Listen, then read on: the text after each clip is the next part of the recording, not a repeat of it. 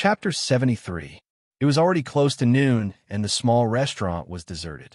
There were no customers at all, and only little ting-tings sobbing could be heard. Yifan pushed open the door and walked in while dragging the deer and carrying the rice noodles. Little Ting-Ting's eyes were red, and she was using a hot towel to carefully wipe the old man's wound. Her heart ached, and she cried while wiping. There were bruises on the old man's wrinkled face. Blood flowed from his mouth and nose, and even his white hair was stained with blood. How could these bastards have the heart to do this? Yifan felt a wave of pain in his heart. A kind-hearted old man with one foot in the grave suffered such a vicious attack. It was truly infuriating. Little Ting-Ting was so cute and sensible. She was only 5 or 6 years old, but she was also poked on the forehead and fell to the ground. At this moment, her face was filled with sad tears. It was truly heart-wrenching and pitiful. Big brother. Seeing Yifan return, little Ting-Ting's tears rolled down again, and she began to cry loudly. Good Ting-Ting, don't cry. Grandpa is fine. The old man hurriedly comforted Ting-Ting and used his calloused hands to wipe away her tears. Then he looked at Yifan in shock and said, This deer and the rice noodles. I caught the deer in the forest, and the rice noodles were exchanged for with a deer. Yifan put down these things and took out a small jade bottle. He pulled out the stopper and poured out a bit of 100-grass liquid. Then he smeared it on the old man's wound. You only ate a meal from us. You don't need to be like this. The old man was not good with words. He was very grateful, but couldn't say anything. Uncle, you don't need to say anything. A meal is indeed nothing, but the thought and friendship is very important. Speaking to this point, Yifan squatted down and helped Ting-Ting wipe away the tears on her face and said, Ting-Ting, don't cry. I will stay here in the future and won't let you feel wronged. Big brother. Little Ting-Ting's eyes turned red again. Her long eyelashes trembled and tears fell down. She looked down at her patched shoes and said in a small voice, But those bad people will come again and bully us. Don't be afraid. Big brother won't let those bad guys bully Ting-Ting anymore. Yifan patted her head in pity. Such a cute and sensible little girl was bullied and humiliated like this. It was really hard for him to calm down. Child, don't act recklessly. The old man, who was weather-beaten, could feel Yifan's anger. He was afraid that this young man would cause a disaster due to his impulsiveness and get himself involved. So he said, We can't afford to offend them. There are cultivators in the Li clan. They are not people that we mortals can afford to offend. The old man let out a long sigh and said, I'm already so old, and I really don't want to leave my hometown. After all, I've lived here for dozens of years, and the older one gets, the more nostalgic they become. I have an unforgettable feeling for this place. But now, I have no choice but to leave. For Ting-Ting's sake, I've decided to give up everything here. Even if I have to beg for food and leave my hometown, I won't stay here any longer. Grandpa. 2 streams of tears appeared on Xiao Ting-Ting's face. Good girl, Ting-Ting, don't cry. Uncle, don't say things like leaving your hometown first. After comforting Xiao Ting-Ting, Yifan said to the old man, Don't worry, I won't cause any trouble.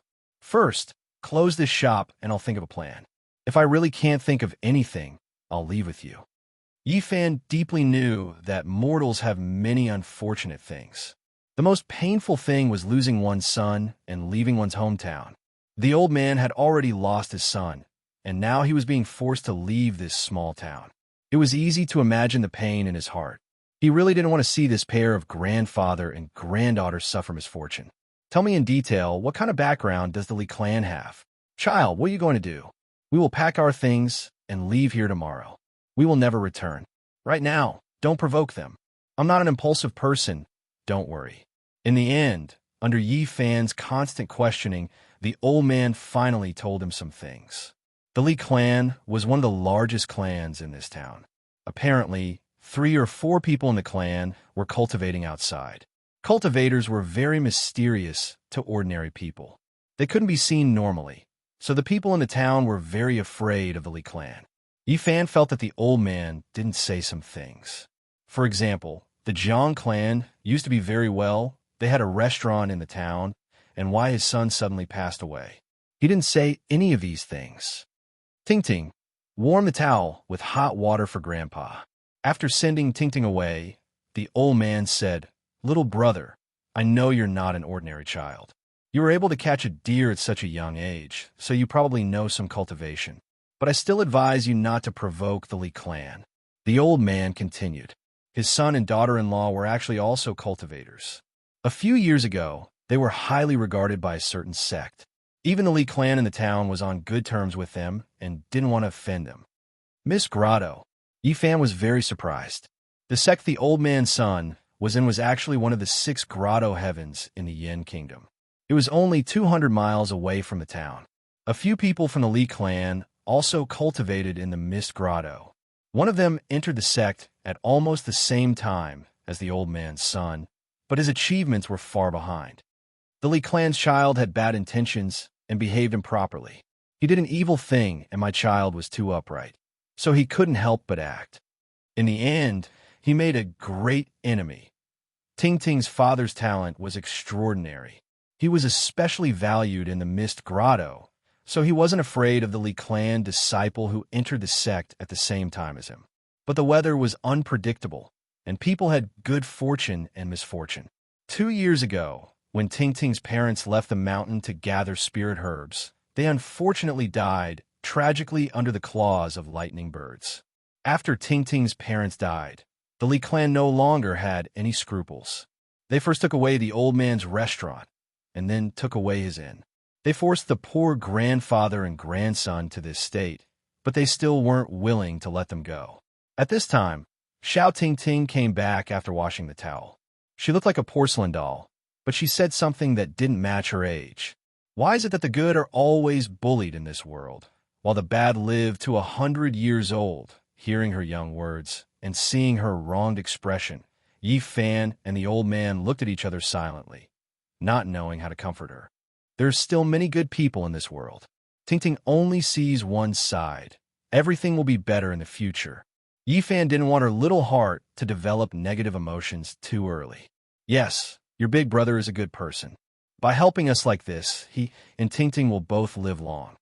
The old man revealed a kind smile and said, "Today, I will stew the deer meat for Ting to eat." The old man followed Yifan's suggestion and closed the small restaurant. At noon, the 3 of them ate a sumptuous meal. Ting's little face was flushed, and she finally smiled again. In the afternoon, Yifan wandered around the small town and found out the Lee clan's properties, as well as the location of the old man's restaurant and inn. Then, he indirectly learned a lot from other people. He didn't want to act rashly, afraid that he would implicate the old man and little Ting. It would be the saddest thing to harm others instead of helping them. There are many people from the Lee clan cultivating in the Mist Grotto. Yifan didn't feel confident. After all, he had just started cultivating, and this wasn't the most troublesome thing. The most troublesome thing was that there was someone from the Lee clan cultivating in a super immortal sect outside of Yin Country. He seemed to have extraordinary achievements. The Lee clan is really hard to deal with. It seems that I have to think of another way. This made Yifan even more determined to cultivate. He had to become stronger, or else his hands and feet would be tied. Even if he wanted to help Uncle Jiang and the pitiful little Ting, it would be difficult to do so. No matter what, I can't let those bastards who attacked today go. Yifan didn't rush into action. Impulsiveness would only ruin things. He calmly returned to the small restaurant and began to meditate after entering his room. After getting the golden page book and the mysterious green copper, he hadn't properly examined them. Now he decided to start with the golden page book first. He used the Tao scripture and began to look inside. The yellow, bean-sized golden sea of bitterness was like a divine moon in the darkness. The simple and imposing green copper was in the center of the golden sea of bitterness. It was motionless, as steady as a rock, and silent. The golden page book was pushed to the edge of the sea of bitterness. Brilliant light flowed and flashed with bursts of divine brilliance. The densely packed, small characters on it were like stars, radiating golden light, sacred and ethereal. The golden page book seemed to want to return to the center of the sea of bitterness. However, no matter how dazzling it couldn't move the green copper at all. It could only drift at the edge of the sea of bitterness. Yifan's mind was completely immersed in the golden page book in the sea of bitterness. However, he encountered the same problem as last time. Every small character on the golden page book shot out golden needle-like rays of light. It made his mind hurt, and he couldn't see the characters clearly. How could this be? Is there no way to cultivate the mysterious method on this golden page book? Yifan frowned. This was like having a treasure mountain, but he couldn't take out any wealth. He couldn't even grab a copper coin in his hand. Suddenly, Yifan seemed to suddenly think of something and took out something from his pocket. A dark Bodhi seed appeared in his hand.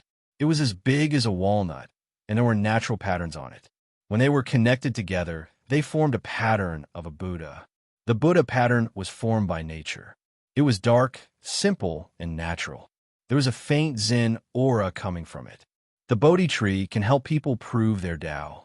Let me try with this Bodhi seed. It was because of this Bodhi seed that Yifan obtained a mysterious ancient scripture from the bronze coffin. At this moment, he couldn't read the mysterious method recorded in the golden page book, so he wanted to try with this magical Bodhi seed. The Bodhi tree had other names. It was the tree of wisdom, the tree of enlightenment, and the tree of thought. Legend had it that it could awaken one's divinity and enlighten oneself. The moment Yifan held the Bodhi seed, he began to use the mysterious method recorded in the Tao scripture. Suddenly, golden threads flowed out from the sea of bitterness and gathered towards the Bodhi seed. At this moment, he didn't know if it was an illusion or if the Bodhi seed was really working. He felt his mind was empty and very peaceful. He began to look into the sea of bitterness again and looked at the golden page book. It's really working. Yifan was amazed. The Bodhi seed made his mind empty and calm. He easily saw through the golden light and saw the ancient words on the golden paper. The golden needles that were piercing to the eyes seemed to soften and no longer hurt his eyes. I've opened a treasure trove. Even with the Bodhi seed in his hand, Yifan couldn't calm down. He was very excited. He opened the complete sea of reincarnation scroll of the Tao scripture.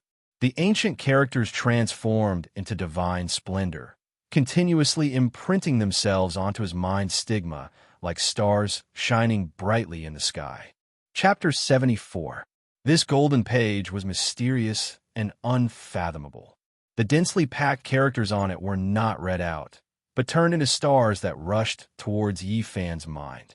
At this moment, Yifan felt auspicious lights descending from the sky, divine springs gushing out from the earth, lotus flowers blooming, and jade grass sprouting. Divine lights filled the sky, dragons and phoenixes danced, life tortoises breathed out auspicious chi. Purple chi came from the east, golden light came from the west, 5-color divine lights shone, and 7-color divine rainbows crossed the sky. Many miraculous scenes, endless methods, appeared one after another. It was mysterious, like the heavenly music, like the hymn of the great Tao, rumbling in Yifan's mind. He was in a trance, as if he was intoxicated, like a desert that had been dry for a long time eating dew. The endless yellow sand was gradually filled with vitality. Yifan felt as if many windows had suddenly opened, and all kinds of divine lights shot towards him. He tried his best to grasp something, but the light passed through the gaps between his fingers. It was very difficult to grasp. This was not cultivation. No one could understand such a profound truth in a short period of time. This was a kind of impact. The sea of reincarnation scroll of the Tao scripture was like the Milky Way pouring down from the 9 heavens, silver light bursting out. Majestic. What did the scroll say? It rushed into Yifan's mind in a very general way, allowing him to roughly understand what he had to cultivate and what realm he had to reach. The sea of bitterness, life spring, divine bridge, and Permitha. These 4 realms perfectly explain the meaning of the sea of reincarnation scroll of the Tao scripture. A cultivator first had to open up the sea of bitterness, gradually strengthening it. Only then could one explore the wheel of life, because the two overlap together. Then, An endless amount of life essence was released, lingering above the sea of bitterness, overflowing to every part of the body, nourishing the flesh, organs, and bones, strengthening the flesh shell, and beginning to transcend mortals. This was the first realm of the Sea of Reincarnation scroll, the Sea of Bitterness. The Sea of Bitterness covered the wheel of life, one above the other, overlapping. Every year, a mark would be left on the wheel of life, until the wheel of life was full of scars and completely collapsed. At that time, a person's lifespan would be exhausted, and they would die. If he wanted to change this situation, then the only way was to open up a passageway in the sea of misery that led directly to the bottom of the sea and linked up with the wheel of life to allow an enormous amount of vitality essence to surge out and stop the corrosion of the sea of misery. Only then would he be able to extend his lifespan. Quantitative change led to qualitative change. The vigorous life essence surged and finally gathered together. It would turn into liquid form and form the divine spring of life, which would then rush into the sea of bitterness. Opening a life spring in the desolate sea of bitterness and connecting it to the wheel of life, allowing the divine spring to flow, this was the second realm of the Sea of Reincarnation scripture, life spring. Only in this way would a cultivator have a source of power, and only then would they be able to execute various mystical techniques and divine abilities, possessing unfathomable might. This was the crucial step for a cultivator to transform. As long as the source of divine power was not exhausted, their magic power would be endless. In fact, the divine rainbow that cultivators controlled was the divine light that flowed out of their life springs. After reaching the life spring realm, one would be able to control a rainbow to fly in the sky and burrow into the ground. There were countless mystical techniques. The mysteries of the human body were endless, and powerful cultivators did not want to be trapped in the sea of bitterness. They wanted to explore other unknown secret realms of the human body, so there was the process of forcefully crossing the sea of bitterness. The mystical techniques recorded in the Tao scripture had an indomitable momentum. Even if the sea of bitterness was boundless, there was no need to look back. One needed to use one's own strength to break through the shackles. In order to achieve their goal, the cultivator needed to transform their flesh shell and form a segment of divine meridian in the sea of bitterness to help them break through the obstacles and reach the other end of the sea of bitterness.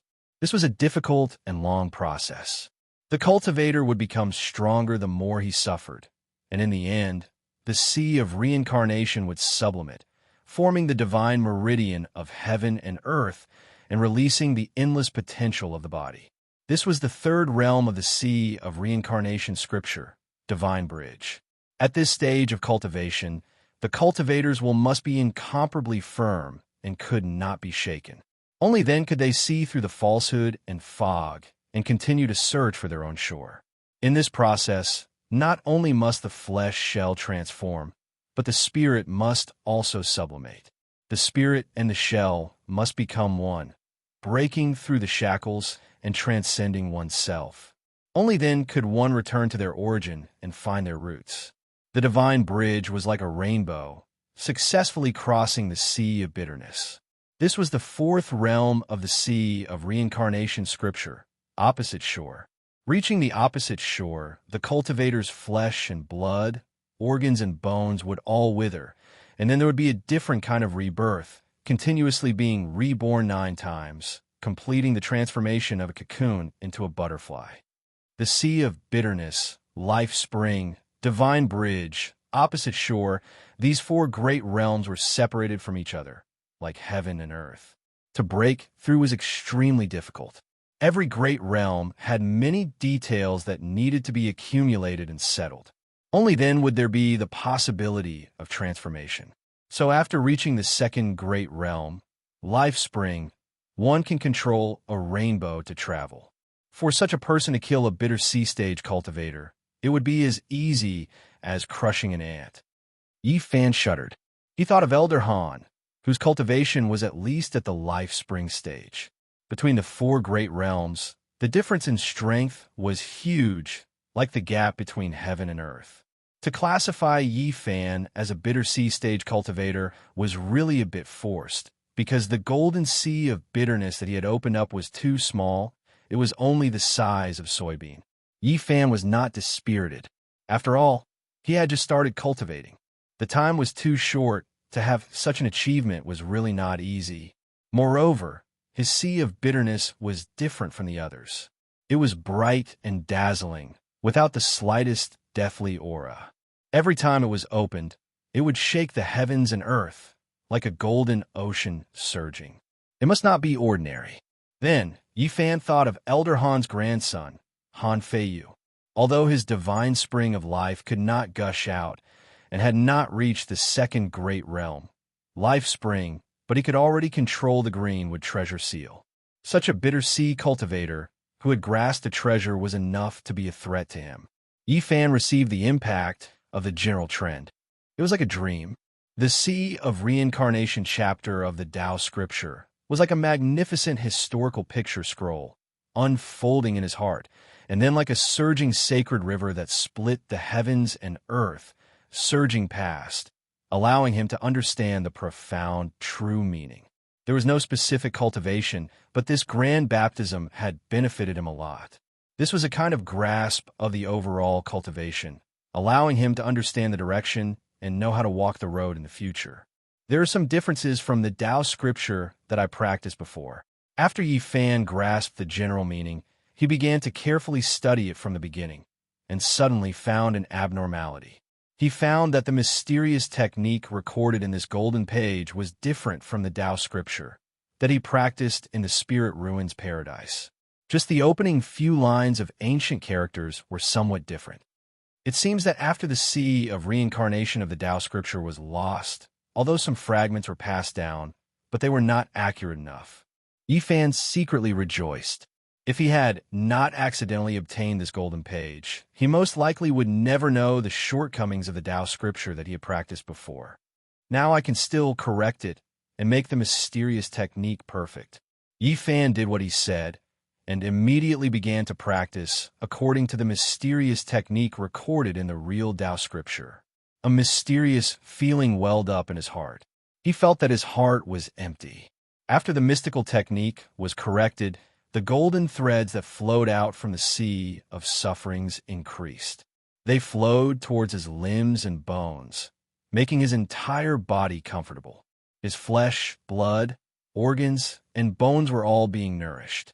At this moment, he seemed to have an inexhaustible amount of energy. At the same time, some strange changes took place in the sky above Yi Fan's golden sea of bitterness. All kinds of strange phenomena appeared. Divine splendor appeared, like stars at first, and then like chaos. Chi was breathed out and spread out, coming out of nothingness. Misty mist lingered, and divine rays shone. There were thousands of changes without a fixed pattern. The sky above the golden sea was ever-changing. One moment, the sky was full of stars, and the next moment, the sky was silent. Growth and decline, prosperity and destruction were repeated, constantly alternating with reincarnation. Is this the change that the real Tao scripture has? Yi Fan was very surprised. At this moment, he felt the vigorous vitality of the heaven and earth combining Qi to give birth to all things. And he also understood the lifelessness of the universe and the withering, starry sky.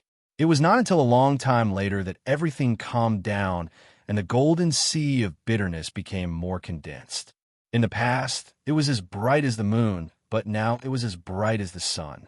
The overflowing golden threads were even more blazing, and it was an extremely vigorous vitality. The real Tao scripture is indeed extraordinary. Yi Fan sighed. He believed that he could go further and break the curse of the sacred body of the ancients. However, he was not complacent, because he knew that there were several ancient scriptures in the Eastern Barren Territory that were comparable to the Tao scripture. They were all extremely profound, and they were all complete chapters that were not lost. Now, they were all in the hands of the Holy Lands and the families of the ancients. At present, the mysterious technique that I practice is not worse than anyone else. and my starting point is not lower than anyone else's.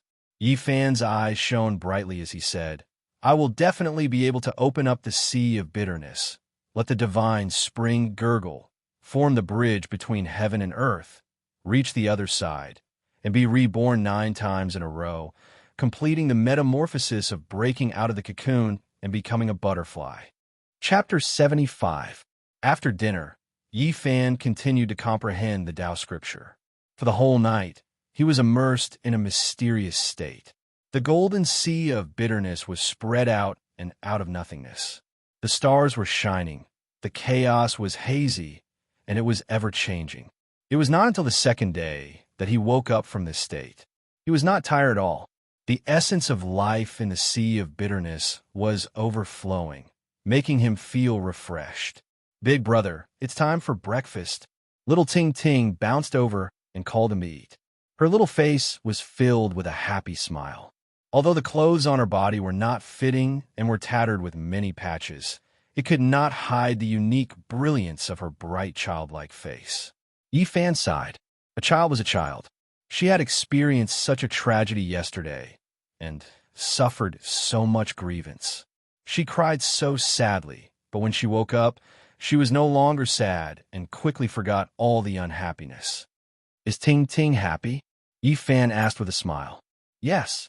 Ting Ting nodded seriously and said, now that there is food, Grandpa doesn't have to be reluctant to eat. He saved it for me. Of course, Ting Ting is happy. Yi Fan was startled. It turned out that some people's happiness was so simple. Being able to eat made Ting Ting so satisfied. Compared to those who tried their best to fight for fame and fortune, this standard was too low. Perhaps it was because of this simple happiness that such a pure beauty was born. Looking at her blushing little face, full of smiles, Yi Fan was deeply infected. He dotingly touched her head and then pulled her out of the house.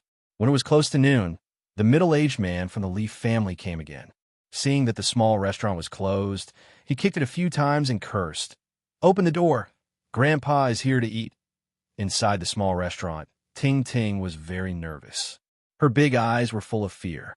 She tightly leaned against the old man's arms, afraid that those people would break in. Uncle Jiang gently patted her back and comforted her in a low voice. Yi Fan stood in the house and listened to those unpleasant curses. He gradually frowned, and his eyes became colder. Fine, old man Jiang, if you don't do business, just wait to starve to death. You're already 70 or 80. Let's see what you can do.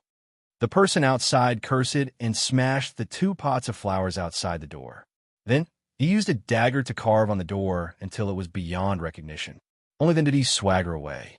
Grandpa, after a long time, Ting Ting timidly said, will those bad people come tomorrow? It's okay, Ting Ting, don't be afraid. Grandpa won't let them hurt you. The old man kept comforting her. Ting Ting whispered, those bad people do evil every day. Why no good people come to punish them? Yi Fan felt that in this world, the words of a child were indeed the truest. There were many injustices, but not all of them could be cared about. Ting Ting, don't worry. They won't come tomorrow. Yi Fan squatted down and smiled. Come, let's go eat. I'll make you a good dish for lunch. Yi Ting Yi Fan School. Don, I said Ting Ting Ting in. Big brother, you know how to cook? Ting Ting Ting's eyes were filled with disbelief.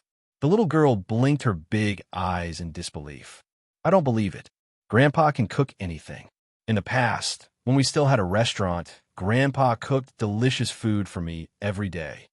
Sweet and sour spare ribs. Have you tried it? Sweet and sour pork ribs. Have you ever eaten it? Even the old man beside her was puzzled. As expected, Ting Ting showed a confused expression and said, how can sugar be put with pork ribs? Even the old man beside her was puzzled. In the end, Yi Fan could only be an armchair strategist. His culinary skills were terrible, but after the old man learned the method, he did it himself and finally brought the sweet and sour deer ribs to the table. Little Ting Ting had a great time eating this meal and was filled with a happy smile. Yi Fan liked this kind of harmonious and joyous atmosphere. It made him feel at home and vaguely gave him a sense of sustenance. After lunch, The old man let Ting Ting take a nap. He brewed a pot of coarse tea and brought it to the clean square table. He asked Yifan, "Child, are you going to do something?" "Don't be rash." Yifan smiled and said, "Uncle, don't worry. Nothing will go wrong. In fact, anyone could be a bad person. It's just a matter of whether they want to or not." "What are you going to do?" "If I really think about it, it's not hard to harm people. I have 100 ways to take revenge on them. However, there's no need to do that. I could just use the simplest method. I'll make sure they can't take care of themselves and come looking for trouble. When I have time in the future, I'll take care of them." Yifan directly left the small town in the afternoon. He didn't want to scheme against the Leaf family. As long as those people cultivating outside didn't return, there was no need to do this. He had already figured out that the Leaf family had to go to the county to buy food and goods every month. They practically monopolized half of the business in the small town. Tomorrow was the day to go to the county for a big purchase. The yellow-faced middle-aged man was a steward of the Leaf family. Under normal circumstances, he was in charge of this matter. The county was about 70 to 80 li away from the small town. It was much more prosperous than the small town and had a population of tens of thousands. There were many shops on both sides of the street, and the sound of hawking could be heard incessantly. This distance was not a problem at all for Yifan, whose physique far surpassed ordinary people. He easily arrived in less than 2 hours. After exchanging the game he caught in the forest for coins, he bought many sweets and snacks for Ting Ting. He then bought a few small clothes and shoes for her, and finally bought the things he needed for tomorrow. He only returned when the sky was about to turn dark. The main reason he came out today was to examine the road between the small town and the county. He wanted to see where it was desolate and secluded. Yifan didn't return until the lights were turned on. Seeing that he was safe and sound, the old man's worried heart finally relaxed. Little Ting Ting, on the other hand, was very happy and excited. She held the beautiful clothes with a happy smile on her face. She opened the paper bags of sweets and snacks and stuffed the delicious things into the old man's and Yifan's mouths before eating happily herself. "Ting Ting, why don't you go change?" Yifan asked her. "I'll wear it later." Ting Ting's current clothes can still be worn. She carefully wrapped up the new clothes. Looking at the old clothes that were mended and sewn over and over again, Yifan felt a bit sad. A child from a poor family made one's heart ache. She was so sensible at such a young age. Although it was an unintentional remark, it made it difficult for him to calm down. "Don't worry. Ting Ting will have new clothes to wear every day in the future. Hurry and change." Yifan felt that if a cute girl like Ting Ting and a kind old man like Uncle Jiang were bullied again, it would be unforgivable. That night, Yifan continued to comprehend the Tao scripture. He found that when he held the Bodhi seed in his hand, his heart would become especially clear and his understanding of the Tao scripture would become much deeper. As expected of the path understanding tree. The next afternoon, Yifan left the small town and walked through the forest. He quickly came to the road that led to the county. There was a section of the mountain road where he had to pass through a small canyon. Yifan quickly climbed up the cliff and changed into a set of black clothes.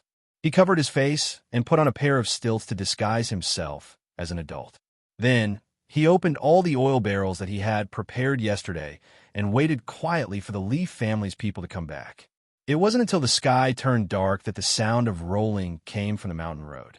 There were more than a dozen large carts, all loaded with goods. From silk and cloth to daily necessities and food, there was everything that one could think of. Yifan stood up and threw the oil barrels down with all his might. Pung pung, sounds continuously rang out. The dozen carts were all drenched in oil, and the people below immediately panicked. "Oil! It's oil! Someone wants to set the carts on fire!" The Leaf family people shouted.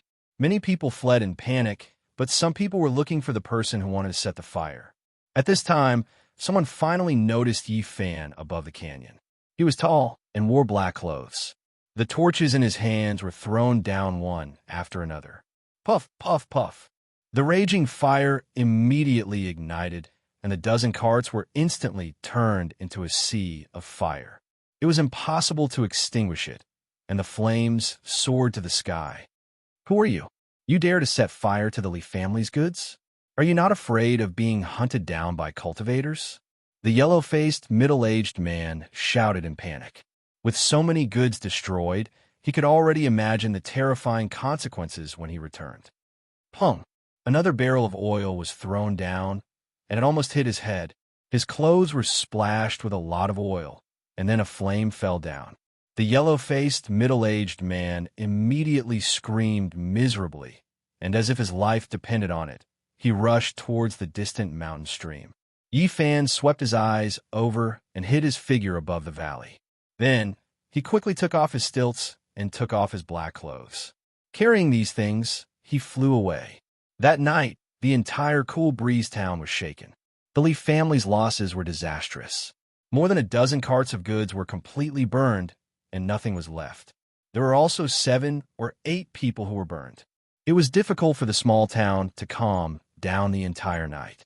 The Li family seemed to have gone crazy, and they were practically going from house to house looking for clues. For them, this was simply stirring up trouble. The huge losses made the Li family furious. Only until late at night did the small town calm down. The Li family felt that the people of the town did not dare to do this. They did not have that kind of skill and courage. They guessed that it was a distant enemy. The Li family immediately became nervous, and they ordered people to send a message to the Misty Paradise that very night. That night, Yi Fan quietly left the small restaurant and went to the depths of the mountain. He had to improve his strength as soon as possible. He did not know how deep in the mountain forest he went, but he finally found a stone cave. Yi Fan used a huge rock to seal himself inside, and then took out all the spirit medicines. The jade serpent orchid was as soft as mutton fat jade, and overflowed with a refreshing fragrance. The golden stem left by the ancient wood spirit was dazzling, and a brilliant light circulated. Yi Fan held the Bodhi seed in his hand and calmed his mind to comprehend the Tao scripture. Only when he felt the sea of bitterness tremble and felt that he could break through, did he eat the jade serpent orchid. An hour later, although the cave was blocked by a huge rock, it still emitted waves of sound. Beams of golden light rushed out like a tsunami, and the sound of the waves rumbled unceasingly. It was not until the latter half of the night that everything calmed down. Yi Fan looked inside and found that the golden sea of bitterness had more than doubled in size. He moved the huge rock away and rushed out of the cave. His body was light and healthy, and his strength and speed had increased a lot. He ran quickly in the mountain forest like a wisp of smoke. In the end, he returned to the cave and sealed the cave entrance with a huge rock again. Without hesitation, he swallowed the golden stem left by the ancient wood spirit, and then held the Bodhi seed in his hand to comprehend the Tao scripture. In the latter half of the night, there was a deafening sound in the cave. The huge rock blocking the cave entrance suddenly collapsed, and the stones shot out in all directions. It was like a volcanic eruption, and also like the 9 heavens Milky Way pouring down. The cave was filled with dazzling light. Tsunamis shook the sky, and thunder was unceasing. Yi Fan's sea of bitterness turned into a golden ocean and kept rolling high into the sky. This situation lasted for a full 2 hours, and then the terrifying sound slowly subsided. The divine light gradually faded, and Yi Fan rushed out quickly. The cave behind him let out a rumbling sound and quickly collapsed. The reason it hadn't collapsed before was because the golden light was supporting it. At this moment, it was close to dawn, and the mountain forest was not particularly dark. Yi Fan felt that his body was full of vitality, and there was an exuberant essence flowing in his body. The golden sea of bitterness had expanded from the size of a soybean to the size of a pigeon's egg overnight.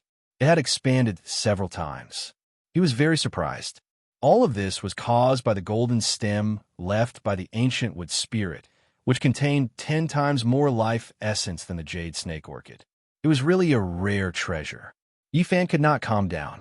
He found that his body was like a bottomless pit, and he did not have to worry about the medicinal effect being too strong.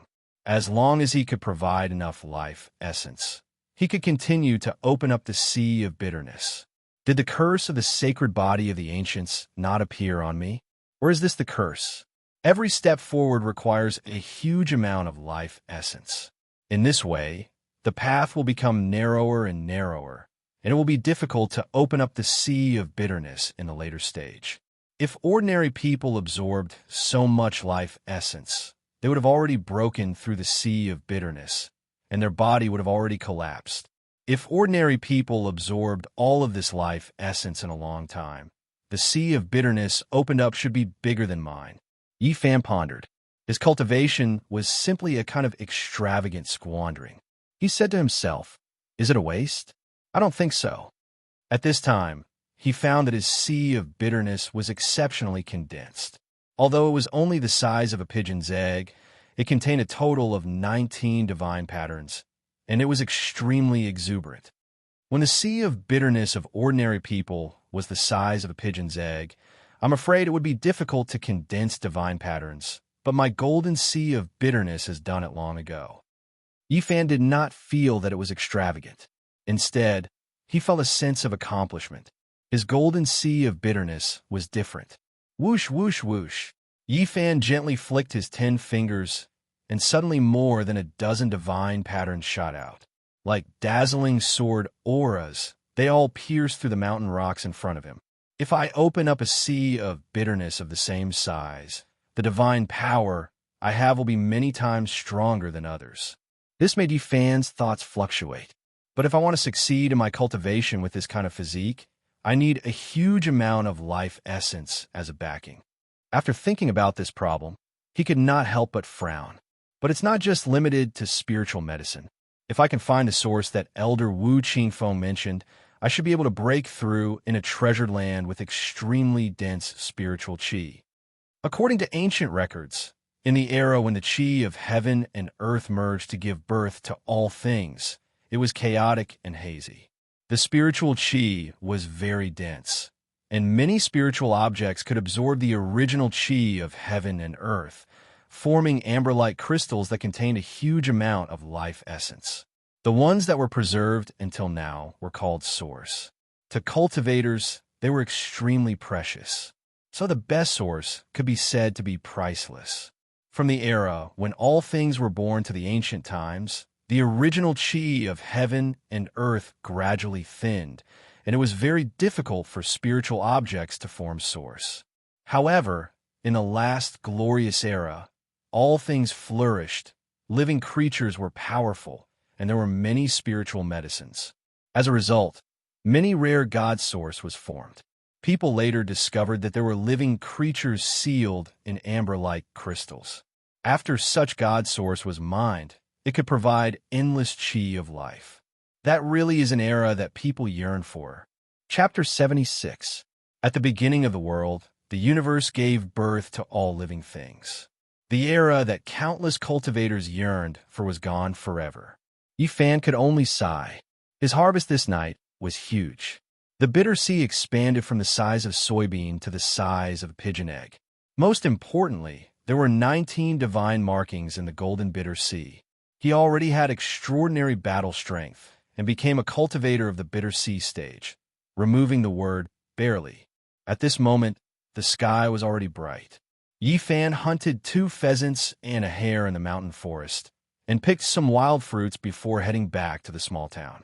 After returning to the small restaurant, the old man had just placed breakfast on the table. Little Ting Ting was perseveringly knocking on his door, urging him to get up. Yi Fan couldn't help smiling. Seeing him come back from outside, Little Ting Ting was very surprised, and Uncle Jiang was hesitant to speak. He had lived for so many years and naturally guessed that the arson incident was related to Yi Fan. Today we have additional dishes for lunch: braised hare, green leaf chicken. Come, try these wild fruits first. Yi Fan handed a few bright red fruits to the little girl. Oh, there's delicious food again. Little Ting Ting was very happy. After eating breakfast, Yi Fan returned to his room and continued to study the Tao scripture. He felt that every time he reread the Tao scripture, he would have a different feeling. Hey, Yi Fan was surprised. He found that the opening lines of ancient characters on the Golden Book were slowly blurring, as though they would soon disappear. Fortunately, I have already remembered it, otherwise there would really be trouble. He did not understand why this situation would happen. Until noon, Yi Fan was awakened by a loud noise. "Old bastard, don't talk nonsense. Quickly prepare some food and wine, otherwise I will tear down your small restaurant." "What bad luck, this fire is too terrible. That bastard deserves to be cut into pieces. He made us so miserable." "Manager Liu, what should we do in the future? To be beaten out of the house by the Li family. It really doesn't sound good." "You ask me? Who do I ask? Let's take one step at a time. Old Jiang, what are you standing there for? Hurry up and prepare a table of food and wine to calm us down. Otherwise, prepare to be a corpse." It was the yellow-faced, middle-aged man and his subordinates. Right now, they were all wrapped in bandages. Some of them were burned by the fire yesterday, while others were beaten up and chased out by the Li family. Little Ting Ting stood in front of the table and said timidly, "Don't yell at my grandpa. Our family is not running a restaurant anymore. Go eat somewhere else." Bang! Steward Liu slapped the table heavily. He glared at him and threatened, "Old man Jiang, stop dawdling. If you don't prepare the meal, I will throw your granddaughter into the well." "Little girl, go to the side. This has nothing to do with you." A fierce-looking guy with a bandage on his left hand pushed Ting Ting with his right hand, almost causing the little girl to tumble. Uncle Jiang hurriedly supported Ting Ting and blocked her behind him. He said to the others, "We really don't want to do business anymore. This shop really can't continue. You guys should go somewhere else. Did you forget yesterday's lesson? We're in a bad mood today, and you still dare talk back." Steward Liu sneered. His yellow face became even more sallow, looking somewhat gloomy. He abruptly stood up, grabbed Uncle Jiang's collar, and said coldly, "You old fart, you've really become more and more unyielding these 2 days. We're all in big trouble, but you still dare to talk back to us like this. If you anger us, we'll burn down your doghouse today and make you beg for food with this little bastard. Don't hit my grandpa." Little Ting Ting sobbed. She was only 5 years old, and she was too short to reach Steward Liu's arm. She could only hug one of his legs and begged, "I beg you, let go of my grandpa. He is already over 70 years old." Steward Liu's hand grabbed Uncle Jiang's collar tightly. Although he was burned, he wasn't someone an old man like Uncle Jiang could compare to. The old man's neck was a little bruised, and his wrinkled face was red from suffocation. He started coughing violently. Little Ting Ting's eyes were filled with tears. She hugged Steward Liu's leg and cried anxiously and pitifully, "I beg you, let go of my grandpa. He can't breathe. Sob, sob. My grandpa is already over 70 years old. Don't pinch him. Let go of him." Little Ting Ting shook Steward Liu's leg with all her might, but no matter how much strength she had, it was of no use. "Little girl, stay at the side." Steward Liu raised his leg forcefully, causing Little Ting Ting to tumble. He then raised his leg to kick her. When Yi Fan rushed into the small restaurant from the backyard, he happened to see this scene. He grabbed the teapot on the table and threw it, smashing it heavily onto the leg that Steward Liu had just raised. Then, he quickly rushed over and pulled Little Ting Ting up. "Big brother." Little Ting Ting pouted and called out timidly. Her big eyes were red, and there were tear stains on her face. Her new clothes were covered in dust. Yi Fan's hair stood up in anger. It was as if there was a fire burning in his body. He immediately pushed Steward Liu's hand away and rescued Uncle Jiang. Then, he said angrily, "You have the heart to lay your hands on such a lonely old man. Are you still human? Where did this little bastard come from? How can you speak like that?" The people at the side couldn't take it anymore. They all stood up and stared at Yi Fan with hostility. Steward Liu's yellow face was incomparably gloomy. He looked down at Yi Fan from above and said, "Little bastard, you're still so young, yet you want to fight for justice like an adult. In a bit, I'll throw you into the gutter. Let's see if you still dare to shout like that." Uncle Jiang's neck was bruised, and his face was flushed red. He squatted on the ground and coughed for a long time before he recovered. Little Ting Ting was incomparably nervous. She sobbed while lightly patting the old man's back. She cried, "Grandpa, are you all right? Don't scare Ting Ting Ting. Ting Ting Ting is very worried. Ting Ting Ting is very scared." Seeing all of this, Yi Fan's anger burned even more. However, His eyes gradually became ice cold. He stared at Steward Lou and said, "You're already so old. Did you live all your years like a dog?" Mother asterisk her, where did this bastard come from? He actually dares to speak to Steward Lou like that? Beat him to death. The yellow-faced, middle-aged man hadn't even expressed his opinion when a fierce-looking fellow rushed over from the side and raised his hand to slap Yifan's face. However, this person himself let out a blood-curdling scream on the spot. Because Yifan was the first to make a move and pinched his bandaged arm, everyone present didn't know how much strength Yifan had. They all thought that this fellow's heart-wrenching scream was because his wound was touched. Steward Lou being kicked out of the Li family was all within Yifan's expectations. However, he didn't expect him to be so domineering. Even after falling into such a state, he still came here to act like a tyrant.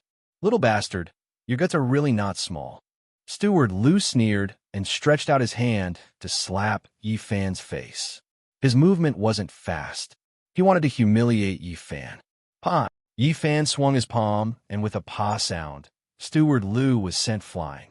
He suddenly hit the square table behind him, and a string of blood sprayed out from his mouth for 3 to 4 meters. He struggled to climb up and spat out 7 or 8 teeth. "Mother asterisk her, kill this bastard for me." Steward Lou was furious. His yellow face was almost distorted, and his eyes were about to spit out fire. These people didn't realize that Yifan was different from ordinary people. With a hula sound, they all surrounded him. Yifan's eyes were cold. He pinched their bandaged wounds one by one. Suddenly, miserable screams were heard. "Pa, pa, pa." Then more than a dozen slaps sounded in succession. Yifan raised his left and right hands respectively and fiercely slapped their mouths. "You bastards, you even have the heart to bully such a lonely old man and such a cute child. You really deserve to die." Yifan's strength was so great that if he didn't control his strength, he could directly split these people's heads. Even so, their molars flew everywhere. These people covered in bandages were slapped until their mouths and noses bled. Their teeth fell out and they rolled on the ground. "Ah, little rabbit is here, bastard. You dare to hit us. It hurts so much, my wounds." These people were slapped by Yifan until they rolled on the ground and screamed. "I'm sorry, Uncle Jiang. I forgot that this is a small store. I'll have to trouble you to clean up later. I'll throw them out now," Yifan said as he grabbed them one by one and threw them all out. Uncle John's emotions fluctuated violently. It was as if the anger that he had been holding in for 2 years was suddenly released. His body was trembling. He used his hands to cover Tingting's eyes so that she wouldn't see any of this. He was afraid that it would scare the little girl. Tingting was extremely anxious and asked with a sobbing tone, "Grandpa, what's wrong with Big Brother? Are those bad guys bullying him?" "Tingting, don't worry. Your big brother is fine. Those bad guys were all beaten to the ground by him." Yifan threw these people onto the street, but he did not let them go. He kicked them until they rolled around like rubber balls. They cried and screamed as if they had been skinned.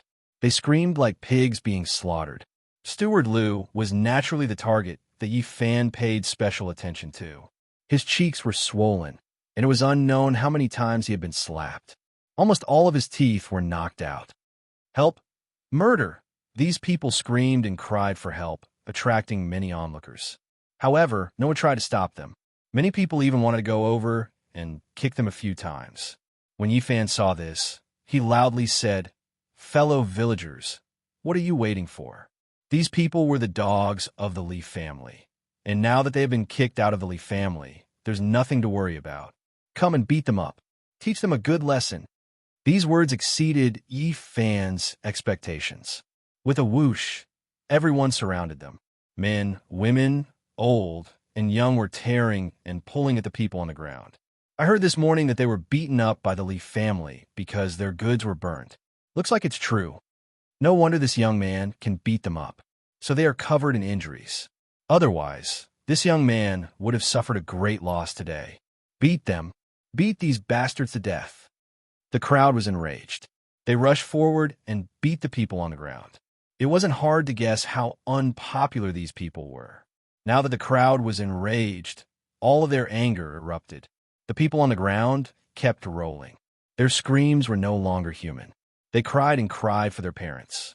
They were beaten until they lost control of their bowels and urine. The stench was overwhelming. Yifan originally wanted to take advantage of the chaos to break some of their bones and make them behave for a year and a half, but now he realized that he didn't need to do it. The men and women, old and young, who surrounded them, beat the drowning dogs. Several people's arms and legs were all broken. They would probably be crippled for the rest of their lives. One could imagine how much anger they had aroused. "Spare us. We won't dare to do it again." "Ah, help, someone's dead." Chapter 77. Steward Liu and the others were beaten so badly that they could barely breathe. They lay on the street like dead dogs. In the past, they had gone too far and had already aroused public anger. If it weren't for the advice of a few prudent old men, they would have been beaten to death. In the end, everyone threw them to their own doorsteps like dead dogs. This matter could be said to be very satisfying. At noon, the small restaurant was filled with laughter. Little Tingting's smile was exceptionally bright. She was no longer worried or afraid. Uncle Jiang also let out the anger in his heart, and the wrinkles on his face seemed to have melted a lot. He made several dishes, such as rabbit meat in red, rabbit meatballs in clear soup, sweet and sour rabbit ribs, green leaf rolled chicken, spicy diced chicken, and some vegetables and wild fruits. This meal lasted for a long time. From time to time, it was mixed with laughter. This harmonious atmosphere gave Yifan the illusion that he had returned home. After lunch, Yifan directly went deep into the mountains. He began to try to control the divine glyphs, because it was very crucial and important for his later cultivation. Every divine glyphs was like a divine iron chain, lingering above the golden sea of bitterness. This was the primitive form formed by the condensation of life essence. Cultivators could sacrifice the divine glyphs into various shapes, such as flying knives, daggers, and so on. They could be released from the body to kill the enemy, which was more effective than the divine glyphs. Some people would spend a lot of time and effort to sacrifice the primitive divine glyphs into flying swords, small shields, divine halberds, and so on. This way, it would be easier to control, and its power would be much greater when facing the enemy. There were also some people who were not afraid of complexity and mystery. They repeatedly tempered the divine glyphs into cauldrons, bells, or towers, and so on, which could exert all kinds of mysterious power. Legend has it that the tools refined by few cultivators using the divine glyphs might undergo unexpected changes in the later stages. The path of Tao interweaved inside the tool, which had unfathomable power. Of course, the probability of this was very low. Only those extremely talented and powerful cultivators might have such a chance. Based on past experience, the more complicated and profound the artifact, refined from the primitive divine pattern, the more powerful it was. Relatively speaking, the cauldron, bell, or tower had a higher chance of interweaving the path of the Tao within it. Of course, the more complicated a tool was, the more difficult it was to take shape. Even after spending an endless amount of time and energy, they might not even be able to forge a silhouette, wasting their time. Moreover, even if he was lucky and succeeded, it would be difficult for him to reap the rewards after cultivating bitterly to the later stages. After all, the chances of the trajectory of the Tao appearing was too tiny, and it was only a legend to most cultivators, and it only belonged to a few extraordinary figures. It was very important for a cultivator to refine a primitive divine rune into a tool. Everyone treated it seriously because it was the foundation of their object manipulation in the future. For example, Han Feiyu controlled the green wood treasure seal. Elder Han controlled the 12 green wooden swords, and the Heartless Taoist controlled many kinds of spiritual weapons. The premise was that they had already refined the primitive divine rune into a tool and used the tool to control all kinds of weapons. The vast majority of people, after refining the divine rune into a tool, would choose a spirit treasure of the same shape. Only when the two were the same could they display the greatest power. Of course, because the shape was different, it was not that they could not control other weapons, but it was more or less at a lower level. There were also some cultivators that constantly condensed divine rune, repeatedly refining their tool, and did not need to control other physical weapons. The tool that was forged was their spirit treasure. According to the records of the Sea of Reincarnation of the Tao Scripture, the Bitter Sea, Life Spring, Divine Bridge, and Permi-Tha stages, each stage could refine a tool. Yi Fan was already a cultivator of the Bitter Sea stage, and now he was going to refine his first tool. He was seriously considering what to choose, because this was a matter of great importance. Once the tool was formed, it would be very difficult to change it. Moreover, the first tool was the foundation of his future and was much more useful than the tools that were forged in other stages. Since he had chosen the path of cultivation, everything had to be considered in the long term. Yi Fan first eliminated flying swords, shields, spears, and other ordinary weapons. Even though he knew that the hope was slim, but he still hoped that his tool would be able to interweave the path of the Tao in the future. Therefore, he decided to choose from those complicated and mysterious tools. Just what should I choose? Yi Fan seriously and carefully considered for a long time, and finally his eyes lit up. Finally, he made a clear choice. He decided to refine his divine rune into a cauldron. This was not an impulsive decision, but a decision that Yi Fan had made after careful consideration. It was not only because he liked the cauldron, but more importantly, the cauldron was the most mysterious object in ancient China. The cauldron ran through the entire ancient history of China. The collapse of mountains and rivers, the change of dynasties, the rise of feudal vassals, the unification of the 9 regions were all inseparable from the cauldron. It was the divine tool of the 9 regions, the sacred object of the country. Seeking the throne of the Central Plains, the golden age of the spring and autumn period, there were countless idioms that were related to the cauldron. The cauldron had a long history in ancient China and was the most mysterious tool of the state. It could even be said that the cauldron could represent ancient China. It was difficult to say just how long the history of China was. There were some things that were not recorded and passed down. Yi Fan thought of many things, so he chose the cauldron. In the pre-Qin period, there were many saint emperors and ancient emperors who had worshipped on Mount Tai, including Fuxi, Shinnong, the Yellow Emperor, and other 72 ancient emperors. Now, in Yi Fan's view, there were too many mysteries. Deducing from his own experience, it was not difficult to find that ancient China was shrouded in endless fog. There seemed to be an extremely mysterious period in ancient China. That period of time was buried in the vast river of history. From various clues, some things could be detected. The ancient people seemed to have mastered extraordinary power. The cauldron, as the most mysterious object passed down from that period, was naturally valued by Yi Fan. It was the most important sacred object that ran through the history of ancient China, so he naturally chose it as the important tool. As for this choice, Yi Fan was full of confidence.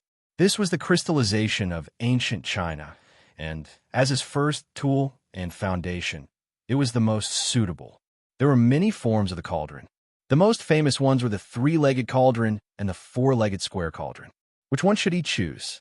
Yi Fan thought carefully again. The 3-legged cauldron appeared even earlier. He gradually made a decision in his heart.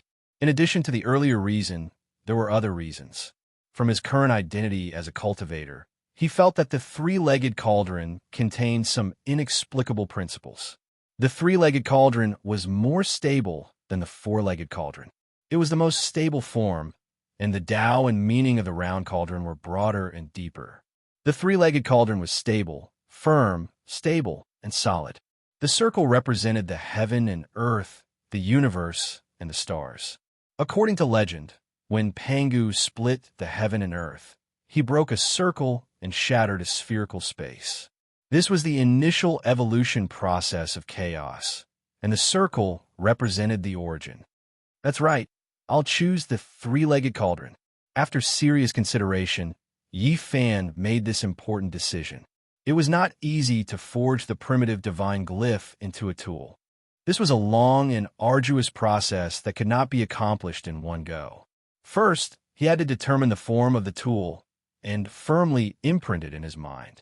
In the future, he would use it as a reference to forge the tool. There cannot be a single flaw. With the Bodhi bead in hand, Yi Fan immersed himself in an ethereal state. He engraved a diagram in his mind and simulated the 19 divine glyph with his divine sense. Then, he began to forge them in his mind. After relentless effort, the 19 divine glyph finally melted and condensed into a small golden cauldron the size of a bean. It shone brilliantly and was very perfect. However, Yi Fan was not satisfied. He felt that something was missing. The form was perfect, but it lacked the Tao. Yes, it's still missing the handles. Yi Fan began to forge again. The small golden cauldron slowly formed a pair of handles. The moment this small golden cauldron was formed in his mind, Yi Fan immediately felt a natural Tao. He was very satisfied and couldn't help but mutter to himself, "A cauldron, 2 handles, 3 legs. Yes, the Tao begets 1, 1 begets 2, 2 begets 3, 3 begets all things. All things bear the yin and embrace the yang, and the qi is harmonious." The more Yi Fan looked at it, the more satisfied he was. The small golden cauldron became more and more mysterious in his eyes. In the end, it occupied his mind, becoming simple and natural. Yes, that's it. After Yi Fan finished forging, the 3-legged cauldron was forever engraved in his mind. From now on, he would begin to forge such a real cauldron in the sea of bitterness. The most mysterious tool that ran through the entire history of China. Yi Fan's heart was filled with anticipation. Chapter 78. Yi Fan had already engraved the 3-legged, 2-eared cauldron in his heart, but it was extremely difficult to refine the divine patterns in the sea of bitterness. Just condensing the 19 divine patterns together took a long time. In the end, he slowly melted the 19 divine patterns into a ball the size of a bean, but it was difficult to cast and could not take shape. No matter how he looked at it, it had nothing to do with the cauldron.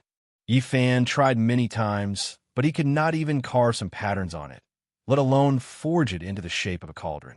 Sacrificing a cauldron was indeed difficult. However, he was not anxious. After all, this was just the beginning, and there would be time to polish it in the future. This would be a long and difficult process, not only for him, but for others. The sky darkened. Yi Fan hunted a badger and walked back. Returning to the small restaurant, he had just sat down when the old man laid out a table full of food and wine. The fragrance was alluring. Little Ting Ting had changed into a new set of clothes. Her rosy little face was filled with a sweet smile, revealing 2 cute little dimples. The little girl's definition of happiness was very low. As long as she could eat and not be bullied, she would be very satisfied. Moreover, she had new clothes to wear now. Today, the Leaf family is on high alert. They have gathered many strong men, as if they are guarding against something. Uncle Jiang said at the dining table. "What's going on?" Yi Fan asked. The Leaf family has an enemy who lives dozens of miles away. There are also people in the family who are cultivating outside. They are both strong local families, and the 2 families have never been on good terms. The Lee family suspects that the other party set fire to more than 10 carts of goods. Today, they sent people to investigate, but in the end, a steward was detained. The rest were beaten half to death and rushed back. Yi Fan immediately chuckled and said, "I originally wanted to torment them, but now it's even easier. This time, I guarantee that they will not be able to take care of themselves and will no longer have the mind to suspect others. Let the 2 families in the same village suspect each other." After asking about the situation in detail, Yi Fan quietly snuck out of the small town at night and went straight to a village dozens of miles away. He snuck in without a sound. Although there were people in the family who were cultivating outside, there was no such person in the family at the moment. To Yi Fan, it was as if he didn't exist. After more than an hour, he found a person tied up tightly in a woodshed. "Is that Steward Zhang?" The voice of the person in the woodshed was shrill, similar to what Uncle Jiang had described. He immediately replied, "It's me. Who are you?" "Steward Zhang. I'm here to save you." Yifan walked over and broke the rope on his body, saying, "Your family's young master went down the mountain from the Misty Paradise. This time, he is going to completely destroy the Wang family." "What?" Steward Zhang seemed to be very surprised and said, "Who are you?" Yifan's voice immediately turned cold as he said, "Calm down. Your family's young master has invited a few martial brothers, and I am one of them. Greetings, great immortal old master." Even though Steward Zhang could tell that the other party was young, after learning that the other party was a cultivator, he immediately kowtowed like a bug. "No need to kowtow. Right now, I have something to tell you. Listen carefully. Great immortal old master, please speak. There are a few barrels of oil here. Go outside and set them on fire. When the fire is lit, shout loudly that your family's young master is going to destroy the entire Wang family. If that's the case, will I be caught and killed by them?" At this moment, how could Steward Zhang think of anything else? All he was thinking about was whether or not he could preserve his own life. "Don't worry. We are responsible for your safety. The few of us want to slowly torture them and let the Wang family die in fear. Okay, I'll go set the fire now. When the time comes, I'll charge together with great immortal old master." Yifan patted his shoulder and said meaningfully, "You've done a great service." Being praised like this by an immortal in his eyes, Steward Zhang's blood immediately boiled. His hatred for bullying his neighbors was completely unleashed. He picked up a few barrels of oil and rushed out with large strides. Yifan picked up the broken rope on the ground, then turned around and disappeared into the darkness. Not long later, the mountain villa was ablaze. 4 to 5 places were set on fire at the same time. Just at this moment, Steward Zhang's shrill voice rang out. It was especially ear-piercing in the middle of the night. He said, "Wang family son of AB****, I've set your nest on fire. Just you wait, my family's young master will destroy your entire family." The Wang family was instantly in chaos. There were the cries of women and the curses of men. Very quickly, there were people holding shining blades and rushing towards Steward Zhang. At this moment, Steward Zhang was extremely excited. With the Celestials supporting him, he had no fear and lit 4 to 5 more fires. When the Wang family people saw this, their eyes turned red. They roared in anger and rushed over. They waved their blades and slashed. Under the illumination of the fire, the snow-white blades were especially eye-catching. Only at this moment did Steward Zhang feel fear. This was because the Celestial did not appear by his side. At this moment, even if he wanted to escape, it was already too late. He let out a scream of fear and had just turned around to take a step when his neck was directly cut. Blood gushed out and he died with his eyes wide open. Seeing that Steward Zhang had been killed, Yifan quietly retreated from the darkness. However, he did not leave. He took advantage of the chaos to light more than 10 fires. The raging flames burned fiercely, dyeing half the sky red. Only at this time did Yifan fly away, disappearing into the darkness in the blink of an eye. The next day, when the news reached Fresh Breeze Town, the Leaf family was immediately shaken. Half of the Wang family's mountain villa was burned down. "What, Zhang Shun did it? Bastard, Zhang Shun, I will kill your entire family." Everyone in the Leaf family panicked. Like ants on a hot pan, they gathered all the able-bodied men and prepared to deal with the Wang family's revenge. Half of the Wang family's mountain villa was turned to ashes. They were extremely furious and burned down all the Leaf family shops in the county. As for the gold and silver, they took all of it and gathered the servants to attack Fresh Breeze Town. On this day, outside of Fresh Breeze Town, the two families had an intense, bloody conflict. Both sides suffered many casualties. There was nothing to explain now, so they could only resolve it with blades and blood. Only until dusk did both sides retreat. It was obvious that the matter would not end like this.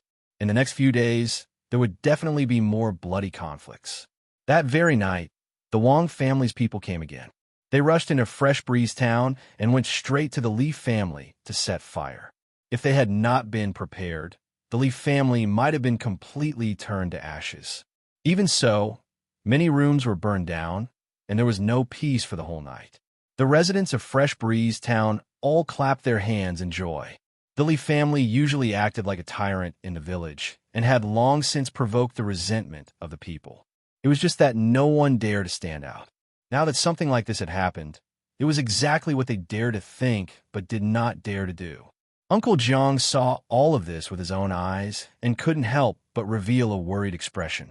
Seeing this, Yi Fan smiled and said, "Don't worry, these two families are not good people. It's just a dog biting a dog." The old man nodded and said, "Child, try not to do this in the future." He was a little worried about Yi Fan. He felt that a 12-year-old boy could cause such a big storm with just a few casual tricks. He was afraid that in the future, Yi Fan's thoughts would deepen and he would go down the wrong path. Yi Fan immediately chuckled and said, "Uncle, don't worry. I have never had the intention to harm anyone. I only do this to people like them. The Lee family's people who are cultivating outside are probably coming back." The old man revealed a sad expression as he thought of his own son. "I think so too. With such a thing happening to the Lee family, they must have gone to the Mist Paradise to send a message. Even if such a thing didn't happen, the Lee family's people should have come back. Why?" Yi Fan was a little confused. The Lee family usually spends a lot of money, mainly to collect spirit medicines and send them to the few people of their family who are cultivating outside. A while ago, they seem to have collected some kind of origin. It is said that it was discovered by a herb gatherer in an ancient cave deep in the mountains. It seems to have great benefits for cultivators. Yi Fan's heart shook at that time. According to ancient records, during the era when the chi of heaven and earth merged to give birth to all things, plants were flourishing, living beings were powerful, and there were endless spirit medicines. Many origins were produced, sparkling like amber, and there was a large amount of life essence sealed inside. There were even some rare divine origins that had tyrannical creatures from the primordial era sealed inside.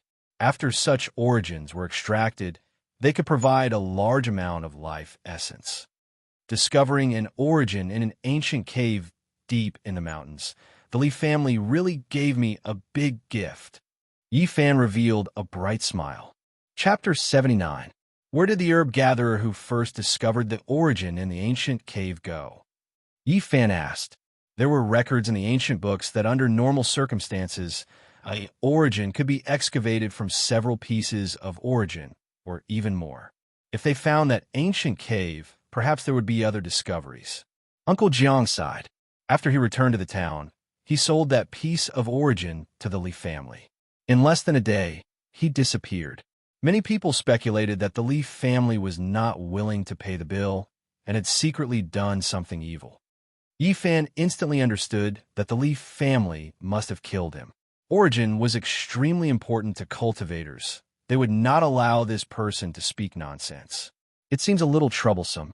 Big brother, what trouble do you have? Ting will help you. Little Ting tilted her head, blinking her big bright eyes, and said innocently. Yi Fan smiled, scratching her delicate little nose. Ting is so good. After eating breakfast, Yi Fan walked out of the small restaurant, circling around the Lee family from afar. The inside was in ruins, and there were at least 30 houses that had been burnt down. At this time, there were waves of beast roars coming from outside the small town. Not long after, a cloud of dust rose, and a tall mount rushed into the small town. It was shaped like a horse, but was covered with green scales. Its speed was extremely fast, and in the blink of an eye, it had arrived at the gate of the Lee family. Dragon scale horse. Yi Fan was shocked. He knew of this strange beast. Its body was covered with green scales, and its shape was like a horse. It had extraordinary strength, and when it ran, it was many times faster than ordinary horses. It could travel 4,000 or 5,000 miles in a day without a problem. It did not know fatigue and did not need to stop in the middle. It was very difficult for ordinary people to possess such a strange beast. Even bitter sea stage cultivators would find it difficult to subdue it. The strength of the dragon scale horse was extraordinary, and normally only life spring stage cultivators could subdue it and bestow it to their juniors who could not yet ride on the rainbow. The dragon scale horse's green scales flickered, and it shook its head and tail, neighing towards the sky. It was a divine steed. On the saddle sat a young man of about 25 or 26 years of age. His face was pale, his lips very thin, and his eyes somewhat cold. The Leaf family was immediately alarmed. The door was opened, and someone shouted and ran inside to deliver a message. "Young master's back," Yifan relaxed. He felt that the cultivator of the Leaf family was most likely a bitter sea stage cultivator. Otherwise, he would have directly flown back on a divine rainbow. "This source is mine. Now is not the time to act." Not long after, Yifan entered the deep mountains. This time, he looked into the golden book in the sea of bitterness and found that the words at the beginning were even more blurred, as if they were really going to disappear completely. Why is it like this? Yifan kept thinking about this question and said to himself, "Fortunately, I have completely comprehended the parts that disappeared." After that, he continued to comprehend the Tao scripture. Every time, he would have a different feeling. After a long time, he stopped and began to refine the cauldron above the sea of misery. The 19 divine markings were smelted together like a lump of divine iron, shining brightly.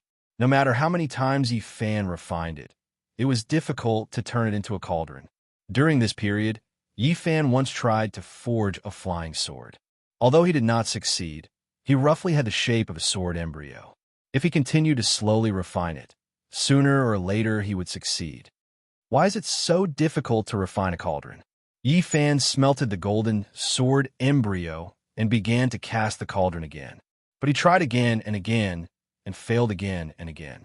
He could only hammer it into a lump, unable to shape it, and even the rough embryo was difficult to form. If this goes on, when will I be able to cast a cauldron full of Tao charm? If I waste time in vain, it would really be like drawing water with a bamboo basket. The process of refining the cauldron not only needed to mobilize life essence, but also a high degree of concentration of divine sense. In the end, Yifan was exhausted and had to stop. Above the sea of misery, the bean-sized lump of divine iron was shining brightly. It was difficult to take shape after hundreds of refinements. Such a piece of divine iron can already be regarded as a half-useless tool. I don't know if it can control a weapon like the Greenwood treasure seal. Yifan was very regretful. He did not have any treasures, and he did not know if he could control things now. Otherwise, he really wanted to give it a try. Suddenly, he saw the golden book that was squeezed by the green copper at the edge of the sea of misery. His heart suddenly moved, and he said, "Let's try controlling it." The bean-sized divine iron lump quickly sank into the sea of misery and instantly melted into the golden book. With a thought from Yifan, a blazing golden light rushed out of his body, like a flash of lightning across the sky. The dazzling light rushed past, and several ancient trees and 2 boulders could not stop it. Yifan walked forward, and with a light push, a towering ancient tree immediately fell down. The cut was extremely smooth, and when the golden light streaked past, the giant tree didn't move at all, but had already been cut in half. Yifan was really shocked, and several ancient trees were like this. As for the 2 boulders, with a push of his hand, they were instantly split in half, and had already been cut cleanly. The golden book flew more than a dozen meters away, like a golden sun in the sky. With a thought from Yifan, the golden light flashed and instantly flew back, returning to his sea of misery. How sharp! Yifan was very surprised. He had only wanted to give it a try, and did not expect that he would really use the golden book, and its sharpness was unparalleled. This golden paper not only records the Tao scripture, but can it also be used as a weapon? With this idea, he began to try again. The golden light was like a rainbow, and it constantly cut through the void like lightning. Yifan found that he could only use the golden book more than a dozen meters away. Beyond this range, it was difficult for him to control it. The Tao scripture is one of the most mysterious ancient scriptures in the Eastern Barren Territory. This golden page must be extraordinary. I also have a weapon, and its power must be incomparably sharp when facing the enemy. Yifan gradually became more confident. If even a page is like this, then the green copper must be even more terrifying.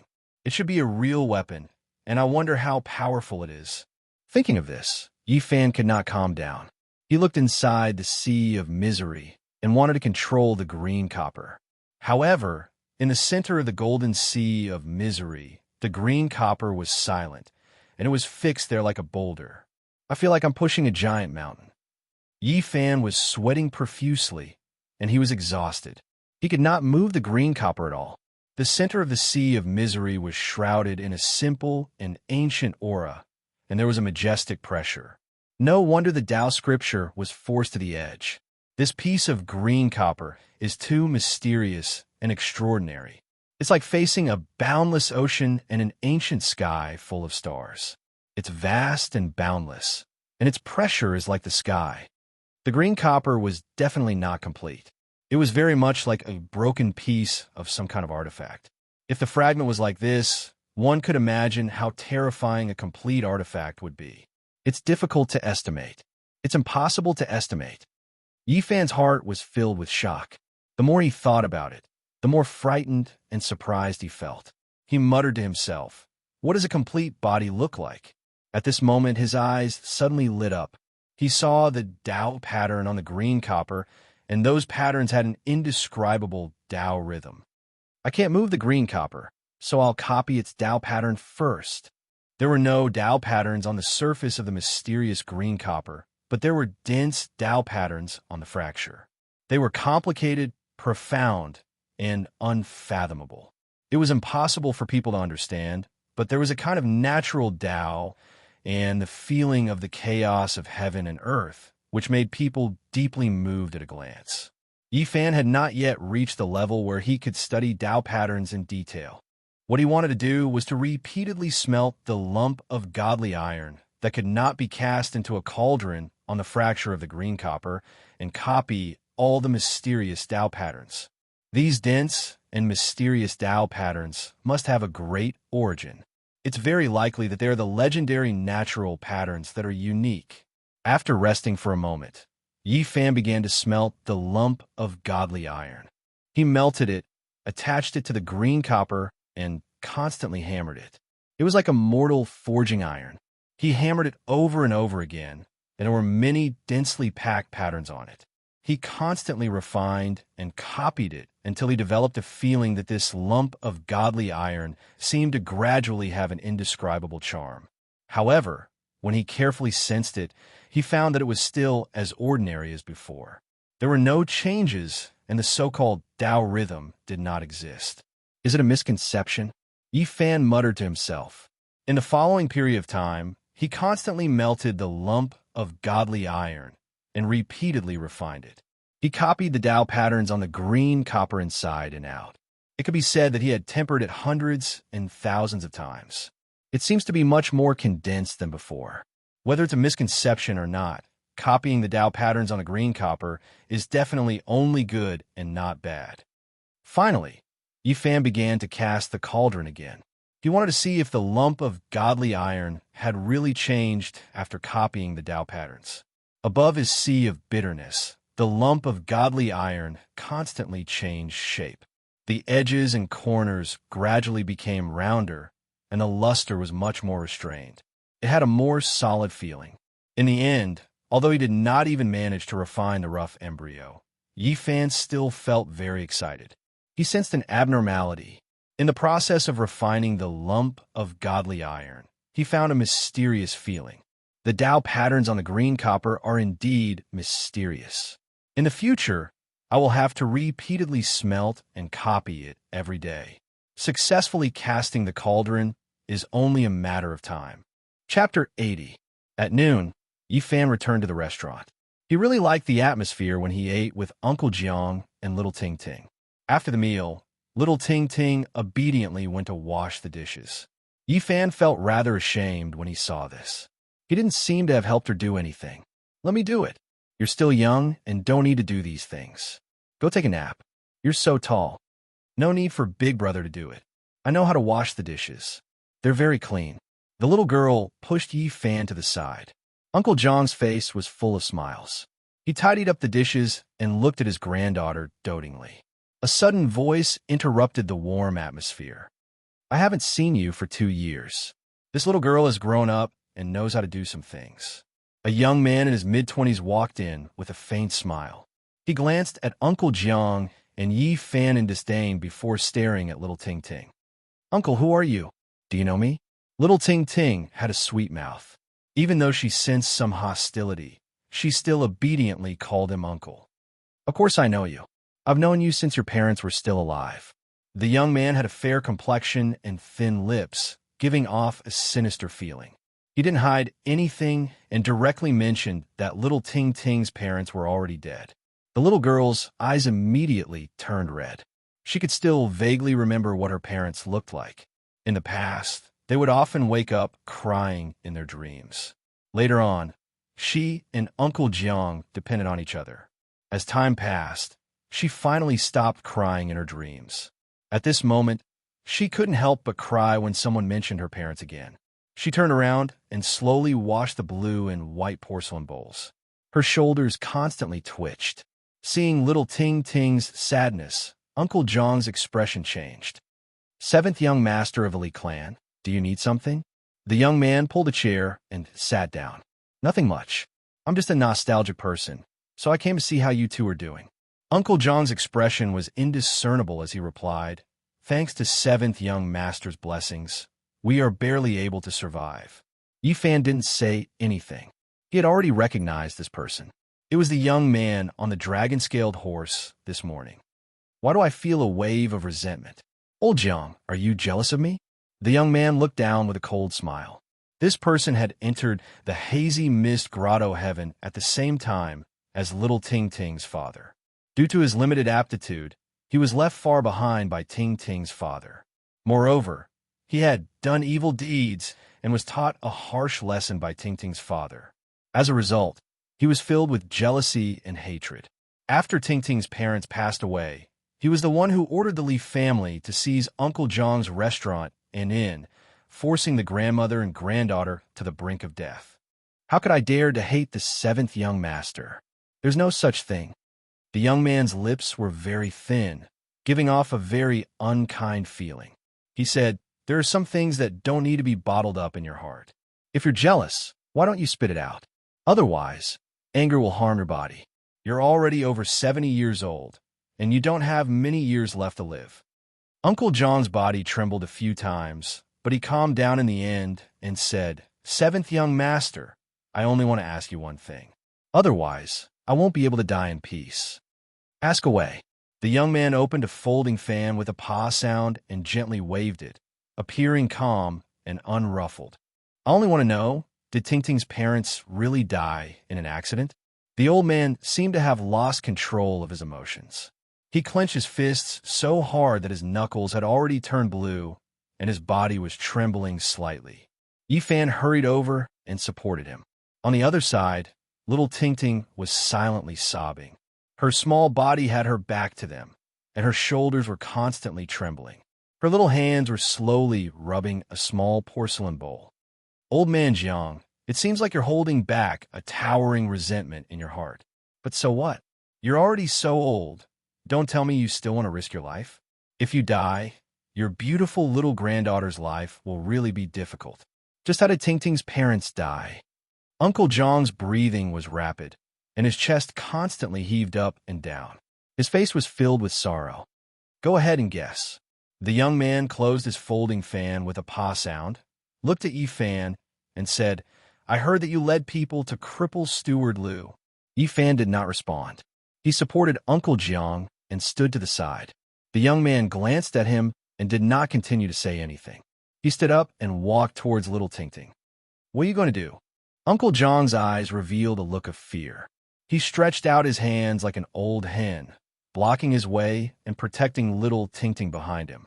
Old man Jiang, what are you so nervous about? Do you think I would attack a little girl? The young man carefully looked at little Ting Ting and kept nodding. He said to himself, similar, too similar. It's a pity for Yinxia Fairy. Her death was not worth it. 2 years have passed. I can't believe your daughter has become so similar to you. Little Ting Ting bit her lips. Although she was sobbing, she did not cry out loud. It seemed that she did not want to cry in front of the seventh young master of the Li family. The young man held a folding fan in his right hand and lightly tapped his left hand. He said, "All right, old man Jiang, you don't have to suffer anymore. I will take this little girl away in the future. You can enjoy your old age in this small town." "What do you mean?" Uncle Jiang immediately panted. He protected little Ting behind him and stared at the seventh young master of the Li family. "This little girl is clever and dexterous. I'm going to take her to the Miss Grotto and let her do some things by my side. It's better than following you and not knowing what to eat next." "No, not unless I die. Seventh young master of the Li family, you can't bully people like this." Uncle Jiang was so angry that he had difficulty breathing. His eyes were red and his body swayed. Yi Fan hurriedly supported him. "Grandpa, are you okay? Don't scare Ting." Little Ting hugged the old man's thigh. Her little face was filled with worry and fear as tears continuously fell. The young man mocked. "Old man Jiang, do you have to be so angry? You have to understand that after leaving you, she will live a different life. In the future, she might even shine in the Miss Grotto." Uncle Jiang panted heavily. After a long time, he finally calmed down and begged, "Seventh young master, please let us go." "What are you saying?" The young man's expression darkened and became very cold. He said, "You don't even want to enjoy your old age in peace. You really don't know what's good for you. I will always be with Grandpa." Little Ting's eyes were red and swollen. She tightly hugged Uncle John's thigh. "This time, I still have something important to do. I must return to the Mist Grotto tomorrow. In a few days, I will personally take her away." After saying this, the Li clan's seventh young master turned around and looked at Yi Fan. He said, "If you want to beat a dog, you have to look at its owner. Although it is a dog that was chased out, it cannot be bullied by outsiders." At this point, he lightly patted Yi Fan's shoulder and said, "Impulsive people will not live long." Bang! Yi Fan immediately sat on ground. Traces of blood flowed out from the corner of his mouth. The chair behind him had been smashed into pieces. The young man glanced at him, sneered, and swaggered away. "Child, what's wrong?" Uncle Jiang was shocked and angry. He hurriedly went to support Yi Fan. "Big brother." Little Ting's face also revealed a frightened expression.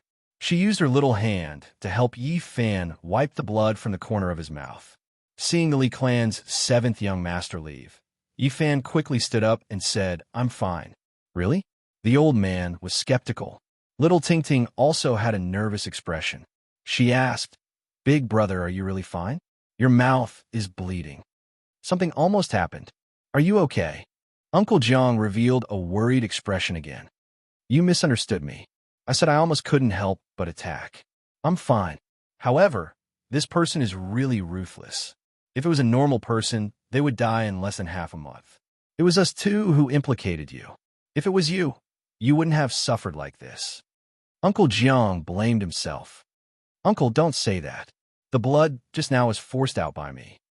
Yi Fan chuckled and said, "Speaking of which, I still have to thank this Li clan's seventh young master.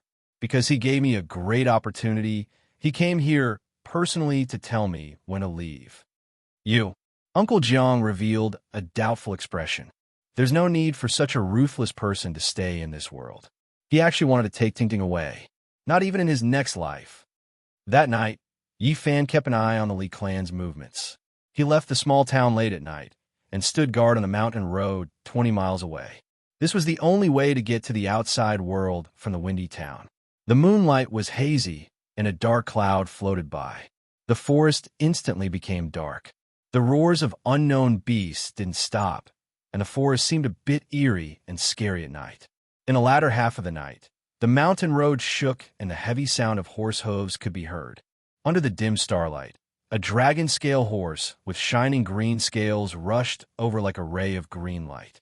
Yi Fan waited quietly until the dragon scale horse came close. Suddenly, a blazing golden light shot out from his body. It was especially bright in the darkness, like a scorching sun in the sky. Blood splattered, and a miserable cry came from the dragon scale horse. However, that person didn't fall off the horse. Yi Fan was startled. He quickly turned the golden book around and slashed. "Pooh!" The dragon scale horse was split into two halves. The corpse fell heavily to the ground, and the person on it flew more than 20 meters away before falling to the ground. A silver light flashed, and a half-foot-long silver spear dashed towards Yi Fan like a bolt of silver lightning. Clang! With a flash of golden light, Yi Fan's golden book slashed on the silver spear. The half-foot-long spear was immediately cut in half and fell to the ground. Not far away, the person who fell off the dragon scale horse quickly jumped up and was about to rush into the forest. At this time, Yi Fan attacked again. The golden book turned into a bolt of lightning and cut through the dark sky. In the blink of an eye, it was right in front of him with an unstoppable force. The man's left leg was cut in half. That person finally let out a miserable scream and rolled on the ground. Only now did Yi Fan let out a sigh of relief. He cautiously approached. This was his first time ambushing an enemy, and he couldn't help but be a bit nervous at first, which made him lose some of his accuracy. Li Clan's seventh young master, we meet again. The young man who was rolling on the ground with blood flowing everywhere was pale. When he saw that it was Yi Fan, he almost couldn't believe it and exclaimed, "How come it's you? What's wrong?" Yi Fan's expression was calm as he looked at him from a distance. "I didn't expect it to be you, little brat. I was really wrong." The Li Clan's seventh young master's face was full of pain and anger. It was a frightening sight. "Thank you, seventh young master, for giving me such a great fortune." Yi Fan stood in the distance with a faint sneer on his face. You. The Li Clan's seventh young master's body was shaking. At this moment, he was filled with despair and anger. How did Tingting's parents die? At this point, Yi Fan's tone turned cold. With a flash of golden light, the golden book dashed out at lightning speed. Puff, puff. With two soft sounds, the Li Clan's seventh young master's arms fell off. Yi Fan was still a bit worried, so he once again summoned the golden rainbow and gently drew on the sea of suffering. Little brat, even if I become a ghost, I won't forgive you. Why do people always say such useless things? Yi Fan walked in front of him and said, "You bastard, you've done so many evil deeds and have no conscience. Today is your retribution. I will slowly serve you." Pa! Yi Fan's palm slapped over and sent him flying 4 to 5 meters away. You! The Li Clan's seventh young master's eyes were spewing fire. Yi Fan walked over and stepped on the relatively smooth face. The heavens are watching what people do. You think you can live a free and unfettered life after committing so many evil deeds? Chapter 81. When Yi Fan sees the old, the young, the sick, the disabled, and the helpless, his heart will always feel sour. However, when he sees those who bully the weak and commit crimes, he will become emotionless and his heart will turn cold. It may seem contradictory, but it is the result of his true personality. Excessive compassion and coldness exist at the same time. He doesn't know which one he is more inclined to. For example, right now, he is absolutely emotionless and without the slightest bit of pity. Stepping on the seventh young master's face, he said in a cold voice, "If you don't want to suffer, then answer my questions. Or else, you will understand the consequences." Little bastard, bang! Yi Fan kicked him away. The seventh young master's teeth all fell out, his white and tender cheeks were completely swollen, and his nose and mouth were bleeding. Looking at your soft and tender skin, you are just like a eunuch. If you don't want to talk, then I will fulfill your wish and make you live up to your name. Yi Fan once again took out the golden book. Like a ray of rainbow light, it shined brightly in the darkness. What do you dare to do? The seventh young master of the Li clan was terrified. "I want you to be a eunuch." "No, I'll talk. I'll tell you everything." The seventh young master's face was deformed from fear. To a man, this is worse than death. Useless thing. Yi Fan sat on a rock not far from him and quietly listened to him talk about the past. Tingting's parents really were killed by the Li clan's cultivators. They paid a high price to exchange for a rare medicine that could cause powerful beasts to go berserk. Without anyone noticing, they used it on Tingting's parents. In the end, when they went out to collect spiritual medicine, they were torn to pieces by the terrifying lightning birds. Of course, there were also some dirty deals and shady tricks, which made people feel indignant. Yi Fan sighed. Whether it is the mortal world or the world of cultivators, there is no difference. Wherever there are people, there will be complicated hatred. Even cultivators are not immune. Yi Fan took out a wooden box from his bosom and kicked him away. With the help of the light of the moon and stars, he slowly opened this somewhat heavy sandalwood box. There was a light yellow stone inside. It was as thick as a thumb and as long as a knuckle. Although it was very small, it was very heavy. Yi Fan could feel a vigorous life force coming from it. According to the ancient records, during the era when the chi of heaven and earth merged to give birth to all things, plants flourished, living beings were powerful, and spirit medicines were endless. Many sources were produced, sparkling like amber, but within them, a large amount of life essence was sealed. Is this the source? Yi Fan observed it repeatedly under the moonlight and found that this source was full of impurities. The crystal clear part only occupied 1/3 of it, which made him feel a little regretful. This was not a pure source, but even so, he was very satisfied. There was an extremely exuberant life essence within this amber-like stone, and there was something that looked like mist and light circulating within it. Good stuff. I wonder how much it can help me expand the sea of sufferings. That's mine. Not far away, the seventh young master of the Li clan groaned in a pool of blood. He gritted his teeth and was filled with hatred and anger. Wasn't this source found in an ancient cave deep in the mountains? Could it be that there's only this one and nothing else? Under the torture of Yi Fan, the seventh young master of the Li clan spilled everything without concealing anything. In that ancient cave, there was a cultivator who had passed away in meditation. It had been too long, and even his skeleton had been weathered away, leaving only this piece of source. What a pity! I thought I could get a few pieces. Yi Fan felt that he was a bit greedy. I've told you everything. Can you let me live? The seventh young master of the Li clan revealed a glimmer of hope in his eyes. Of course, he knew that this was only an extravagant hope. The other party would not let him go. When you murdered Ting Ting's parents, did you have any pity? When you forced Uncle Jiang and little Ting Ting to live, did you ever think of leaving them a way out?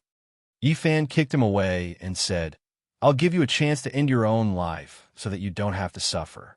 I haven't killed anyone yet. I don't want to stain my hand with blood. You haven't killed anyone. The seventh young master of the Li clan was so angry that his body trembled. He said, You will be struck by lightning. Yi Fan kicked him to a rock and said, Kill yourself.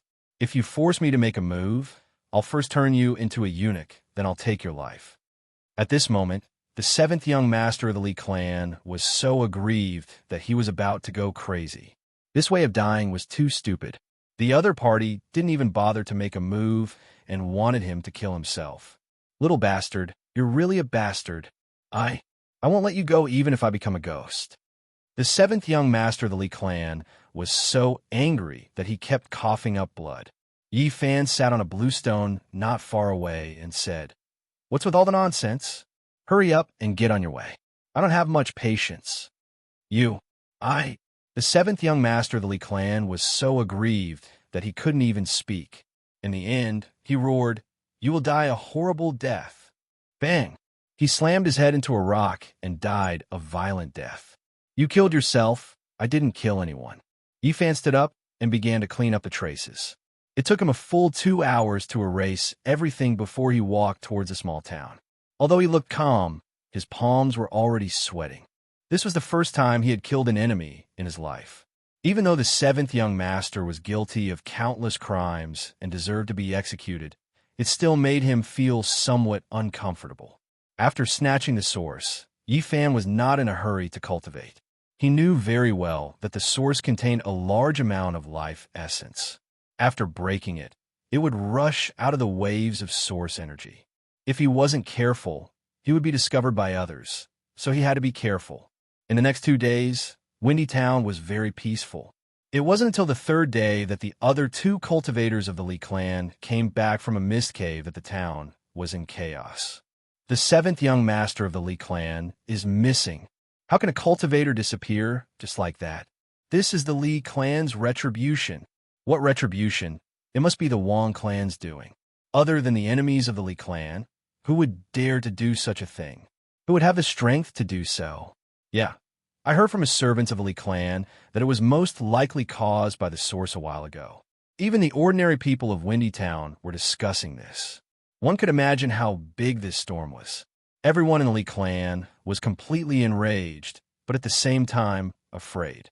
At first, Yifan didn't care. The two people that came back from the Li clan hadn't reached the Life Spring realm and couldn't control the rainbow, so they weren't very scary. But after a few days, the development of the matter was somewhat out of his expectations, and the storm gradually became bigger. People from the Mist Cave actually came. Several Life Spring realm cultivators personally came. They let the people of the Li clan lead the way and went straight to the ancient cave where the source was found. Then, the cultivators of the Wang clan also invited people from their own sect to go deep into the mountains to find the ancient cave. Both sides almost had a violent conflict. Could it be that this place found the source vein? On this day, more than 10 people on horses came to Windy Town. They were all extremely mystical beasts, each with thick scales and protruding horns. The mount in the middle was the most extraordinary. Its entire body was covered in golden scales, and a brilliant divine light surrounded it, as if there was a golden flame burning on it. It had the shape of a golden lion, but there were two horns on its head that were forked and surrounded by golden light. It was extremely majestic and mighty. Its four hooves didn't step on the ground, but were actually 3 inches above the ground. It was completely treading on air. One could imagine how powerful and terrifying this strange beast was. On top of the golden lion sat a young man of 24 or 25 years of age. He wore a white robe and looked very scholarly. There was a gentle smile on his face, and he was very handsome. His eyes were like water, faintly circulating with divine light. He could be said to be as handsome as jade. On both sides of him, there were 2 other mounts walking side by side. On the left was a green strange beast that was shaped like a lion or tiger. The green beast fur was extremely long, extremely clean, sparkling and translucent like jade. Clear splendor swirled about, shining brilliantly. Meanwhile, on its head was a jade horn that was unexpectedly releasing 5-color divine light. This 5-colored strange beast was also treading on air and didn't really step on the ground. On top of it sat a young man of 16 or 17 years of age. He wore green clothes and had a pressing heroic spirit. However, there was a faint sense of arrogance as he looked at everything in the town with disdain. On the other side was a strange beast that flickered with silver radiance. It looked like a divine deer, and its entire body was covered in silver scales. Moreover, there was a vertical eye in the center of its forehead. Its entire body flickered with a pure and holy radiance. It treaded on air and didn't seem to be tainted by even a speck of dust. On top of it sat a young girl of 16 or 17 years of age. Her skin was like cream, and her eyes were misty like autumn water. Her red lips were dotted, and she was extremely beautiful. However, she gave off a feeling that she was unreachable and carried a hint of arrogance. The dozen or so strange beasts behind the 3 were all extraordinary as well. They were all extremely rare strange beasts. Some were covered in dense scales, while others were completely jade-like. All of them flickered with radiance. The people on the mounts ranged from 20 to 40 years of age. Regardless of whether they were men or women, they all carried an austere aura and a powerful battle intent condensed around them. In the distance, Yifan saw all of this and couldn't help but suck in a breath of cold air. What kind of background did these people have? They were definitely not ordinary people. Not to mention the 3 people in the lead. Just the dozen or so horsemen behind them were not inferior to the troops of the clan of the ancients and the sacred grounds that he saw in front of the Demon Emperor's tomb. A powerful battle intent and murderous aura rushed toward him. May I ask if there's a family with the surname Jiang in this town? At this moment, a horseman was ordered to ask the people in the town. Yifan's heart skipped a beat. Why were they looking for people with the surname Jiang? Chapter 82. Why would such a group of experts come to this small town to find someone with the surname Jiang? Yifan found it difficult to calm down. He was afraid that Uncle Jiang and little Ting Ting would be involved. Fresh Breeze Town had never seen so many strange beasts before. The dozen or so mounts flickered with divine radiance, causing the people on the street to retreat in fear. A middle-aged knight in his 30s sat on a strange beast covered in green scales. He tried his best to put on a friendly expression and said, "Don't be afraid. We have no ill intentions. We just want to know if there is anyone with the surname Jiang in this town." Although he tried his best to appear calm, these people were obviously experienced knights who had experienced countless battles. They had been tempered by blades and blood, so they naturally emitted a murderous aura that would cause ordinary people to tremble in fear. An old farmer pointed at the western street. His lips trembled as he mumbled, "That street, the biggest house, is there." "Thank you." These people rode their beasts and slowly moved toward the western street of the small town. Not far away, Yifan felt relieved. So there were other families with the surname Jiang in this town. He quickly rushed toward the eastern street and soon returned to the small restaurant.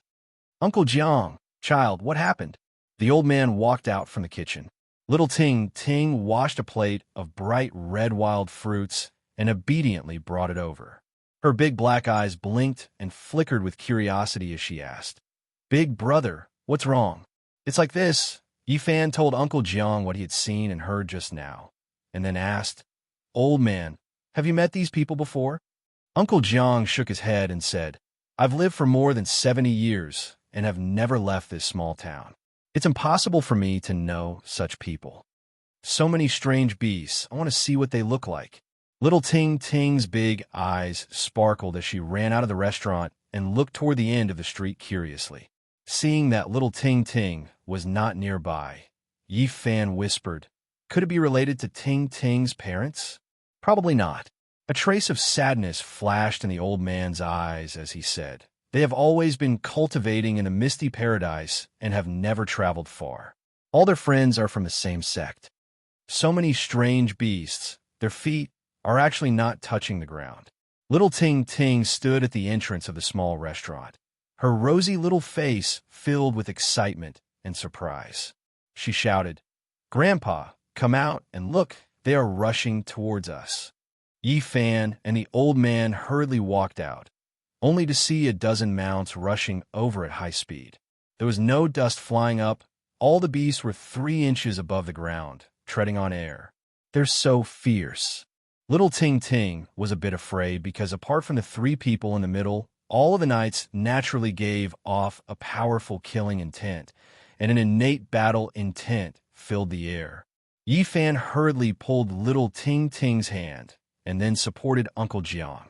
It was indeed difficult for ordinary people to withstand this kind of pressure, and they would tremble in fear if they had to face it for a long time.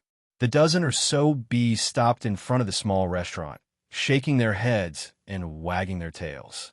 Their scales flickered, emitting all kinds of light. They were very spirited, but even the divine light could not conceal the murderous aura on their bodies. It was obvious that they had all experienced bloody battles and were not pets raised in a greenhouse. "Excuse me, is this the Jiang family?" The handsome and scholarly young man in the center asked. His clothes were whiter than snow, and his eyes were as clear as water, occasionally flowing with a bit of divine light. He sat upright on the golden divine hoe, exuding an otherworldly temperament, very different from those knights filled with killing intent. Uncle Jiang's wrinkled face was filled with doubt. He said, "Yes, what business do you all have?" The old man was already over 70 years old. His face was engraved with the passage of time, and there were many wrinkles on it. Even his old eyes were a bit turbid. Seeing how old he was and how he looked like he had 1 foot in the grave, the 16 or 17-year-old young man sitting on the 5-colored beast immediately frowned and said, "This is just an ordinary old man from the countryside who is about to die. He can't be the person we're looking for." The young man on the golden divine hoe glanced at him. The young man on the 5-colored beast seemed to have some misgivings and stopped talking. "Uncle, have you always lived in a windy town?" "Yes, I've almost never traveled far, the old man answered truthfully. Did your ancestors live here, or did they move to this town later? The young man on the golden divine Ho continued asking. My father's generation moved here, and I was born here. What do you all want? Uncle Jiang was full of confusion. Hearing these words, the young man on the golden divine Ho immediately jumped down. His white clothes fluttered in the wind, and even his boots were spotless. He looked extraordinarily handsome and could be considered a rare handsome man. It was not an exaggeration to say that he was as handsome as Jade. Uncle, I would like to ask you some questions. I hope you can answer them. I don't dare. If I know, I will definitely answer. Uncle Jiang was just an ordinary old man. He was in awe of these cultivators who came on strange beasts. Little Ting Ting was a bit nervous. She grabbed onto Yi Fan's hand tightly and leaned on him and the old man. She looked at the beasts and the riders with fear and curiosity. Please forgive me. I want to ask, is your father still alive? The white-robed man asked nervously. Uncle Jiang was confused at first, but he answered, he passed away more than 50 years ago. What? The white-robed man was stunned. His jade-like face revealed a trace of shock, and he sighed. I already said that this is just an ordinary old man. The young man on the five-colored beast revealed an impatient expression, as if he wanted to leave as soon as possible. Shut up. The white-robed man turned around and glared at him. He then turned around and continued to ask, Old man, please forgive me. Is your father called Jiangzhe? You? How did you know? Uncle Jiang revealed a surprised expression. The young girl sitting on the divine deer revealed a surprised expression and said, Looks like we really found him. She had a slender figure, and her skin was as white as jade. She was very beautiful, and there was a hint of arrogance between her brows, giving off a feeling that she was unreachable.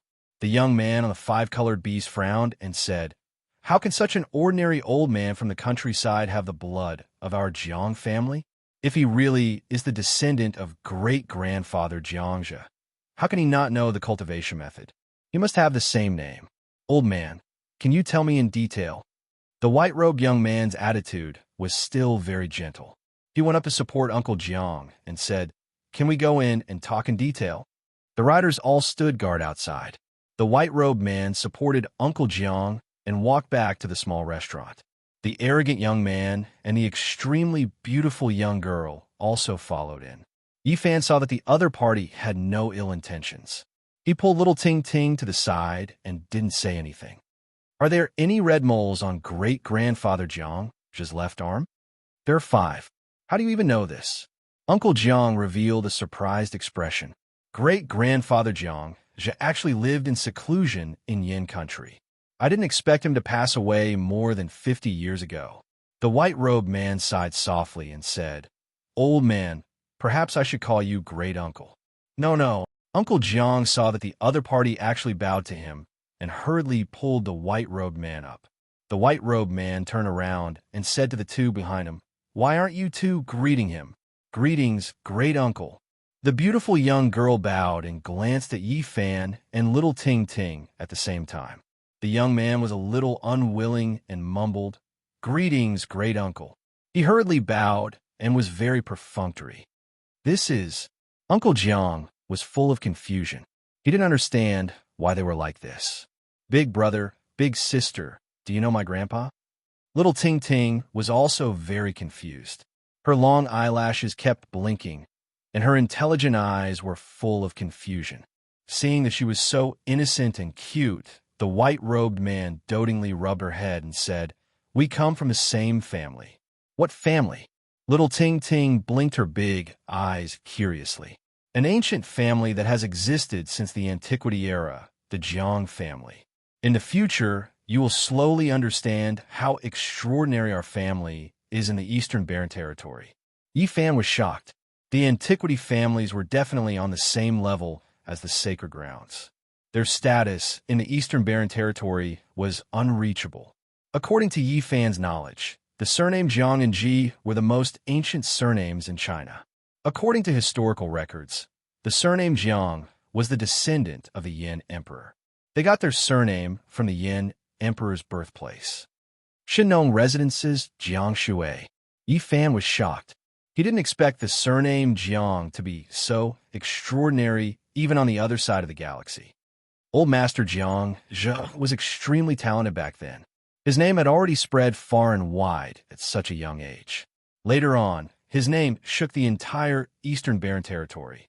With a stomp of his foot, he could move the clouds in all directions. I didn't expect. The white-robed man seemed to be very emotional. He could already tell that the old man's life wasn't very good. He didn't expect that the bloodline of a powerful expert would fall to such a state. The girl beside him was also confused. Didn't old Master Jiang Zhe teach you the cultivation method back then? What cultivation? Uncle Jiang was confused by their words and said to himself, I don't know what you're talking about. Many things happened back then. It's hard to explain in a short time. Old man, are you willing to come with us? The white-robed man said to the old man, and then looked at Yi Fan and Little Ting. My surname is not Jiang. Ting Ting is Uncle Jiang's only granddaughter. Yi Fan explained hurriedly. The family leader's branch owes old Master Jiang Zhe a lot, but the past will eventually come to light. I want to take you and Ting Ting back to the Jiang family. The old man was in a daze. Although he didn't understand everything, he understood the gist of it. He couldn't accept it. The girl beside him saw that Little Ting was very cute and smiled. Ting Ting, do you have any wishes? Big sister can help you realize them immediately. I don't have any special wishes. I just want to be with Grandpa and Big Brother. Do you have any other wishes? Little Ting Ting tilted her head and thought seriously. Her voice was very tender. I want to be able to eat my fill every day and no one to bully me and Grandpa. Hearing this, the girl was startled. The white-robed man's expression changed. He asked in a deep voice, Are you usually bullied? Yes. Before Big Brother came, bad people came to bully us every day. Little Ting Ting's innocent words made everyone's expressions change. Old man, I forgot to ask. What about Ting Ting's parents? Uncle Jiang revealed a sad expression. I had a son in my later years, but in the end, I had to send him off. How could this happen? The girl's eyes widened. I don't know if they were killed by someone or if they really died by accident. At the side, Little Ting Ting's eyes turned red when she heard this. Please elaborate. At this moment, the white-robed man's eyes flashed with divine splendor. The old man only said a few words, and the white-clothed man immediately stood up and said, Hazy Grotto. Never heard of it. We will make a trip there in a while. If anyone dares to stop us, I don't mind making this sect disappear. The beautiful girl beside him also sneered. They even dare to bully the people of our Jiang family. Before going to Hazy Paradise, let's go to the Leaf family first. When the knights guarding outside heard this, a shocking murderous aura and battle intent erupted. At this moment, the entire Fresh Breeze town was enveloped in a terrifying aura. Chapter 83. The man in white came from the clan of the remote antiquity, the Jiang family. His name was Jiang Yifei. As his name suggested, he was as handsome as jade. His white clothes were whiter than snow. He didn't say much about Jiang's past, but he still learned a lot of useful information. Uncle Jiang's father, Jiang Zhe, left the Jiang family years ago and never returned. There was an unknown past that seemed to be related to the family head's bloodline. Old Master Jiang Zhe had great achievements. How could he have passed away 50 years ago? This was something that Jiang Yifei did not understand. He coughed up a lot of blood when he passed away. Uncle Jiang didn't feel too sad when he mentioned the past. Some things would fade away with the passage of time. I see. Jiang Yifei didn't say much and just nodded. He seemed to understand the hidden story. The beautiful girl next to him was called Jiang Kaixian. She had a graceful figure, a slender neck, and a beautiful face. As a young lady of the Jiang family, her temperament gave people a feeling that she was unattainable. However, she liked Little Ting Ting very much and didn't put on any arrogant airs. She held Little Ting Ting's hand and asked this and that from time to time. Her tone was very gentle. The arrogant young man was called Jiang Yichen. Although he knew the identity of Uncle Jiang and Little Ting Ting, he wasn't very enthusiastic and still looked cool. Jiang Kaixian stepped forward and said with a clear and pleasant voice, "Old man, please come back to the Jiang family with us. My grandpa said that the Jiang family is sorry for your bloodline. We must find you and invite you back no matter what." "Forget it. I don't understand what you said. Your lives are too far away from mine. We are people from two different worlds. I'm used to everything here." Uncle Jiang was an ordinary old man. He had lived for so long and experienced so many things. He felt that he couldn't integrate into such a family, so he declined politely. "Even if you don't think for yourself, you have to think for Tingting. She's a little princess in the clouds and shouldn't be bullied. She needs another kind of life." Jiang Kaixian talked about little Tingting's future and persuaded the old man. "Please come back with us. The elders in the family hope that Jiang's bloodline will return to the Jiang family.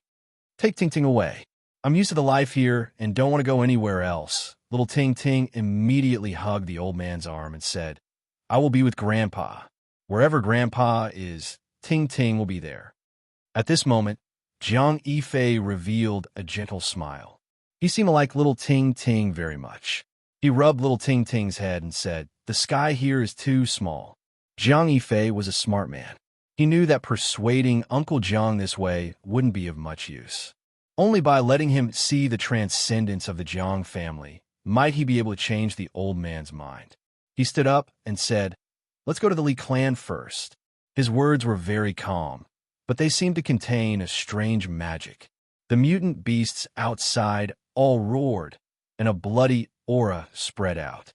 All of the knights exploded out with powerful battle intent.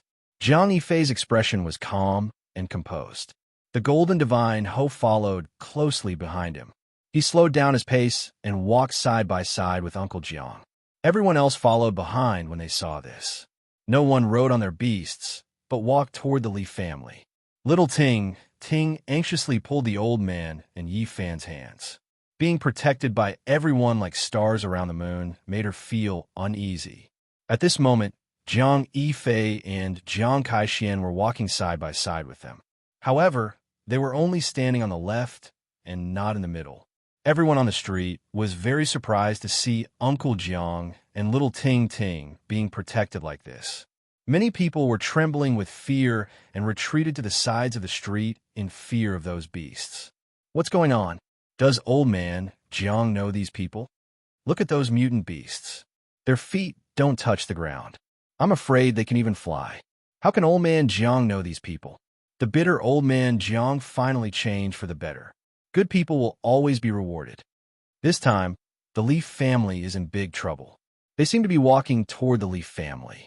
Great. After so many years of anticipation, someone is finally going to deal with the Leaf family. More and more people gathered on both sides of the street.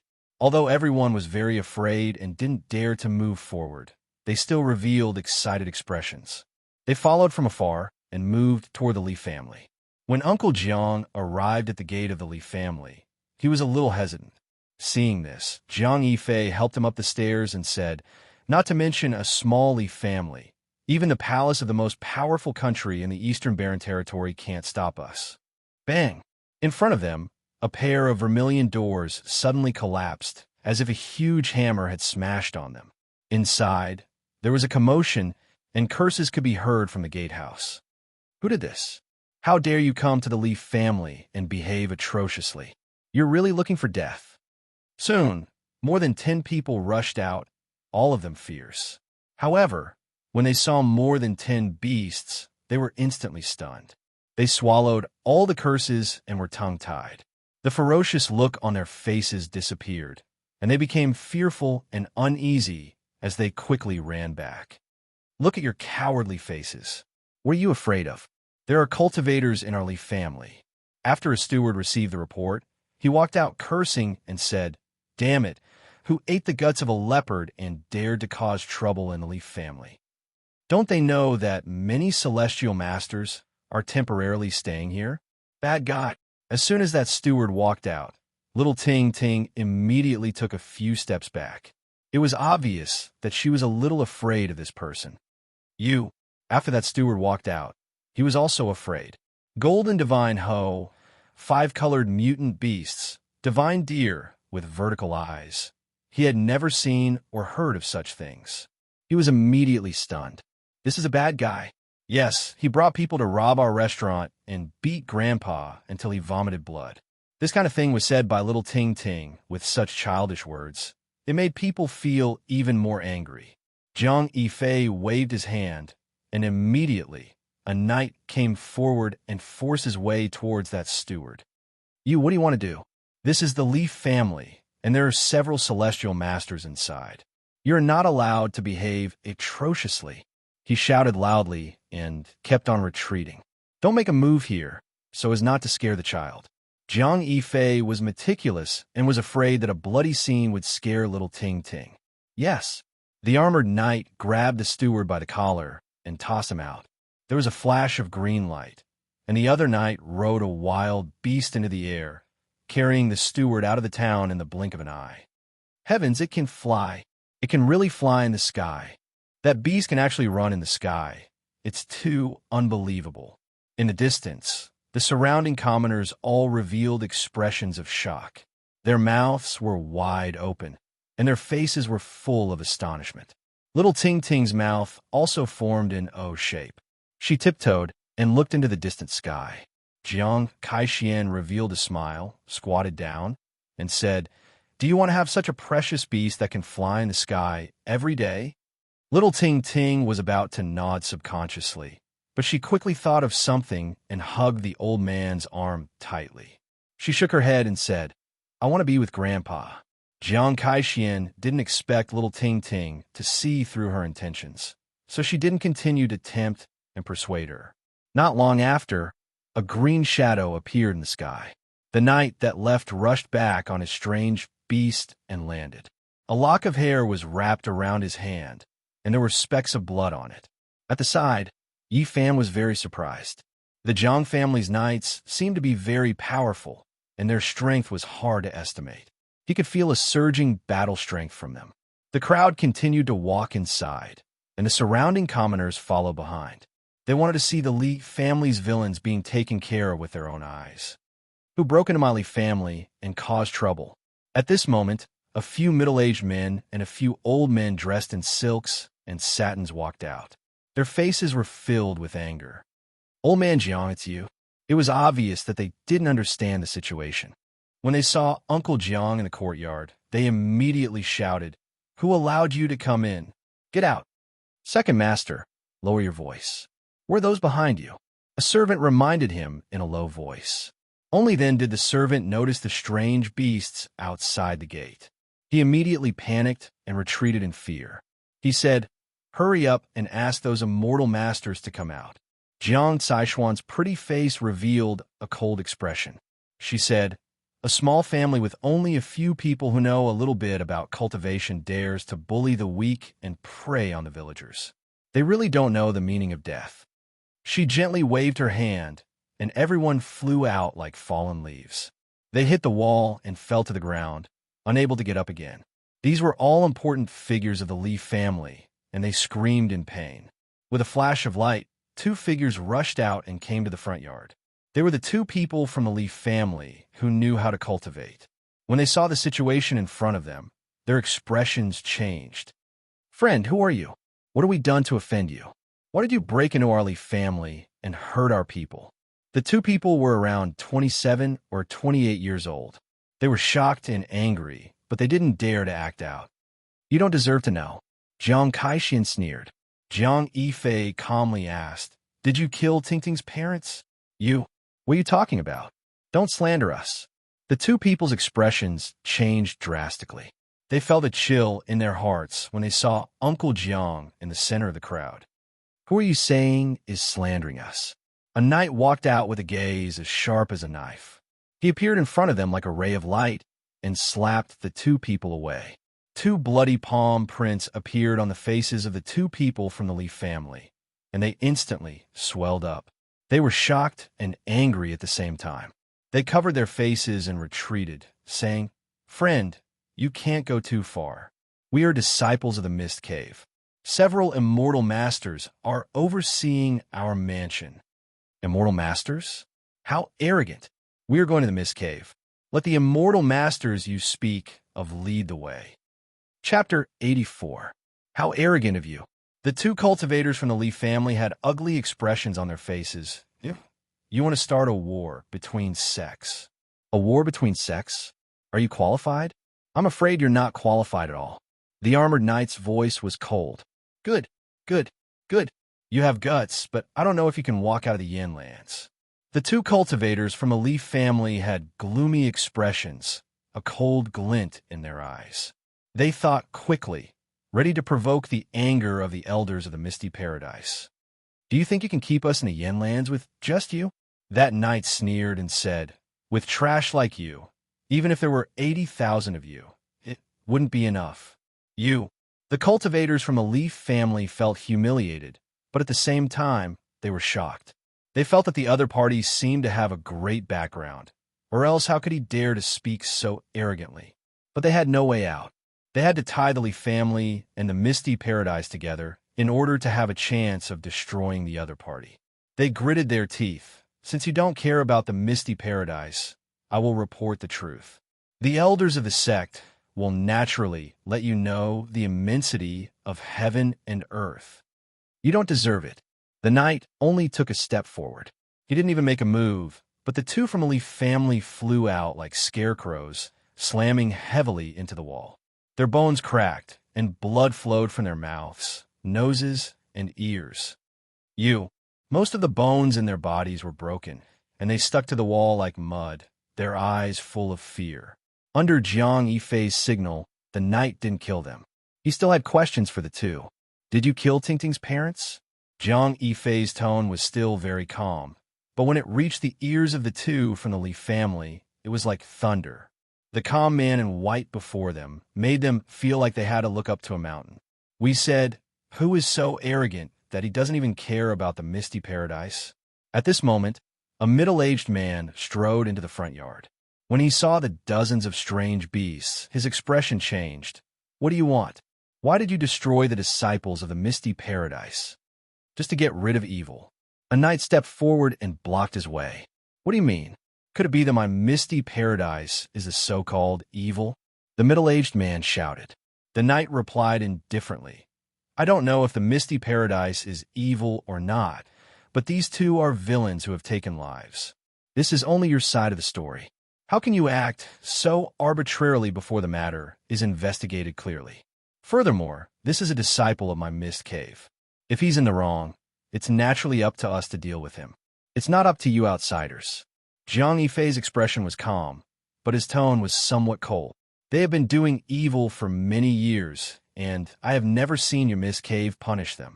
Now, they want to absolve themselves of their crimes and try to protect them. It seems that I really need to pay a visit to the Mist Cave and demand an explanation. What an arrogant tone. What do you take my Misty Sky Grotto for? You have to pay the price for your words. The middle-aged man stared coldly at the person in front of him. Jiang Yifei sneered and said, Is the Mist Grotto very powerful? It's a pity that I've never heard of it before. I must go and have a good look at it later. How dare you be so arrogant? The middle-aged man said coldly, The Mist Cave is one of the 6 sects of the Yin Land. If you insist on causing trouble, a war between sects is inevitable. Jiang Yifei shook his head and said, The Eastern Wilderness is vast and boundless. It's hard to count how many countries there are. The Yin Kingdom is just a small place. I've never heard of any sects here. So arrogant. I want to see how strong you are. The middle-aged man rode a rainbow and rushed into the air. He opened his mouth and spat out a purple gold shield and a blood-red spear. The roar of a savage beast rang out, and a knight riding on a strange beast soared into the sky like a streak of green light. Ah! The middle-aged cultivator from the Misty Paradise let out a blood-curdling scream on the spot. The purple gold shield was instantly cut in half, and the blood-red spear was also broken in half. His chest and abdomen were almost completely cut open, and he fell on the spot, blood gurgling out. If it was an ordinary person, he would have been dead by now. The physique of a cultivator was exceptionally strong. He quickly stopped the bleeding and stabilized his injury. His face was extremely pale as he retreated to the side. Yi Fan was deeply shocked. He felt that these knights were all extraordinary. They were much stronger than the people from the Ji clan and the Yaoguang sacred land he met in the demon god tomb. At this moment, the immortal masters who heard the commotion could not help but walk out from the backyard. "Who are you?" One of the elders frowned. He had heard the words of the people in the front yard just now. These people did not take the mist cave seriously at all, which made him very angry and uncomfortable. "Please lead the way and lead us to the mist cave." Jiang Caishuan's beautiful face had a trace of sneer. She said, "Please." The people from the mist cave changed their expressions. One of them said, "So young, yet so arrogant. Didn't your masters teach you to respect your masters?" Jiang Kaishian said coldly, "The disciples you taught harmed people's lives, bullied widows and orphans, and forced people in their 70s into a corner. What right do you have to talk about the masters? You don't have that qualification. What proof do you have?" They have already admitted it. The elder in the middle frowned and said, "Let's not talk about whether they were tortured by you. Even if they really did something evil, it is not your turn to deal with them. My mist cave has its own rules to deal with them." "Deal with them yourself?" For more than 2 years, the dead have not died in peace. The murderers are still at large and continue to persecute widows and orphans. "Is this your sex rule?" Jiang Kaishian sympathized with little Ting Ting. At this point, her pretty face was covered with frost. She said, "Until now, you are still thinking of ways to absolve and protect them. You are really worthy of being their masters. Birds of a feather flock together." "You."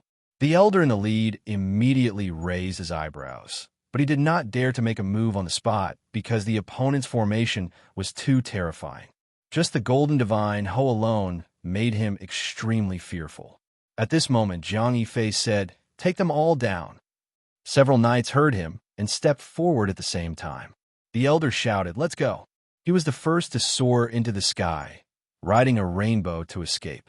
He could already see that these people had great backgrounds and were not people they could deal with. The others also rushed in all directions, shooting up into the sky one after another. The wild beasts roared and the sky shook. Several strange beasts carrying the knights rushed in different directions and instantly caught up. "Ah!" Screams came one after another. Then, the knights quickly turned around and captured everyone like dragging dead dogs. Everyone, including the elder, had terrible wounds on their bodies. On the side, Yi Fan was very shocked. The clan of the ancients was indeed a colossus. These knights were too terrifying. Jiang Yifei pointed out 2 knights and asked them to stay behind to deal with the Li family. At the same time, he warned them not to kill the innocent and only to kill a few evil leaders. "Let's go to the Mist Cave." Jiang Yifei personally helped Uncle Jiang onto the Golden Divine Ho and rode with him. Jiang Kaishian carried little Ting Ting onto the Divine Ho and sat in front of her. Meanwhile, Yi Fan rode with another knight and soared into the sky. There's no need to go to the Mist Cave. Those 2 bastards are already dead, and the great hatred has been avenged. When Uncle Jiang learned that his son was killed, he couldn't help but shed tears. On the other side, little Ting Ting also began to cry. "Go, we must go. Our Jiang family members are not people who can be killed just because they want to." Jiang Yifei's expression was calm, but his words were very powerful. Yi Fan sighed in his heart. He still had a long way to go. Compared to a colossus like the clan of the ancients, he was really too insignificant. The people in the small town were dumbfounded. After a long time, they burst into cheers. The malignant tumor of the town had finally been removed. In the face of life and death, the few captives of the Mist Cave had no choice but to yield and lead the way. More than a dozen strange beasts rode on the clouds and ran in the sky, making rumbling sounds as if thousands of horses were galloping and as if a tsunami was surging across the sky. At this moment, Yi Fan felt that someone was peeping at him. When he turned around, he found that it was the arrogant young man, Jiang Yichen. Seeing him looking at him, Jiang Yichen looked away and sneered. Yi Fan's heart suddenly moved. Why did he act like this? Could it be that he found out something? Soon, the crowd arrived at the Mist Cave. In front of them, there were green peaks and green valleys. The mist was misty, and the glow was faintly discernible. It was indeed in line with its name. Who dares to break into the important place of our sect? A loud shout came from the front. Bang, bang, bang. The captured captives were all thrown out. Suddenly, there was a cry of surprise from the front. A great enemy is coming. The mist cave was in chaos. In an instant, the mist soared into the sky. The Taoist patterns carved on the mountains and rivers exerted their power. Rays of blazing divine light rushed out and blocked the way of the crowd. It's just SOSO. Let me break it. At this time, the arrogant young man, Jiang Yichen, suddenly made a move. A purple gold gourd flew out of his body. It shone with purple light and quickly enlarged in the sky. Like a whale sucking in water, it sucked all the mist into the gourd's mouth. In the blink of an eye, the power of the Taoist patterns was suppressed. Then the purple gold gourd pressed forward like a small mountain, flowing with a misty purple mist.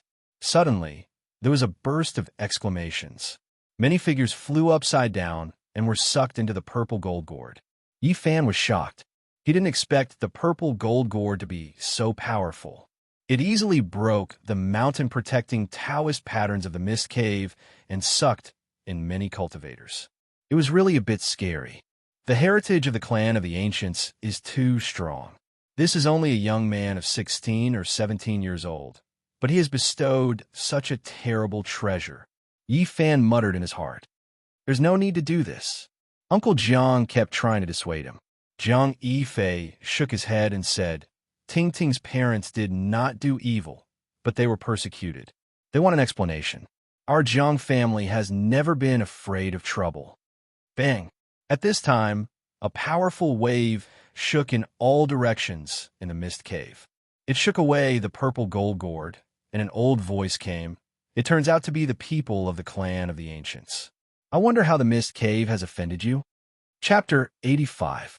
Inside the mist cave, a gray fog rushed up and shook the purple gold gourd away, imprisoning it there so that it could not continue to swallow cultivators. A gray shadow rushed over quickly. It was an old man whose age was hard to tell. His hair and beard were all white, but his face was very ruddy. He said, Everyone, please calm down. He directly pushed the purple gold gourd over. Jiang Yichen snorted coldly and put away his treasure. Who are you? Jiang Yifei asked. I am a master of the mist cave. No wonder you have such strength to be able to suppress the purple gold gourd. Jiang Yifei nodded and said, But I'm afraid it will still be difficult for you to stop us. Yes, I understand. The leader of the Mist Wonderland admitted it calmly. He then continued, I don't know what the Mist Wonderland has done to make you all gather so many people. If it is a great crime, I am willing to disband the Mist Wonderland and let you deal with it. The old man in gray was very frank. In fact, he was forced to do so. If he really went against the clan of the remote antiquity, the Mist Cave would quickly be destroyed. The two were not on the same level at all. Once they became enemies, there was no suspense. Seeing that you are so open and above board, I don't want to make a scene. Jiang Yifei was only 24 or 25 years old. The old man did not feel that it was rude to speak to the master of the Mist Cave in such a tone. Everything was because of the strength. Young master is wise. Please tell me why you are here to denounce me. 2 years ago, did a disciple with the surname Jiang die in the Mist Cave? The master of the Mist Cave nodded and said, If it was someone else, I might not remember, but this extraordinary young man left a deep impression on me. He was a disciple of the Jiang family, but he was killed by the people of the Mist Cave. Jiang Yifei said calmly, What? He was killed by someone. The master of the Mist Cave was shocked and said, Who is so bold? Now you understand why I am here. The master of the Mist Cave suddenly had a headache. How could a disciple of the Jiang family enter the Mist Cave and be killed by someone? This was indeed a very troublesome matter for him. You don't have to worry too much. I'm not here to cause trouble for no reason. Don't worry, young Master Jiang. I will definitely punish the culprit severely. I will not tolerate it. The main culprit has been brought to justice, but I feel that their teacher is suspected of conniving. In addition, the person who provided them with the drug must be found. Young Master Jiang, please move into the hazy heavenly grotto. This old man will definitely give you a satisfactory explanation. Jiang Yifei nodded and said, "The most important thing is to satisfy this old lady and this child." At this moment, Uncle Jiang and little Tingting's eyes were already blurred with tears. "I understand." Jiang Yifei ordered Jiang Yichen to take out the purple gold gourd and release all the people who were trapped in it. Then he brought Uncle Jiang, little Tingting, and the old sect master into the misty paradise. The others didn't follow. They landed on the ground and waited outside. At this moment, Yi Fan felt that he was being watched again. He found that it was still the arrogant young man, Jiang Yichen. What was going on? He didn't think he had offended this young man from the remote antiquity family, so he didn't understand why he was being watched. Jiang Kaixian walked over gracefully and said with a smile, "Little brother Yi, after this matter, Tingting will go back to the Jiang family with us. If you want, you can also go with us." At first, Yi Fan did have such an idea. The Jiang family was an ancient family that had been passed down from the antiquity age. Maybe he could find the secret of the divine body. However, after careful consideration, he hesitated. What if his secret was found out? The green copper piece in his body caused great chaos in the eastern wilderness. If the powerful masters of the Jiang family found out, the consequences would be unimaginable. In addition, the Taoist scripture was enough to cause a lot of trouble. Once it was leaked, he would be in a worrying situation. "What's wrong? You still don't want to?" Jiang Kaixian was somewhat surprised. Many cultivators tried their best to enter the Jiang family, but failed. She invited a young man like this, but he was still pondering and hesitating. Yi Fan declined and said, "Thank you for your kindness, Miss Jiang. I appreciate it from the bottom of my heart, but I'm used to being lazy. I'm afraid I'll make mistakes after entering the Jiang family. I'd better travel outside. If one day I'm poor and want to go to the Jiang family, please take me in." At this time, Jiang Yichen sneered and said, "What do you think the Jiang family is? An inn? The Jiang family is not a place where anyone can come and go freely. If you want to join, don't talk nonsense now." Jiang Yichen, "Shut up." Jiang Kaixian scolded Jiang Yichen, then turned around and said with a smile, "Little brother Yi, don't mind him. He's always like this, spoiled. Don't worry, the Jiang family will always open the door for you. If you have any difficulties in the future, just come to the Jiang family to find me." "Thank you, Miss Jiang." Yi Fan thanked her and felt strange at the same time. He didn't provoke this young master of the Jiang family. So why did he do this? Yi Fan became more and more determined that he couldn't enter the Jiang family now. The holy body, the Taoist scripture, and the mysterious green copper were all taboos. He didn't want to take risks. "Boy, you should know that there are many people who want to join our Jiang family. If you give up this opportunity, you'll regret it for the rest of your life." Jiang Yichen looked at him and sneered. Yi Fan's heart trembled, and at the same time, he was even more surprised. This young master of the Jiang family seemed to want him to join the Jiang family immediately. What was going on? Jiang Kaixian reprimanded Jiang Yichen a few more times, and he didn't say anything more. He just stood not far away and looked at Yi Fan from time to time.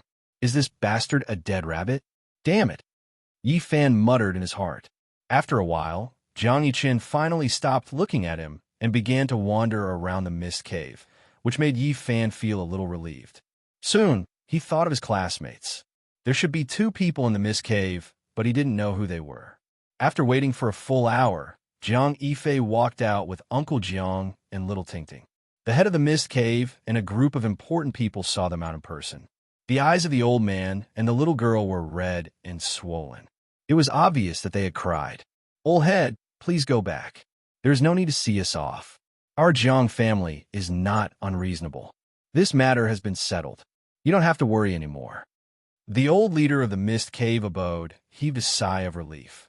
Otherwise, anyone would tremble in fear when facing a behemoth like the Jiang family. In the Eastern Barren Territory, not many big forces dare to compete with them.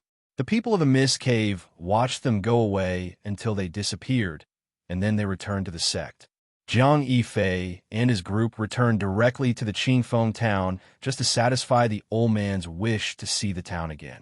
Uncle Jiang decided to join the Jiang family for little Tingting's future. He didn't want his granddaughter to be wronged again. "Big brother, come with us." Little Tingting looked up and begged. Yi Fan scratched her little nose and said, Big Brother can't help much anymore.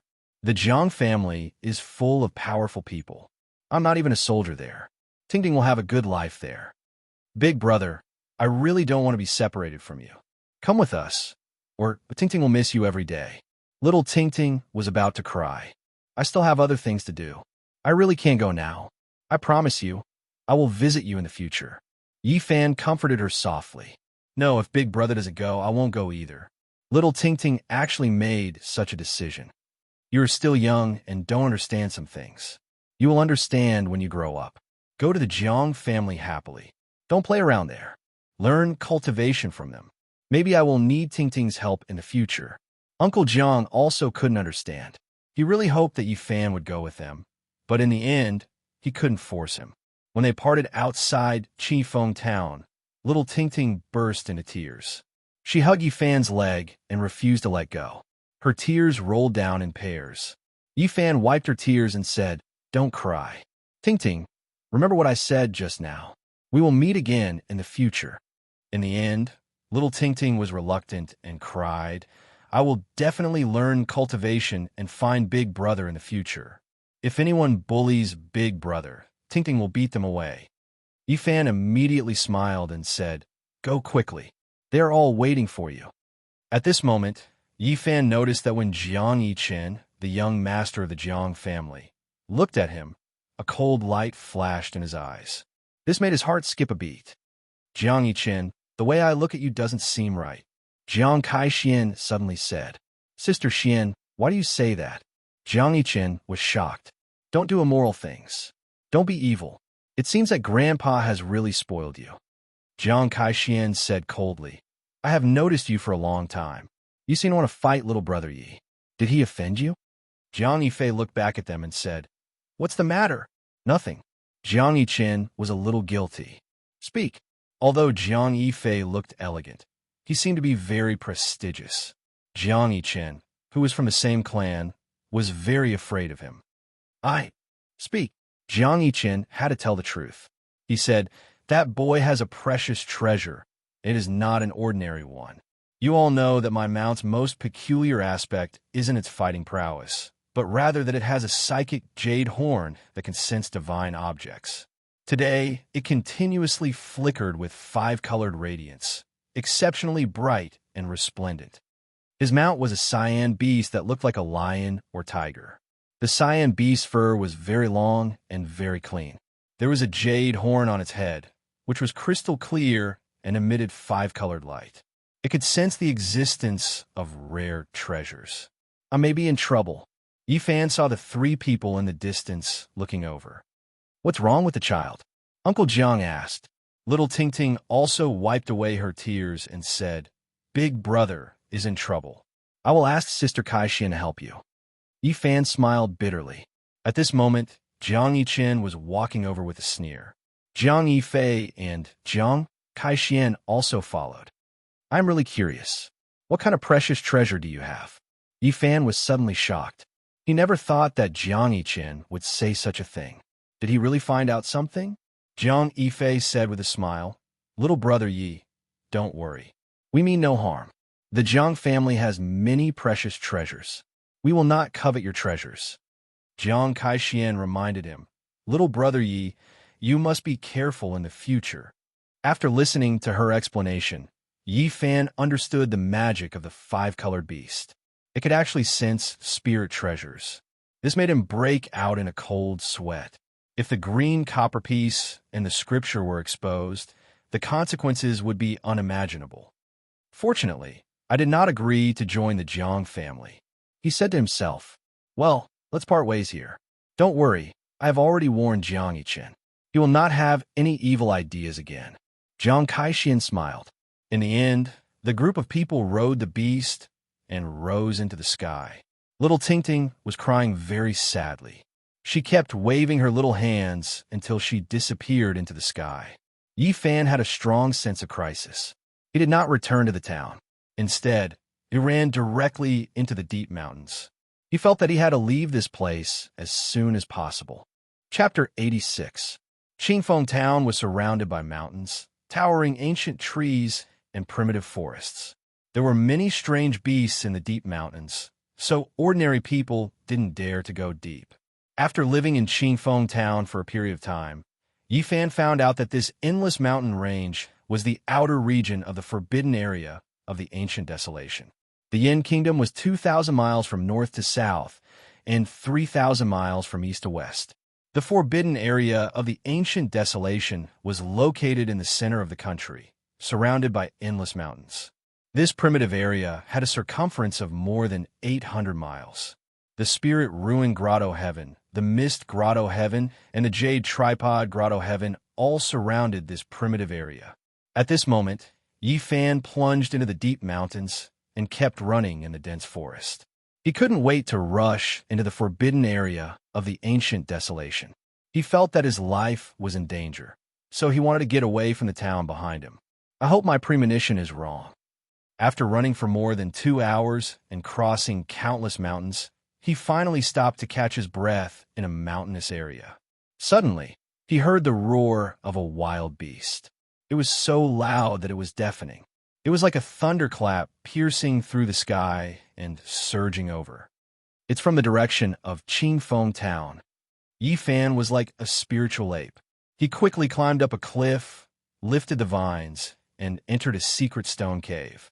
He held his breath and suppressed his life force to the lowest. His body was cold and lifeless. Soon, he saw a strange beast covered in green scales in the sky through the vines. It carried a Jiang family knight and rushed over. They really came after me. Yifan's pupils shrank, and his heart was cold. He had seen how terrifying the Jiang family's knight was. If he was discovered, he would definitely die.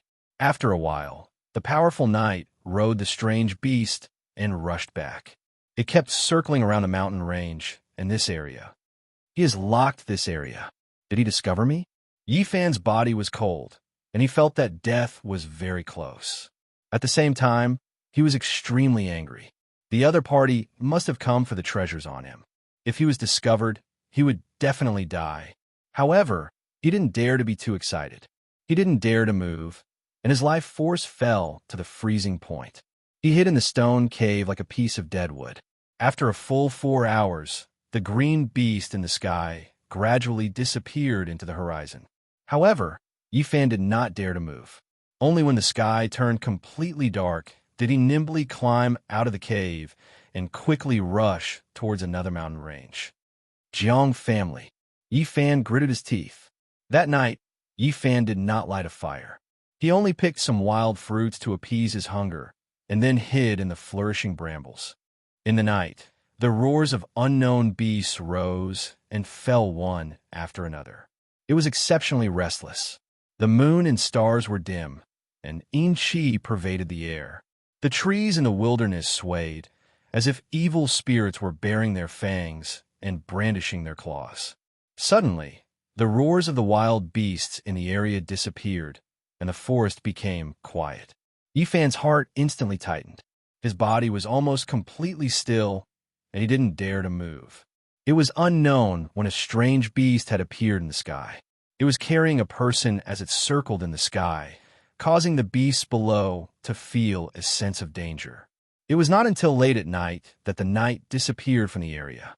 Yifan felt cold sweat all over his body. This was not a solution, and he was afraid that he would be found sooner or later. I'll definitely die if I fight him head-on. How can I get rid of him? Yifan realized that he had no other choice but to escape first. In the next 2 days, Yifan constantly traversed and hid in the mountain range. There were a few times when he was almost discovered by the other party. It could be said that he was constantly brushing shoulders with death. On the 3rd day, he encountered his greatest crisis. The other party seemed to have sensed that he might be hiding in this area and attacked ruthlessly. He took out a psychic weapon and split apart several stone cliffs, shattering a large part of the forest and destroying a large area of thistles and thorns, leaving the mountainous area bare. Yifan hid in the swamp not far away, not daring to move. His entire body was wrapped in mud and rotten leaves. He held his breath and quietly waited for the night to leave. However, the other party did not even let the swamp go. That psychic weapon was like a blue bolt of lightning, streaking across the swamp. Huge ravines appeared, completely splitting the swamp. Puff! Suddenly, the psychic weapon, like a blue bolt of lightning, streaked across 1 meter away and split the mud. Although it did not cut Yi Fan's body, a bit of blue light grazed his abdomen. Yi Fan felt a sharp pain, but he did not dare to move. If it were not for his super strong physique, the terrible blue light just now was enough to cut him in half at the waist. It was not until half an hour later that everything finally calmed down. Yi Fan gritted his teeth and struggled out of the mud. His abdomen was gurgling with blood, staining the mud bright red. Jiang Yichen, I will kill you sooner or later. Even the remote antiquity families can't protect you. Yi Fan felt dizzy. He had lost too much blood, and his abdomen was almost completely cut open. If it were not for the mud blocking the outside, he would have died of blood exhaustion after staying motionless for such a long time. He hurriedly found a mountain spring to clean the wound, and then took off his muddy coat. He tore the clean clothes inside into strips and wrapped them around his wound. However, the wound on his abdomen was so serious that his intestines could almost be seen, and the bleeding could not be stopped. After losing too much blood, Yi Fan felt weak all over. His hands were covered in blood. He tore off all of his clean clothes and used them to block the terrifying wound. However, the bleeding was still difficult to stop. His lower body was stained red, and his skin looked a little pale. Yi Fan blocked his wound with his hands, and blood kept flowing between his fingers. He bit his lips, trying to keep himself awake and not pass out. He silently ran Taoist scripture, mobilized the vitality of his whole body, and tried to stabilize the injury. The way of heaven takes away the surplus and makes up for the deficiency. Just at the moment when he was about to pass out, such a voice suddenly came from the deepest part of his mind. Hundreds of ancient characters flowed in his heart like a trickle, gradually waking him up from his trance. Yi Fan gradually calmed down and regained his consciousness. At the same time, Taoist scripture was running silently, and the vital energy kept flowing to the wound. In the end, strands of blue light gushed out from the horrifying wound. The terrifying killing intent that had penetrated his body was forced out. His life essence circulated, and the bleeding finally stopped. Yi Fan was very weak, but he gritted his teeth and stood up. He staggered toward the forest. He had to find a secret place to hide. His injury was very serious, and he couldn't run anymore. Originally, Yi Fan wanted to escape into the forbidden area of the desolate antiquity. Only in this way could he make the knight hesitate and not dare to go deeper. However, he didn't have the strength. After thinking carefully for a moment, he staggered back the way he came. Finally, he stopped in a stone forest that had been destroyed by the knight and hid in a stone peak. This area had already been searched. Yi Fan tried to figure out the knight's thoughts, and he felt that this place would be a blind spot for a short period of time. Yi Fan didn't eat or drink and hid in the stone peak for 2 days and 2 nights. Only then did his injury get under control, but it was still difficult for him to do any strenuous exercise. During these 2 days, the knight kept circling above the deep mountains, and many forests were completely destroyed by him. On this night, Yi Fan crawled out of the stone crack, picked a lot of wild fruits, and changed to another place to hide. The new area had just been ravaged by the night. The trees were broken, and the rocks were cracked. The ground was a mess. I'll follow you slowly. Wherever you search, I'll hide. In this dangerous situation, his life could be at risk at any time. Yi Fan could only think carefully and choose to hide in the night's blind spot. Just like this, 5 or 6 days passed before he gradually recovered. It could be said that this was a kind of torture. After a few days, due to the lack of food and the pain of the illness, he lost a lot of weight. If it weren't for my physique being far superior to ordinary cultivators, I'm afraid that blue light would have already killed me. Yi Fan looked at the horizon and said to himself, I must escape this disaster. I can't die here. Jiang family. Yi Fan clenched his teeth. Right now, he didn't have enough strength. Right now, the only way to get rid of the night was to risk his life and hide in the forbidden area of the desolate antiquity. After Yi Fan's body recovered, he began to take a detour to get closer to the forbidden area of the desolate antiquity. I have eaten the holy fruit. Maybe I can resist the curse there. Entering the forbidden area of life might be a kind of opportunity for me. Chapter 87. A long time ago, Yi Fan once had the thought of returning to the forbidden grounds of the primordial desolate realm in order to obtain a great opportunity. Neither human beings nor powerful creatures of other races dared to go deep into the forbidden area of life. There were flourishing plants and endless elixirs. After the baptism of long years, many elixirs had almost become divine medicines. The forbidden area was a priceless divine land. Yi Fan had taken the holy fruit and the holy spring. He felt that he could probably survive in that forbidden area for a while. He wanted to return to the forbidden area of life after reaching a certain level. My strength is still very low now. It's really not suitable for me to go there at this moment, but I've been forced to this point. He had no choice but to go forward at the risk of death. Roar. In the depths of the mountains, the roar of the wild beast shook the sky like thunder, and the leaves in the forest swirled in the air. Yi Fan's expression changed. He was still far from the forbidden area of the remote antiquity, but there were already extremely horrible exotic beasts in the outer area. It seemed that it would be very difficult to go through. However, if he didn't go forward, how could he get rid of the knight's pursuit? This put Yi Fan in a dilemma. Jiang Yichen, just you wait. Even if you are a disciple of the Jiang family, I will kill you in the future. Yi Fan had never hated a person so much. The other party coveted his treasures, was cruel and ruthless, and wanted to kill him. Suddenly, Yi Fan felt danger. The night seemed to be approaching again, so he hurriedly hid. A green figure appeared in the sky. The powerful knight of the Jiang family appeared once again. However, the strange beast he was riding on suddenly seemed to have been frightened. It rushed down desperately and landed on the ground, trembling. Not far away, Yi Fan saw all this clearly. He couldn't help but be surprised. How could such a powerful exotic beast be so scared? The knight was also very shocked. He turned into a wisp of light and hid in a pile of rocks. At this moment, the entire forest suddenly darkened. A violent gust of wind blew past, snapping many plants and casting a huge shadow on the ground. In the sky, a giant bird that blotted out the sun flew across the sky. Its entire body was shining with a golden light, as if it was cast from gold. Its body was so huge that it left people dumbfounded. It was like a golden cloud that rushed past, blocking out the sun and the sky. Golden-winged Peng. Yi Fan was deeply shocked. The legendary Peng's oppressive might made the entire mountain range quiet down in an instant.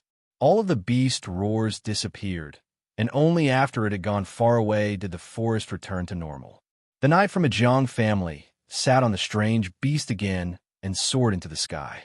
Even someone as powerful as him could only dodge. Yi Fan was worried. If he continued to advance on foot, he did not know how many ferocious birds and beasts he would encounter. Could he really walk into the forbidden zone of life? There are 9 sacred mountains in the forbidden zone of the ancient desolate era. They are linked together to form an endless abyss. According to legend, each sacred mountain has a kind of sacred fruit and divine spring, and they are all different. Yi Fan used such words to motivate himself. I've only eaten a type of holy fruit and drunk a type of divine spring, and I've already undergone a complete transformation. If I were to ascend the other 8 sacred mountains, although he was constantly encouraging himself, he still felt apprehensive in his heart. He felt that if he continued to advance, he would most likely be doomed. Only a day had passed, and Yi Fan's thoughts were shattered. He found 3 powerful knights in a row. They had already sealed off the path ahead, and they were circling above the primitive mountain range. They really want to kill me. They actually sent so many powerful knights. Roar. In the distance, a deafening roar of a beast could be heard. The 3 powerful knights in the sky instantly fled. Following that, Yi Fan discovered a wild beast with 9 snake heads soaring through the clouds. appearing high up in the sky. It was as big as a small mountain, and it gave off an extremely terrifying pressure. It was surrounded by a lot of black fog, and its huge body was faintly discernible. It looked like a Chilan, but it had 9 huge snake heads, and it looked especially ferocious. With a loud roar, it directly scared away the 3 powerful knights of the Jiang family. The vague pressure it emitted made people's hearts palpitate. Yifan's heart immediately sank. He had not even gotten close to the forbidden zone of the ancient desolate era, and all kinds of terrifying strange beasts had already appeared one after another. He did not know what he would encounter if he continued to advance. If he could not fly, it was simply impossible to pass through this primitive mountain range on foot. No wonder the Jiang family's knights only sealed off the path in certain areas. Yifan sneaked carefully for another day and found that the relatively safe areas were all sealed off by the 3 powerful knights. It was impossible to pass through. I'm guessing their thoughts, and they're also thinking about my escape route. They're sure that I will get close to the forbidden zone of the ancient desolate era to get rid of them. Yifan hid in a dense forest. After careful consideration, he felt that he could not go any further or he would die. If I can't fly, I can't get close to the forbidden zone of life. Yifan went far away without looking back. He returned along the original road. He wanted to escape from this primitive mountain forest and hide in the vast crowd while the knights did not react. When Yifan escaped to the edge of the mountain range, he suddenly found a powerful knight riding a beast with shiny black scales hovering over the mountain forest. The 5th powerful knight. Yifan looked at the sky in a daze and said to himself, "Are they all sent by Jiang Yichen?" They brought a total of more than a dozen knights, and now they sent 5 of them at once. Did Jiang Yifei and Jiang Kaixian not notice? It is impossible that they did not notice. Could it be that they acquiesced? Or should I say, the 2 of them also sent people? Yifan felt a chill in his heart. Jiang Yifei, dressed in snow-white clothes, was elegant and elegant. He was as handsome as jade and could be described as otherworldly. Jiang Kaixian was graceful and beautiful. Although she seemed a little arrogant, she was very sympathetic to little Ting, which left a good impression on Yifan. But now, Yifan couldn't tell. He didn't know what role the 2 of them played in this matter. He did not know if it was as bad as he guessed. Human nature was very complicated and difficult to explain. I hope it has nothing to do with them. Otherwise, I really don't know whether it is a blessing or a curse for little Ting to live in such a complicated family. Yifan was a little worried about little Ting and Uncle Jiang. On this night, Yifan secretly returned to Uncle Jiang's small restaurant. At this moment, he could even see 2 strange beasts circling in the mountains outside the town. However, the most dangerous place was also the safest place. He relaxed and rested peacefully for the night. It was not until the 2nd night arrived that Yifan sneaked out of the town and fled into the distance. 3 days later, when Yifan was camping in the wilderness, he saw a strange beast carrying a Jiang family knight rush past him and fly into the distance. This shocked him. The other party had caught up so quickly, which made it difficult for him to understand. How would they find the clues? The clan of the ancients is too scary. If I can't enter that forbidden zone, how can I get rid of them? Yifan was worried. In the end, Yifan entered a huge city in the Yin Kingdom. He felt that perhaps only the vast sea of people could hide him. This was the 2nd largest city in the Yin Kingdom apart from the capital. It had a population of more than 1 million, and it was extremely prosperous. The streets were wide and filled with endless streams of people. There were many shops on both sides of the street, and the sound of people hawking their wares could be heard. Yifan had been on the run for the past few days and was extremely exhausted. He only let out a sigh of relief when he entered the city. The Jiang family couldn't possibly appear on the streets riding strange beasts, could they? It was already noon, and Yifan's stomach was rumbling with hunger. However, when he reached into his chest pocket, he let out a bitter laugh. There was not even a single coin. This great life and death escape really left him in a sorry state, fatigued to this extent. I need to find a way to fill my stomach first. I can't let my body suffer. I still need to accumulate energy to escape. Yifan was not in the mood to tour the bustling city at all. He was looking for a place to eat. Suddenly, Yifan's expression froze. He saw a familiar figure. It was Li Xiaoman. She did not look old and had already regained her youth. She was 170 centimeters tall and slender.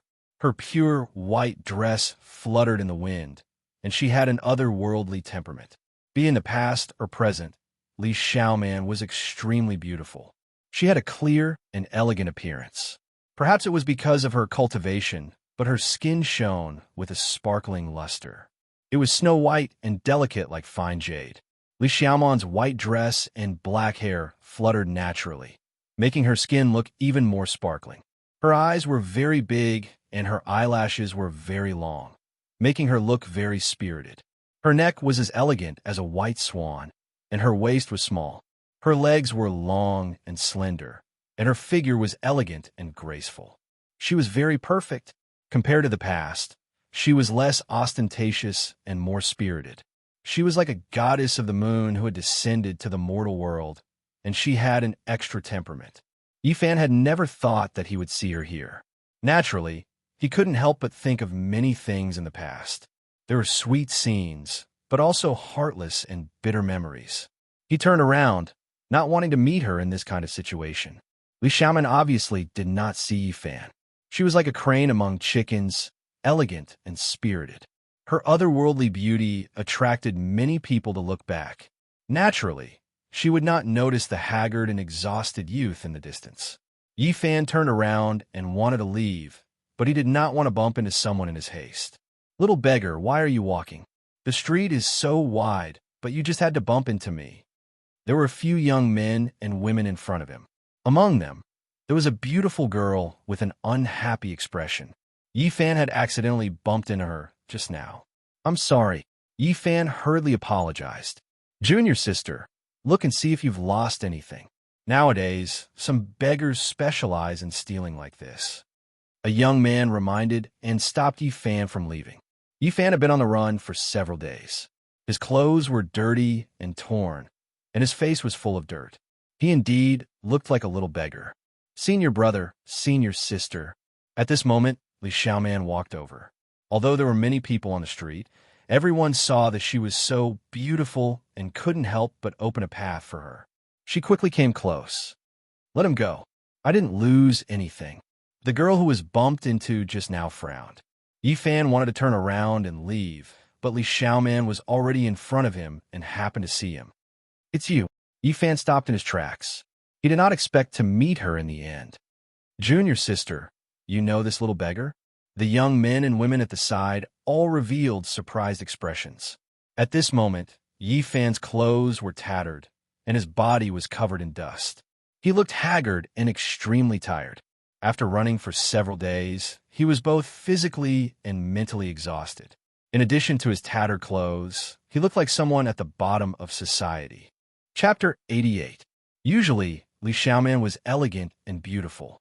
She was always calm and collected, but at this moment, she showed a shocked expression, which made the young men and women beside her curious.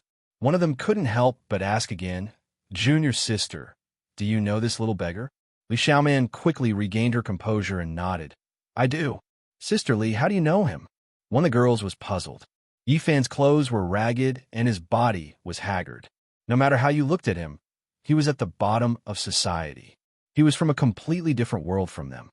"I came from the same place as him. We used to be neighbors." Li Xiaoman looked indifferent. When Yifan heard the word neighbor, he smiled faintly and only said hello. He didn't say anything else. "So it's an old acquaintance. Your little neighbor is really impatient. The street is so wide, but he still accidentally bumped into me. Brother Yang thought he was going to steal something. But this young man is really pitiful.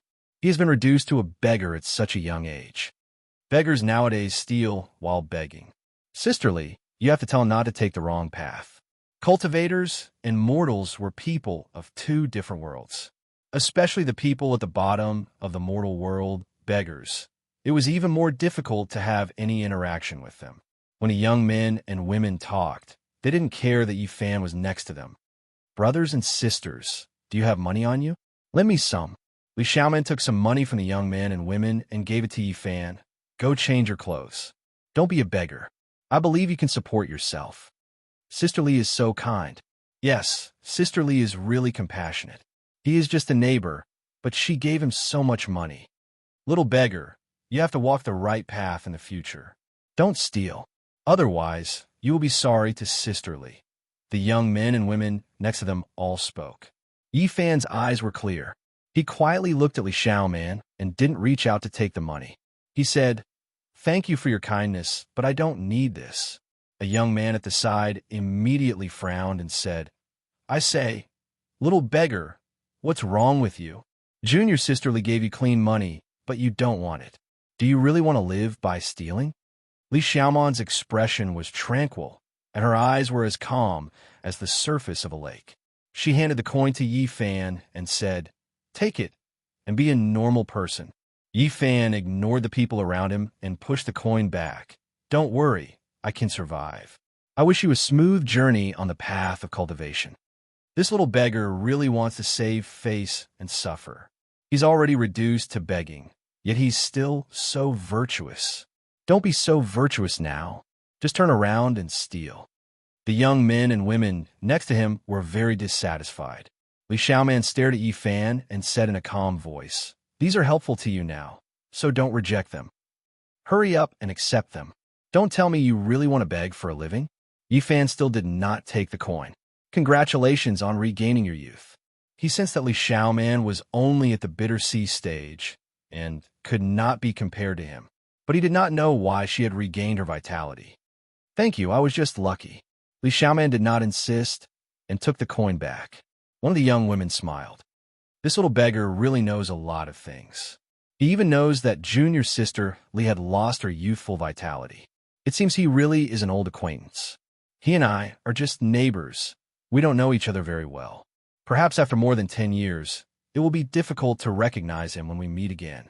Li Xiaoman was very calm from beginning to end. She said indifferently, as if she was talking about something that had nothing to do with her. Although Yi Fan's face was covered with dirt, his smile was still very bright, revealing a mouthful of snow-white teeth. Yes, memories will always fade. Some people and things will eventually fade with the passage of time. This little beggar is not old, but he is quite a character. A girl at the side looked at Yi Fan before looking at Li Xiaoman. She said, "It's a pity that you don't know him very well, junior sister. Otherwise, you could bring him back to Xiang Grotto Heaven and make him do odd jobs in the sect. It's better than him begging on the streets." A man nodded when he heard this. The sect is very strict when it comes to choosing people. You must know them thoroughly. Li Xiaoman was as calm as an ancient well, her expression incomparably calm. She said to Yi Fan, "Don't walk on the wrong path. Be an ordinary person. That is not necessarily a kind of happiness." Yi Fan smiled and did not say anything. He waved his hand and left in large strides. This little beggar gives people a very special feeling.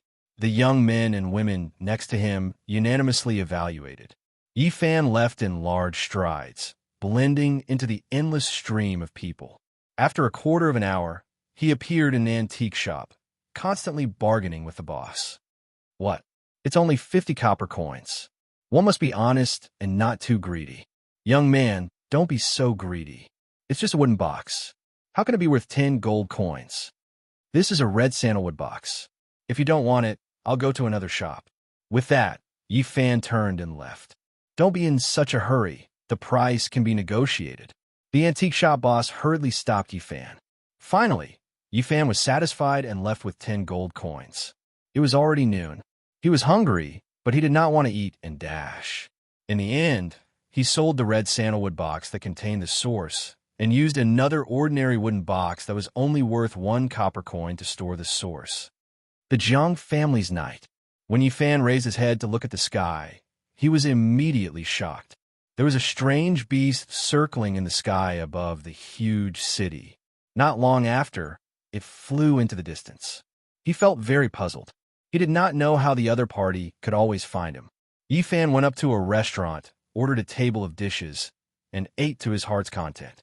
He had not eaten a hot meal in the past few days of fleeing, so naturally, He was ravenous at this moment. After an hour, he finally stood up with satisfaction. The waiter had been waiting for a long time. Seeing that he was dressed in shabby clothes, like a beggar asking for food, he was afraid that he would quietly slip away after eating. Naturally, Yifan would not bicker with him. He threw down the money and turned to go downstairs. As soon as he arrived on the street, he was shocked. The Jiang family's knight had entered the city, riding on the strange beast, and just happened to disappear around the corner of the street. What's going on? Why can they always chase me? Although they can't lock onto me, they seem to be able to track the general direction. A trace of worry appeared on Yifan's face. He felt that things were not good.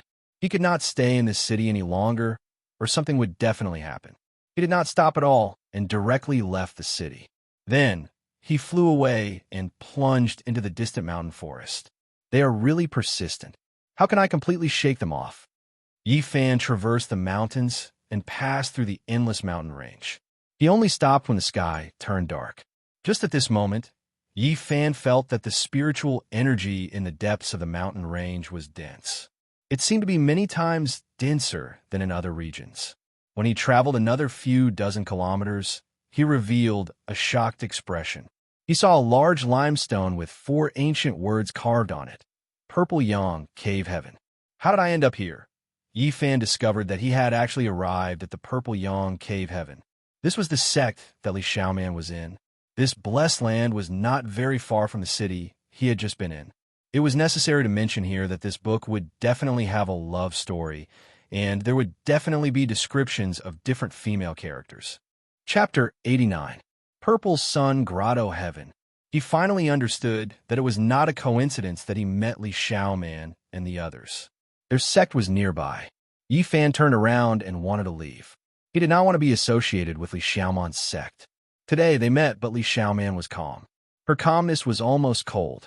Although she gave him money, she gave him the feeling of being high and mighty, as if she was giving him charity.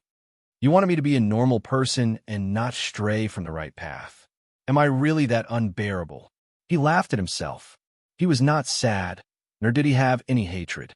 Everything was gone without a trace. Yifan felt that if they met again, he would just laugh it off. There was no need to remember anything. Sometimes a gentle brush was a better choice. Yifan had already walked dozens of meters when he suddenly stopped. He had been thinking about how to escape the pursuit of the Jiang family's knights. At this moment, he suddenly thought of using Purple Sun Grotto Heaven to resolve the crisis. Now, he was not strong enough. It was impossible for him to fight them head-on. He could only think carefully. He muttered to himself, "There must be a reason why I can't escape from them. No matter how strong they are, they can't have such sharp spiritual senses to keep tracking the clues." Yifan felt that Purple Sun Grotto Heaven was one of the 6 grotto heavens in the country of Yan. The surrounding mountains and rivers must have been engraved with Tao patterns, condensing a mysterious power to form a world of its own. If he entered deep, he might be able to cut off contact with the outside world. Not bad. I can make use of this place. After thinking carefully, Yifan walked into the depths of the mountain range. What dense spiritual qi, as expected of a grotto heaven. At this moment, the sky was already dark. However, one could still see purple gas lingering between the mountains. Purple Sun Grotto Heaven lived up to its name. Purple mist surged in the area where it was located. Occasionally, there would be blazing sunlight streaking across the sky. Even in the outside world, one could feel that it was extraordinary. The mountains were green, the valleys were green, the springs were clear, and the vegetation was lush. Many of the plants seemed to be sentient. Their leaves shone with light. Yifan approached Purple Sun Grotto Heaven and observed it carefully to see if he could sneak in. However, he found it difficult to do so. Not only were there people patrolling the mountain gate, but there were also wild beasts guarding it. The 2 strange beasts were bumpy. They looked like giant crocodiles but had a pair of wings. They were like 2 small mountains lying there. Their basin-sized eyes flashed with light. There are a few youths kneeling there. What's going on? Yifan was surprised to find a few 16 or 17 years old kneeling in front. A patrolling cultivator passed by and said, "You guys should leave. Your aptitudes are too ordinary." No matter how hard you try, it won't work. Immortal Master, give us one more chance. The cultivator sighed and said, You've been kneeling for days. I'm not a heartless person, but your talents are too mediocre. You really can't pass the test. Hurry up and go down the mountain. All right, I will give you one more chance. In half a month, there will be a reselection of disciples. Whether or not you can grasp the opportunity to stay is up to you. All right, I'll give you one more chance. Half a month from now, we'll be selecting new disciples again. Whether or not you can grasp the opportunity to stay is up to you. Thank you, Immortal Master. The youths knelt down together. Thank you, Immortal Master. The youths knelt together. Who is it? The cultivator turned his head. Immortal Master, I am here to be your disciple, shouted Yifan. It will start in half a month. You are too early. My house is too far away. I walk here for half a year. I was afraid of being delayed. Please take pity on me, Immortal Master. Yifan observed him for a while and felt that this cultivator was not very hard-hearted. He would most likely make an exception. This is against the rules. With a sincere expression, Yifan explained how he collected money and even begged. He traveled thousands of kilometers and walked for more than half a year before finally finding this place with great difficulty. This so-called Immortal Master was not very old, only around 27 or 28 years old. He was indeed very soft-hearted. After seeing Yifan's tattered clothes and dirty face, he finally sighed and nodded. He said, You can go in with them. Yifan hurriedly thanked him and entered Zhang Grotto Heaven with the youths. All the immortal mountains were shrouded in purple mist and looked hazy. Palaces sat on the mountain peaks. They looked very ethereal and had the charm of an immortal realm. This Zhang Grotto Heaven is even denser than the Spirit Ruins Grotto Heaven. Yifan muttered to himself and nodded. This place was indeed extraordinary. Walking into the depths of the immortal mountains, there was lush vegetation and many spirit herbs. A clear aura rushed over. This was a very beautiful and peaceful grotto heaven. Yifan and the youths settled down near a bamboo forest. There were some wooden houses here that were specially reserved for odd job workers. Cultivating disciples rarely came here. After arriving here, Yifan gradually calmed down. If he could still be found like this, then he could only fight to the death. There was no other way. Most likely there is something on me that they can sense and track. Yifan first eliminated the green copper block. This was a mysterious treasure of the sect. Many cultivators in the past could not recognize it when they held it in their hands, let alone now that it was silent in his golden sea of bitterness. Was it the Tao scripture? That was not very possible. As long as he did not use any mysterious techniques, his golden sea of bitterness would be silent like divine iron. It was difficult for outsiders to sense it. Could it be that this source revealed my whereabouts? That should not be the case. Yifan could not figure it out. He muttered to himself, Let's not care about that for now. Let's refine this source first. In the next few days, the bamboo forest was very peaceful. No outsiders came to disturb him. It was a very suitable place for cultivation. The powerful knights of the Jiang family did not come looking for him. Yifan began to refine the source. Every time, he held it firmly in his palm and smelted it carefully. He only melted a little bit every day. He was afraid that if he was too fierce, the huge life essence in the source would all rush out, causing a wave of source power and being discovered. On the sixth day, the bright moon was in the sky. Yifan refined a small amount of the source. At this moment, the golden sea of bitterness suddenly sent out waves of tsunamis. The momentum was terrifying. He hurriedly stopped and hid the source. How troublesome! His special physique made him feel a little helpless. He thought he could control it, but in the end there was still a terrifying sound when he broke through. The strange phenomenon of the sea of bitterness was too shocking. If it was discovered, it would definitely cause an uproar. It seems that this source can't be completely refined. I can only continue when I leave here. However, his harvest was not small. At this moment, the golden sea of bitterness had become bigger. There were 8 more divine patterns inside, lingering in the sky above the sea of bitterness. Yifan smelted it into the divine metal lump from before. He constantly hammered it on the green copper piece and repeatedly imitated the Tao pattern. The next day, the silence was broken. A few young cultivators came and found Yi Fan. "It's you, that little beggar." The few people were shocked. They were the disciples of the Purple Yang Cave that he met a few days ago. However, Li Xiaoman was not among them. Yesterday, Yi Fan caused a huge commotion. Some cultivators had come to investigate, but they did not find anything at night. Out of curiosity, these people came to take a look in the morning. "Why did you come to our Purple Yang Cave? Are you here to find Junior Sister Li?" Those people were very surprised. They did not expect to see Yi Fan here. "Your Purple Yang Cave's sect master coincidentally met me. He said that I have extraordinary talent and insisted on taking me in as a disciple." Yi Fan casually made up a story. The few people naturally did not believe him. They all had unfriendly expressions. One of the women said in a deep voice, "Little beggar, your skin is really thick." At this moment, a middle-aged man appeared in the bamboo forest. He circled around the area a few times before stopping. He said, "I feel the aura of this source. Greetings, Uncle Master." The few young disciples hurriedly bowed. Yi Fan was immediately shocked. This person's spiritual perception was too sharp. He had already sealed the source, but he still sensed it. No need to be so polite. This middle-aged man's face was ruddy and his hair was jet black.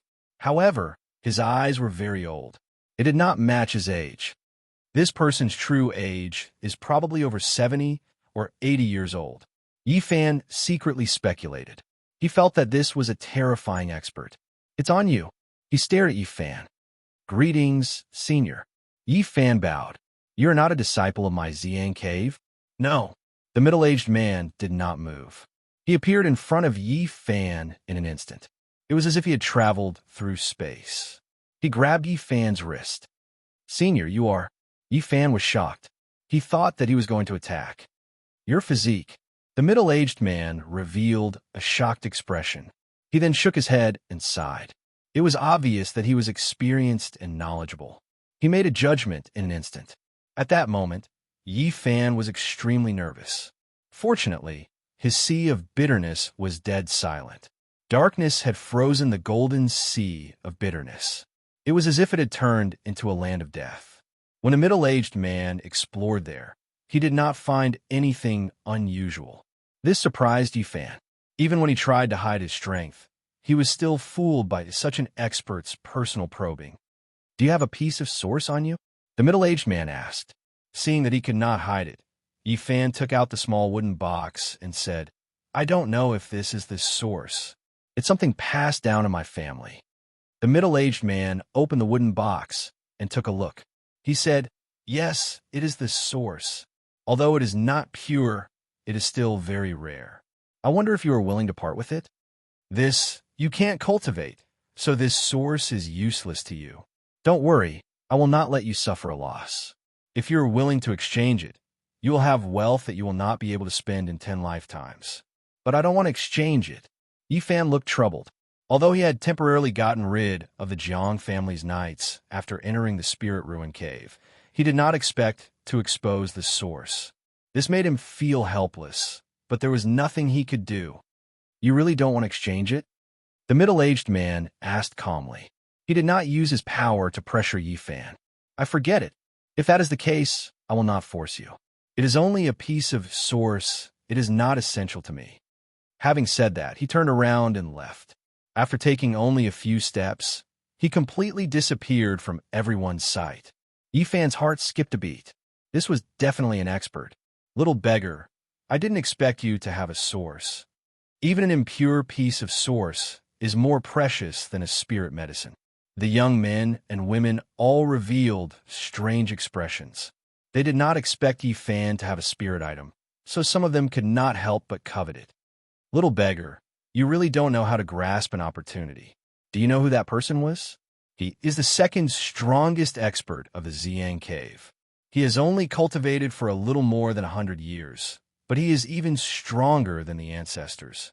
If you had given the source to him, you would be able to form a good relationship with such a person, and the benefits would be endless."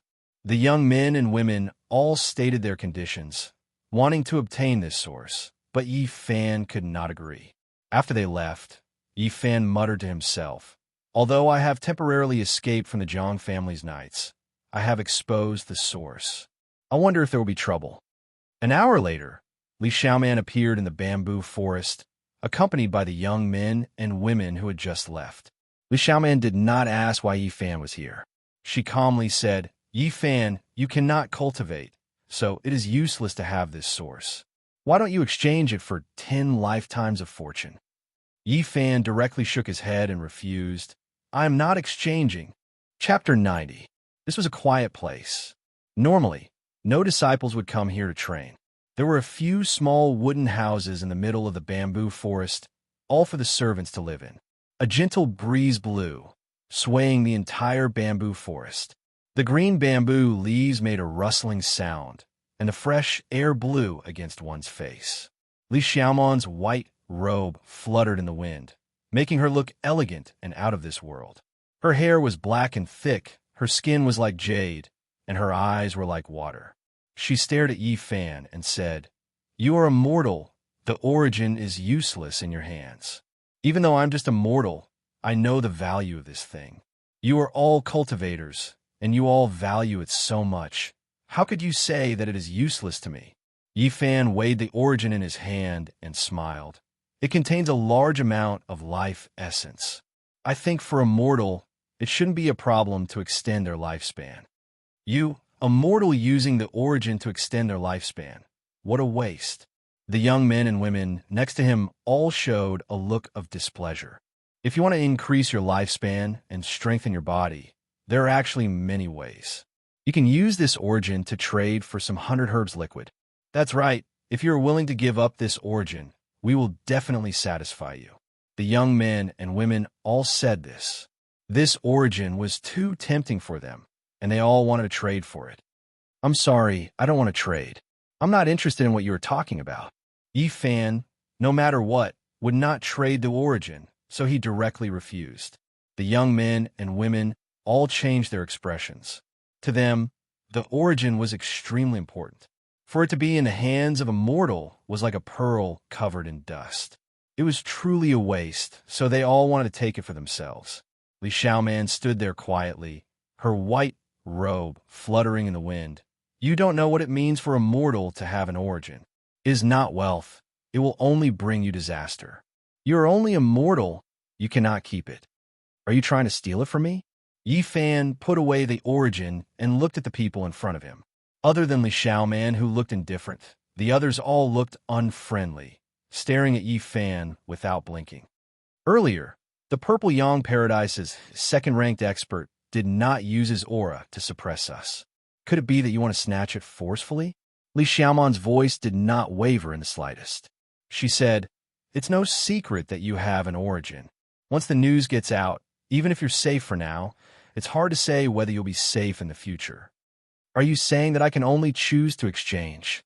Li Xiaoman nodded and said, "If you exchange it with a cultivator, you'll be able to benefit from it for the rest of your life.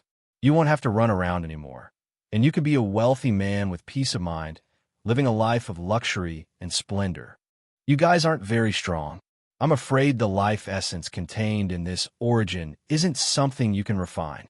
Seeing that Yi Fan seemed to have loosened his stance, the people around him spoke up one after another. "Even though we can't refine it directly, we can hand it over to the elders in the sect. Just now, that senior's cultivation is profound and is the second-ranked expert of our Purple Yang Paradise. He once helped Junior's sister, Li, recover her youth. Today, if Junior's sister Li can hand over this origin to him, you will definitely be appreciated. We can also get close to that senior and listen to his teachings." Yi Fan smiled and did not say anything. He looked at Li Xiaoman. "That's right. I do want to give this origin to that senior." Li Xiaoman's expression was calm. She gently combed the hair in front of her forehead and looked quietly at Yi Fan. She said, "I won't owe you anything. I will make you satisfied." Yi Fan shook his head and smiled calmly. He said, "Just like you in the past." Li Xiaoman did not refute. She took a few steps forward and stared at Yi Fan. She said, "I know you are very confident and have the ability. You are not satisfied with being a mortal, but the truth is like this. Your constitution cannot cultivate, and you can only be an ordinary person. I hope you can be at ease and be an ordinary person. Don't think too much. Be clear-headed and let go of those unrealistic fantasies. This origin is really useless to you.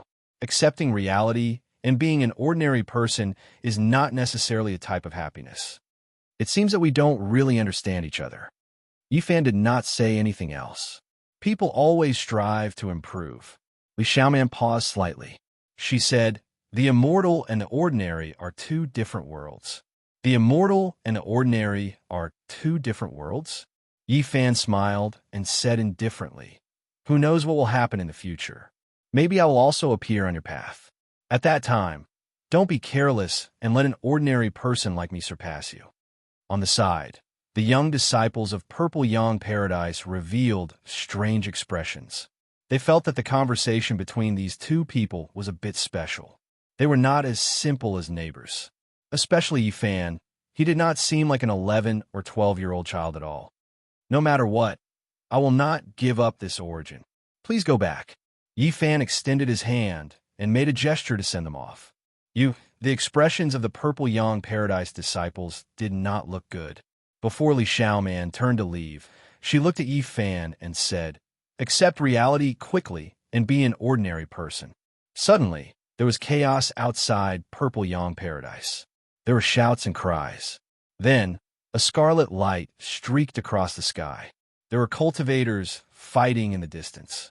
"Let's go and take a look." A few young disciples rushed out from the bamboo forest. Yifan's heart skipped a beat. Someone was crashing the mountain gate.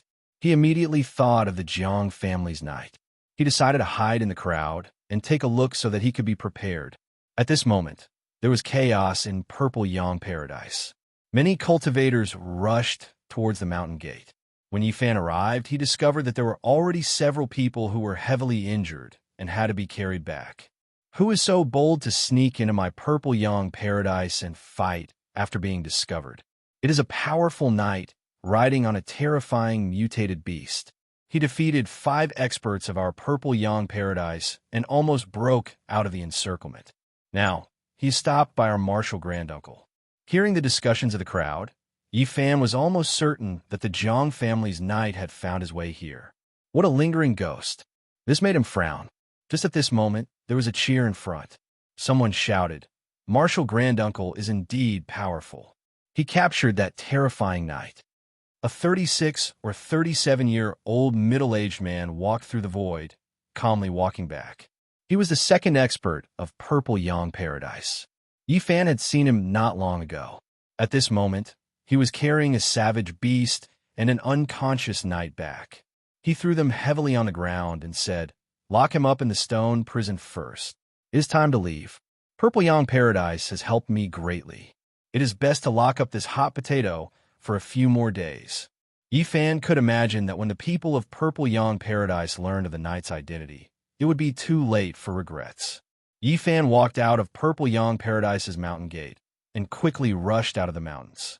However, at this moment, a few people noticed his departure. They looked at each other and chased after him. "If I can avoid this calamity, I need to find a quiet place to properly cultivate." Yifan had encountered a series of events and was eager to become stronger. He desired unparalleled power. After running for dozens of miles, Yifan gradually felt that something was wrong. Someone was following him at a speed no slower than his and was about to catch up. His heart trembling, he charged into a forest of rubble and hid behind a boulder, sizing up the area behind him. "It's him." The person was about 26 or 27 years old. He was one of Li Xiaoman's senior brothers. Not long ago, he was still thinking about his source. He was very fast and entered the stone forest in the blink of an eye. "I see you. Come out. Leave your source behind, and I will give you a way out." As expected, he wants to steal my source. Yifan hid behind a huge rock and did not move recklessly. This person was not weak. Otherwise, he would not have been able to catch up to him. Even if he obtains the source, he will definitely not let me go. In that case, I might as well strike first. Yifan made a decision. "If you don't come out and I find out, don't blame me for not giving you a way out." This person was very cautious. He felt that Yi Fan's speed was too fast and almost got rid of him. As a mortal, this was clearly not normal. When this person turned near the huge boulder, a golden light suddenly rushed up and cut through the void in an instant. With a schwa sound, it spun and slashed past. Pooh! Blood splattered and a head rolled down. The headless corpse's blood sprayed more than 2 meters high. Then it fell to the ground with a plop. Yi Fan kept the golden book. At this moment, his expression changed. A few figures appeared behind him and were quickly approaching. He hurriedly glanced at them and then flew away. He did not know if Li Xiaoman was among them. The mountains were lush with vegetation, and it was difficult to see clearly. I hope you are not behind me. Yi Fan did not look back and left. Chapter 91. Yi Fan ran quickly, crossing the mountains and ridges. He was as vigorous as an ape and as swift as a cheetah. The mountains rapidly passed by. However, he could not completely shake off the people behind him. Several figures were still closely following him. It could be imagined that the cultivation of these people was not weak. They were most likely at the late bitter sea stage. Suddenly, Yi Fan's expression froze. In front of him was a large canyon. 2 figures appeared and blocked his way. Not only were there pursuers behind him, there were also 2 people who had surrounded him in advance. At this moment, it was too late to turn around and retreat. He stopped and said, "You two, we were just chatting together not long ago. Why are you blocking my way now?" In front of him, there was a man and a woman blocking the exit of the canyon. They seemed to be around 25 or 26 years old. There was a sneer on the woman's lips. "You were doing well in the purple Yang Wonderland. Why did you escape? Did you do something shameful?" The man took a few big steps forward, staring intently at Yi Fan. "Could it be that you stole something? Otherwise, why are you in such a hurry to escape?" As expected, beggars do not change their nature. Even in our purple Yang Wonderland, their hands and feet are not clean. "I think that the origin source on you is not from a proper source. Perhaps it was stolen from our purple Yang Wonderland. Otherwise, how could a little beggar like you have such a valuable thing?" The woman approached, and in this process, Yi Fan was also constantly moving forward. He appeared very natural and did not look like he wanted to rush over. His body was calm, but he was sneering in his heart. These 2 people clearly wanted to snatch his origin source, but they still wanted to frame him with groundless charges. "How can you ridicule me like this? This origin source is clearly my family heirloom. You can't smear my name like this." As he spoke, Yi Fan had already approached the 2, and at this moment, the people behind saw the 2 approaching and shouted, "Be careful." But it was too late. Yi Fan made his move decisively. He leaped up, and his movements were extremely swift. His hands shot out as fast as lightning, slamming their heads together. The 2 of them immediately fainted. The 2 cultivators could never have imagined that an 11 or 12-year-old beggar would have such terrifying skills. They were completely unprepared, and in the blink of an eye, they fell to the ground unconscious. Yi Fan did not use the golden book, mainly because there were 2 people blocking his way, and he was not confident that he could kill them in an instant. Moreover, he wanted to give the people behind him the wrong impression that he had used this method to kill the first person, and that he did not know the cultivation method. At this moment, Yi Fan pulled out a small scimitar from the woman's body and was about to slash the 2 of them when a shout came from behind him. Yi Fan did not slash down. He revealed a cold smile and said, "I hope I can mislead you." He pretended to be flustered and continued to run forward. Indeed, a hateful voice came from behind him. Someone said, "This little bastard is very crafty and has a strong physique. Senior Brother Yang must have been killed by him in the stone forest like this. Fortunately, we followed closely. Otherwise, Senior Brother Wang and Junior Sister Zhang would have met with misfortune." Yi Fan muttered to himself, "It's fine if you can't catch up. If you really keep pestering me, I will give you a pleasant surprise." He did not have enough strength. If he exposed his trump card too early and got surrounded, the consequences would be dire.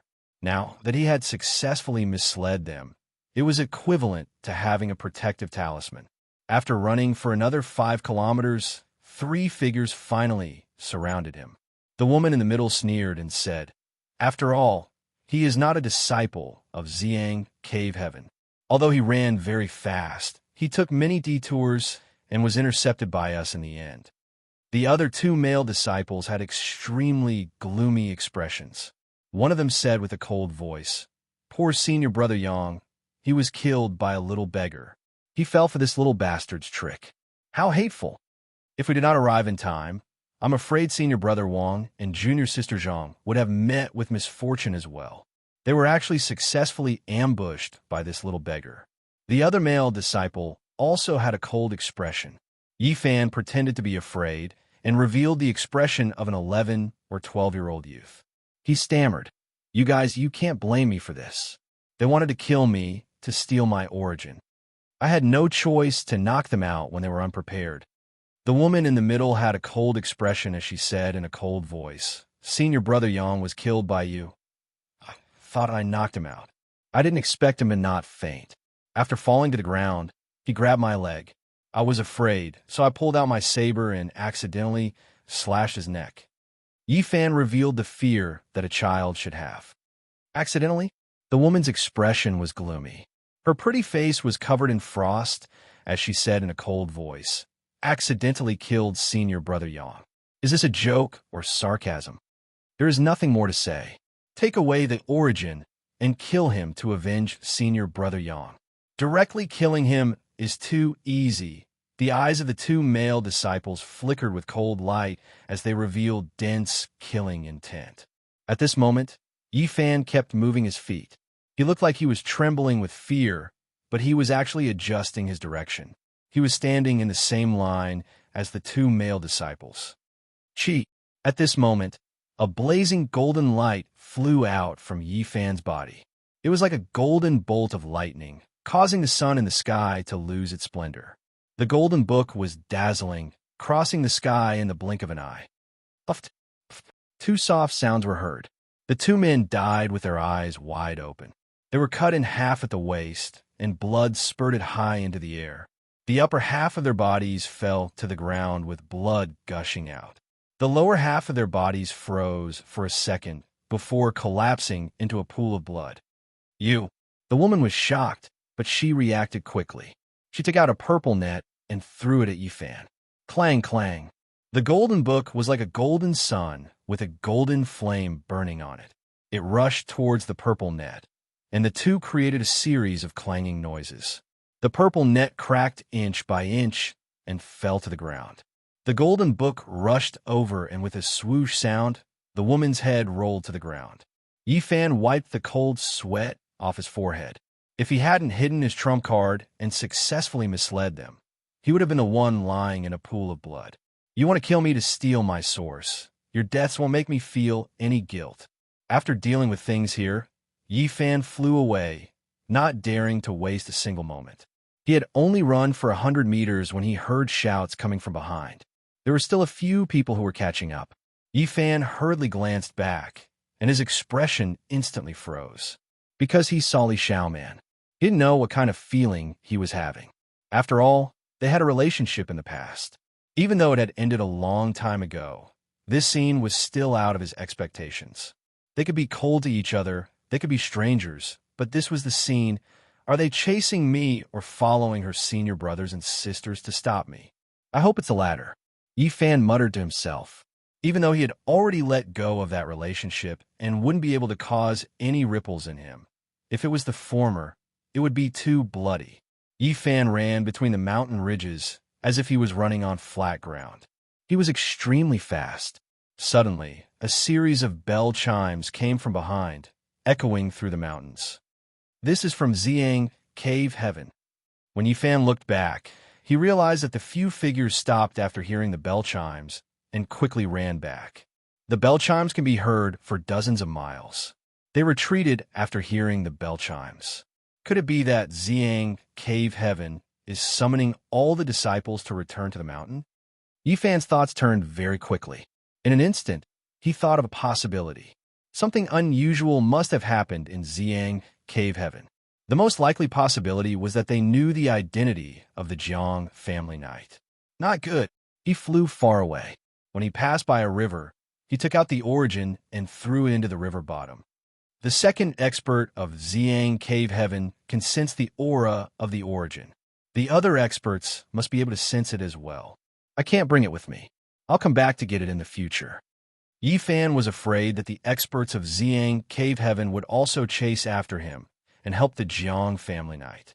If that happened, it would be very troublesome. I can't run out of the mountains. I have to think in a reverse direction and catch them off guard. Yifan quickly ran back and came before a huge waterfall. He rushed in and stuck to the stone wall, allowing the water to continuously batter his body. Although his current cultivation level wasn't very high, he could still hold his breath for a long time. When he really couldn't hold on any longer, he could stick his head out to take a breath of fresh air. Just like that, Yifan hid for a full 3 days. During this period, people flew past him, but they didn't notice the waterfall below. After that, Yifan changed a few places to hide. He hid in the deep mountains for a full half a month without being discovered. That night, Yifan quietly left the mountain range where Xiang Cave Heaven was and walked out of the mountainous region. Several days later, he appeared 500 kilometers away, completely far away from that place. Thinking back to his experience in Xiang Cave Heaven, the thing that left the deepest impression on Yifan was Li Xiaoman's indifferent expression. She had advised him not to be unrealistic and to accept reality and be an ordinary mortal, giving people the feeling that she was superior. I should be able to shake off the Jiang family night. I need to find a place to cultivate in peace as soon as possible. However, what Yifan never expected was that just 3 days later, he would see the Jiang family night in an ancient city when he looked up into the sky. What a haunting ghost. The problem actually doesn't lie in that source. Yifan took out all the things he had. The white jade pendant was given to him by Wu Qingfeng, so it should not be a problem. There was also a broken piece of jade that was like a rotten stone, which was given to him by the unscrupulous Taoist Duanda, so it should not be a problem either. Then he took out a Bodhi seed the size of a walnut and said to himself, "Is it because of this? It would be a pity to lose this Bodhi seed because it could help people to understand the Tao." Yifan had never regarded it as a treasure. He had always regarded it as the seed of the sacred tree. Now that he thought about it carefully, he found that the problem might be here. Maybe the treasure that Jiang Yichen sensed is this Bodhi seed. Soon after, Yifan went to a restaurant and ordered some food to eat. It's really a small world. Suddenly, an old voice sounded in Yifan's ears. A skinny old man with white hair covered his face came to him like a ghost. "Elder Han." Yifan was so surprised that he almost overturned the table. It was really unexpected to meet Elder Han at such a critical moment. "It seems that we are fated. I was looking for you." Elder Han from the spirit Ruin Grotto Heaven sat across the table. "Elder Han, why are you looking for me?" Elder Han was like a withered firewood. His flesh was shriveled, and only a layer of old skin wrapped around his bones. With his white hair covering his face, he looked very scary.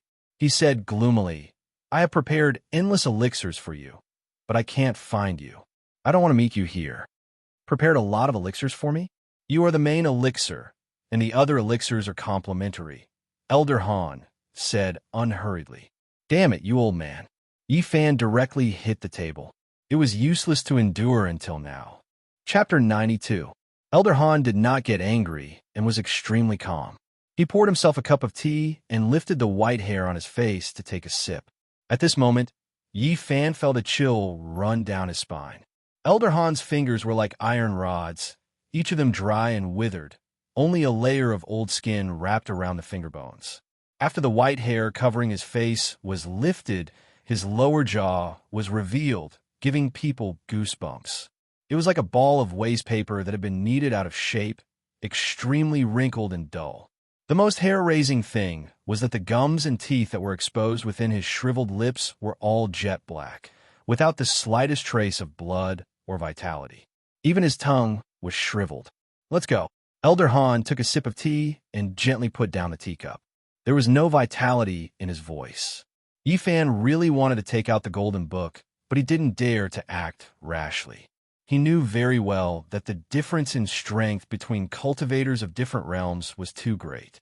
Elder Han, aren't you afraid of incurring the wrath of the heavens by doing this? Refining a living person as medicine, even your fellow disciples won't tolerate you. Yi Fan said as he tried to come up with a countermeasure. If he were to fall into the other party's hands, it would be a fate worse than death. I'm prepared. No one will know about this. Elder Han was like a piece of dead wood, quietly sitting on the opposite side of the table. The calmer he was, the more frightening he appeared. Yi Fan took out the jade pendant that Elder Wu Qingfeng gave him and said, "If you kill me, Elder Wu Qingfeng will know." Elder Han lightly pointed his finger, and a gloomy aura pressed down. The jade pendant shattered with a pung sound, and the bone-chilling coldness lingered for a long time. This place is over 1,000 miles away from the spirit ruins, Utopia. Wu Qingfeng won't sense anything even if I shatter the jade pendant. Elder Han said indifferently. At this point, he smiled sinisterly and said, "Speaking of which, you're quite vigilant. That day in the ruins, I patted you lightly and secretly left a mark. Originally, I wanted to go back and capture you. Who would have thought that you would be one step ahead of me and escape from my sensing range? I only found you today. You old fart. We should be on our way." Elder Han stood up. The people in the building made way for him, as if they were avoiding a ghost. Yi Fan was as agile as a cheetah and wanted to escape through the window. "Why do you need to do these useless things?" Elder Han stretched out his withered hand and pulled him back. Then, he used a great force to pull him down the stairs. Different realms were like a chasm that could not be crossed at all. Yi Fan's heart instantly sank. The other party had imprisoned him, and he could not use any strength at all. Outside the city, Elder Han muttered to himself, "I'll go visit an old friend first. He promised to help me collect some kind of spirit herb. It's about time. Now that I've found the main ingredient, I can start refining it." Yi Fan looked at the sky calmly. He was looking for the Jiang family's knight. He would rather be killed by the Jiang family than be refined to death. After half a day, when the sun was about to set, Elder Han and Yi Fan appeared in a mountain range. They were about to reach their destination. Why hasn't the Jiang family's knight appeared yet? Yi Fan was a little anxious. An old friend has come to visit. Elder Han transmitted his voice to a valley in front of him. The sound waves surged and echoed in the mountains. At this moment, a figure appeared in the sky and rushed over quickly.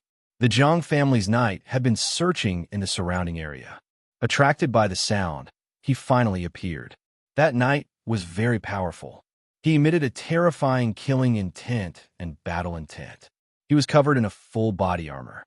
When he swooped down on the wild beast, a strong gust of wind broke the surrounding grass and trees. "Who is it?" Elder Han pulled Yi Fan back. At the same time, a white-haired, sinister-looking old man walked out of the valley. He did not look like a good person at first glance. "Leave this young man here." The Jiang family's knight's voice was very cold. He glanced at Elder Han and the old man who walked out of the valley. Elder Han could feel the opponent's strength. However, he would never give up on Yi Fan. He shouted to the old man at the entrance of the valley, "Come and help me." Chi. The Jiang family's knight made a decisive move. A bloody light cut across the sky. It was a bloody iron spear. It was emitting a bloody light. God knew how many cultivators' blood it had drunk. It emitted a horrifying energy wave. Clang! Elder Han took out a green wooden ruler. Green light flickered as he faced it head-on. However, he was immediately sent flying. His entire body trembled, and he pulled Yi Fan as he quickly retreated, rushing towards the entrance of the valley. At this moment, the old man at the entrance of the valley also made a move. He took out a bronze mirror and shone it forward. A bright light rushed out from the mirror and shot towards the Jiang family's knight. Chi! Chi! Chi! At the same time, Elder Han took out 12 green wooden swords. They drew a mysterious trajectory and sealed the surroundings, trapping the knight. Child's play. The knight showed no fear. He urged the strange beast he was riding on to soar into the sky. He dodged the bronze mirror's light, and the bloody iron spear swept away the 12 green wooden swords. This person is too powerful. Don't hold back. Think of a way to eliminate him. Elder Han shouted anxiously. At the same time, he sealed Yi Fan and threw him into the valley. Bang! Yi Fan fell to the ground. He didn't dare to waste a second. He quickly used the mysterious method recorded in the Tao scripture to attack the restriction. Fortunately, Elder Han acted in a hurry and didn't know Yi Fan's background. His sealing method was really simple. The Tao scripture's mysterious method was soon activated and completely broke the restriction. You guys fight to the death. It's best if both sides suffer. Yi Fan came to the deepest part of the valley. He climbed the cliff and left this place. He quickly rushed out of the mountain range. When he saw a surging river, he didn't have any hesitation and directly dived in. After sinking into the river, he didn't know how many miles he rushed out. Only when the sky was filled with stars did Yi Fan come ashore. There were no signs of human habitation in the wilderness. He rested for a moment and then strode far away. An hour later, the front was brightly lit. He wasn't too far away from a town. Ha ha ha. Suddenly, a creepy laughter came from behind. Yi Fan was shocked. He didn't look back and directly flew forward. However, the creepy laughter was near and far. It was like a night owl crying and lingered around him. Old man, you are really lucky. Yi Fan stopped. He realized that he couldn't escape at all. In the darkness, Elder Han's skinny figure appeared like a ghost. His left arm was chopped off. His hair was disheveled, and his body was covered in blood. He looked like a malicious spirit in the night. Yi Fan felt a chill from head to toe. This old thing wasn't killed by the Jiang family's knight. Now he was in a desperate situation. My poor old friend was chopped into meat paste. I tried my best to escape. Elder Han's voice was extremely cold. He sounded like a malicious spirit clenching his teeth. He didn't kill you. What a pity. Yi Fan mocked. Elder Han's eyes shot out 2 rays of cold lightning. He floated forward silently. His skinny body was emitting an aura of death. Yi Fan wanted to wait until he was close enough to take out the golden book and attack with all his might. However, he didn't have the chance. A green light lit up the night sky and enveloped him like a ghost fire, sealing him. In the darkness, Elder Han's skinny body approached Yi Fan. His white hair fluttered in the wind, revealing his skinny face. He looked very ferocious and scary. His 2 eye sockets were glowing with eerie light. I like fresh life. Your body is full of vitality. I think your blood must be sweet. Elder Han grabbed Yi Fan's arm and flew into the sky with him. Yi Fan's heart turned cold. He had tried so hard to escape for so many days, but in the end, he still couldn't escape death. I've left a mark on you. You can't escape. A green light rushed out of Elder Han's body and wrapped around Yi Fan. They disappeared into the sky in an instant. He did not return to the spiritual ruin grotto heaven. Instead, he brought Yi Fan to a bare mountain in the Yin Kingdom. They entered a cave on a cliff and went deep into the mountain. Don't be afraid. Death is not painful. Elder Han's eyes shone with a terrifying light. The cave in the mountain was very deep. There were pearls along the way, so it was not dark at all. Elder Han quickly brought Yi Fan to a spacious stone room. The smell of herbs wafted through the air. There were more than 10 cauldrons in the room. They were all more than a meter tall and had complicated carvings on them. They looked very simple. I've finally gathered all the spiritual herbs. Ha ha ha. Elder Han laughed. His voice was very unpleasant to the ears. It sounded like a ghost crying, making one's scalp go numb. Apart from the cauldrons, there were more than 10 medicine cabinets in the stone room. Elder Han opened them one by one. Immediately, waves of medicinal fragrance filled the air. Look at what I've prepared for you. These are all spiritual herbs that have a price, but no market. He opened a wooden box and immediately revealed a lotus seed the size of a pigeon egg. It was black and translucent, as if it was carved out of black jade. A strong fragrance wafted over and drilled into one's bones. Do you know what this is? This is the seed of the black jade divine lotus. It only produces 1 seed every 500 years. Its value is unimaginable. It contains endless life essence. Elder Han put down the wooden box and opened a simple and unadorned jade box. Immediately, a bright green light flowed out. It was a green fruit the size of an egg. It looked like it was carved out of jade. It had a gentle light flowing around it, sparkling and translucent. Do you know what this is? This is the fruit of the legendary green jade snow lotus. It grows on a snowy mountain that is tens of thousands of meters high. It doesn't see the sun for thousands of years and is surrounded by powerful monsters. It took me 8 years to get one. These things all contained extremely strong life essence. If Yi Fan consumed them, he would definitely be able to expand the bitter sea. Elder Han continued to walk forward and picked up another wooden box. After opening it, a faint red light immediately shot out. It was a 9-leaved strange grass that looked as if it was carved out of red jade. It was sparkling and had a special herbal fragrance wafting out. Do you know what this is? The legendary 9-leaved phoenix herb.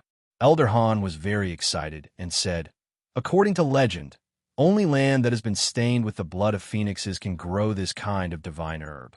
I've spent more than 10 years traveling far from the Yen lands and traversing countless ancient lands and ruins to find this priceless and rare spiritual item." Elder Han kept opening the boxes and took out more than 10 spiritual herbs.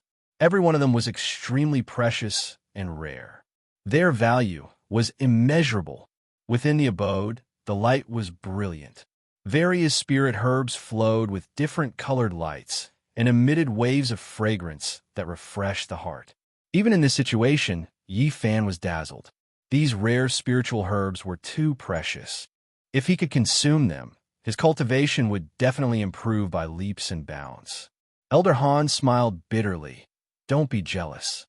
When the time comes, I will put you all in the same cauldron. They will be with you. You have collected so many spiritual herbs. If you want to prolong your life, it is enough. Why did you capture me? If it was just to make a young Dan, it would be enough. But since I know you have consumed the legendary holy fruit and heavenly spring, my requirements are higher." Chapter 93. What pill do you want to refine? Yi Fan wanted to buy as much time as possible. He did not want to give up even at this moment. Of course, it's an immortal pill that can help me cross the sea of suffering, cross the divine bridge, and reach the other shore. Elder Han seemed to have read his mind and sneered. "There's no need to waste time. No one will come to save you. Just be at ease and prepare to be refined as the main ingredient." "Aren't you afraid that the night will appear again?"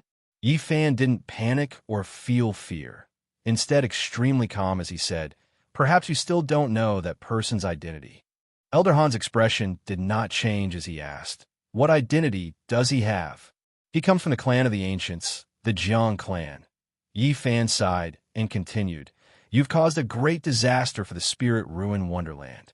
Perhaps you still don't know my true identity. I have some ties with the Jiang clan, and that night came to find me."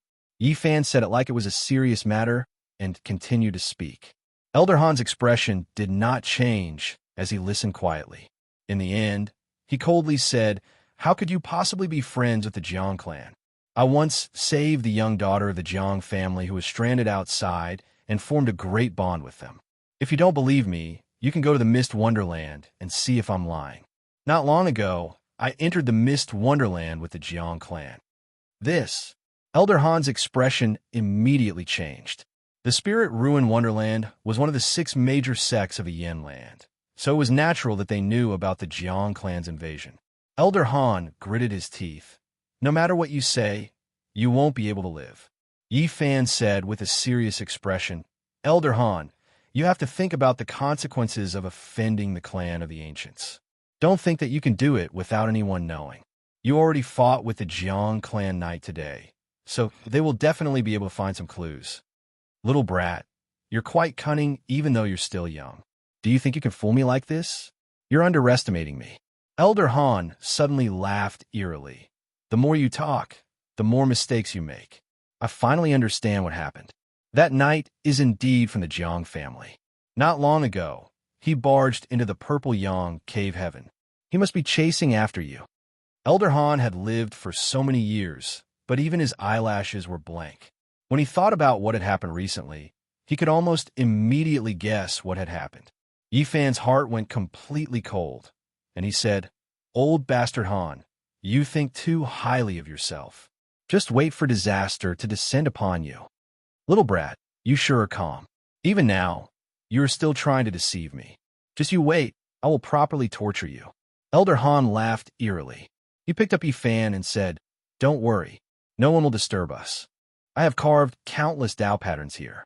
After I step into the cave, this place will be isolated from the outside world. No one will be able to find us." The Knights of Jiang family were chasing after Yifan, which confused Elder Han a lot. At the same time, he was worried about Yifan. After all, he had robbed the so-called meat. Elder Han searched Yifan from head to toe. "There are only useless things on your body." He first picked up the broken jade and looked at it over and over again. Finally, he threw on the ground. Yifan cursed the unscrupulous Taoist in his heart. That damn fatty had sworn that this jade pendant could save his life at a crucial moment. In the end, it had been useless. Duanda, Duanda, damn you. You are so wicked. What is this?" Elder Han held the Bodhi seed and carefully observed the Buddha diagram on it. He said, "A diagram formed by natural patterns. Why does this baldy look so familiar? There seems to be such baldies outside the eastern wilderness." "Baldy?" Yifan was speechless. Elder Han put away the Bodhi seed and faced Yifan. He said, "All right, it is time to send you into the cauldron." "Elder Han, I don't have long to live. Can you give me a full meal? Don't waste your time. So what if you can stall for time? Just hurry up and go in." Elder Han carried Yifan to the cauldrons. He said, "Pick one. This is your only right." Yifan knew he didn't have a chance and started cursing. "Old man Han, I'm going to curse you. I'm going to curse your ancestors. I'm going to kiss your 18 generations of female relatives." Elder Han was as calm as an ancient well. He turned a deaf ear and threw Yifan into the cauldron. Then he walked to a corner of the stone room and moved a few large porcelain jars over. He poured a strange liquid into the cauldron. "What is this?" Yifan felt waves of fragrance rush into his nose. "This is a liquid extracted from all kinds of herbs. It is essential for making medicine. If you continue to purify it, you will be able to get the 100 Herbs potion." As he spoke, Elder Han poured all the liquid from the jars into the cauldron. Then, Elder Han moved all the rare spiritual medicines in front of him and said, "Finally, I have gathered all the spiritual medicines. I hope I can successfully make the spiritual medicine I need." At this point, he first took out the seed of the black jade divine lotus. The seed was as big as a pigeon's egg. It was black and translucent, sparkling and translucent. It released rays of black light, and its fragrance directly rushed into one's internal organs. Just this fragrance alone was enough to make one feel refreshed. "Little bastard, do you want to swallow it?" Elder Han stared at Yifan and snickered. "Don't have unrealistic fantasies." At this point, he placed the lotus seed into the cauldron and pulled out a dagger. With a pu sound, he stabbed Yifan's left arm. The moment the dagger was pulled out, blood flowed out. Alchemy, alchemy. You are the main ingredient, and the essence is in your flesh. Of course, I have to let your blood flow out and sacrifice it to the cauldron." Elder Han displayed his cruel side at this moment. He caressed his broken arm and said, "To find you, I lost an arm today. Of course, I have to refine you well. I can only succeed, I cannot fail." Ugh, blood splattered everywhere. Elder Han's dagger pierced through Yifan's right arm. Fresh blood gushed out and dyed the cauldron red. Elder Han revealed his ferocious nature and was no longer lifeless. 2 rays of light shot out of his eyes and pierced through Yifan's legs as well. Yifan felt excruciating pain in his limbs and his face paled. "Don't dream of a miracle." After Elder Han said this, he directly stabbed the dagger into Yifan's chest and said coldly, "I won't hurt your heart, so you won't die immediately. Soak in this 100 grass serum, and you should be able to live for a long time. I want you to stay awake and slowly refine the medicine I need." Elder Han, like a ghost, stuck out his dry tongue and licked the blood on the dagger. He appeared extremely ferocious and said, "Such a sweet taste. I can't wait for the moment when the Dan is formed." "You old bastard." Yifan clenched his teeth in anger. He felt pain all over his body and his life was slowly slipping away. At this time, Elder Han opened a simple and unadorned jade box and took out the green jade snow lotus's fruit. He placed it into the medicine cauldron, and the green godly essence made the liquid inside shine brilliantly. Little brat, you should be content. To be able to fuse with so many spiritual herbs is the fortune you've cultivated for 10 lifetimes. Fortune my ass. I greet all the females in your family. Yi Fan cursed. He wanted nothing more than to skin Elder Han alive. His blood kept flowing, and he felt his life was draining away. At this time, Elder Han picked up a 9-leaf grass that looked like a red jade. His hand was shining with red light. Legend has it that only pure lands that have been tainted with the blood of the phoenix can grow this rare spiritual medicine. After putting the 9-leaf divine phoenix grass into the cauldron, he suddenly frowned and muttered to himself, "No, it's too risky to put all these spirit herbs in. If it fails, then it'll be like drawing water with a bamboo basket." He hesitated and said, "Why don't I first brew the main ingredient, and if it succeeds, then add the other spirit herbs?" He only put in 3 kinds of rare spiritual medicines and stopped. The medicine cabinet was shining brightly and fragrant. Spiritual medicines of different colors were all surrounded by red light. None of them were weaker than the 3 spiritual medicines he just put into the cauldron. First, I will refine these 3 spiritual medicines together with the main ingredient and see what happens. Elder Han made up his mind and put away all the other spiritual medicines. "Little bastard, do you have any last words?" Elder Han mocked. He took the cauldron lid and was about to close it. Yi Fan was extremely weak and said, "Old man, can you hit your head on this cauldron and die?" Bang! Elder Han put the lid on the cauldron and started to refine the medicine. A normal fire couldn't make a spiritual Dan. He drew out the fire fiend from underground. The milky white light flickered and jumped up and down under the cauldron. The reason why he opened a secret cave here was because of the fire fiend underground. It was the strongest flame he could control at his level. "Little bastard, to find you, I lost my left arm. I will refine you for 7 days and 7 nights. I will torture you and turn you into a Dan." Elder Han caressed his broken arm and said coldly. Chapter 94. Silver flames flickered and endlessly surged out from the ground, emitting a gentle glow. There was a fluctuation of spirit energy, and the holy brilliance continuously entered the medicine cauldron.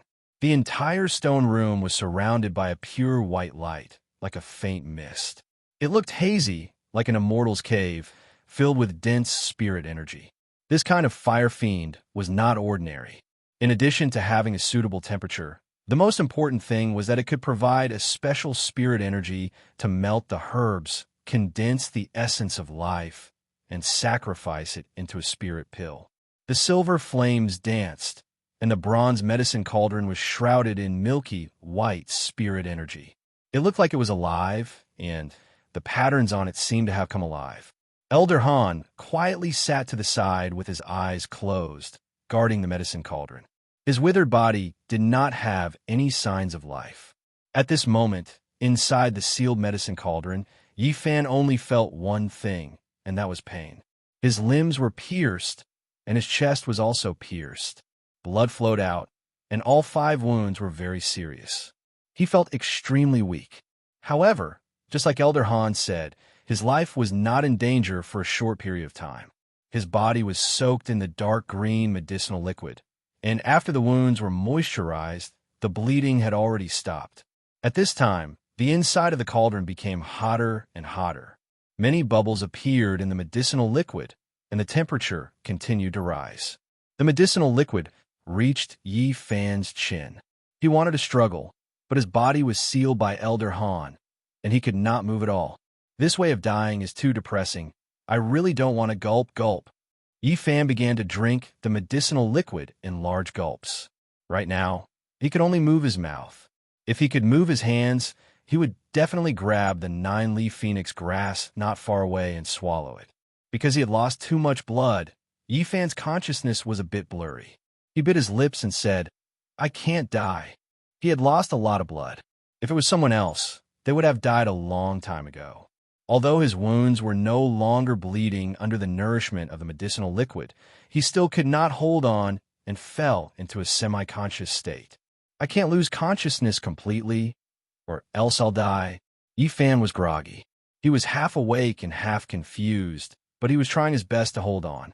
In this trance-like state, many familiar people and scenes appeared in his mind one by one.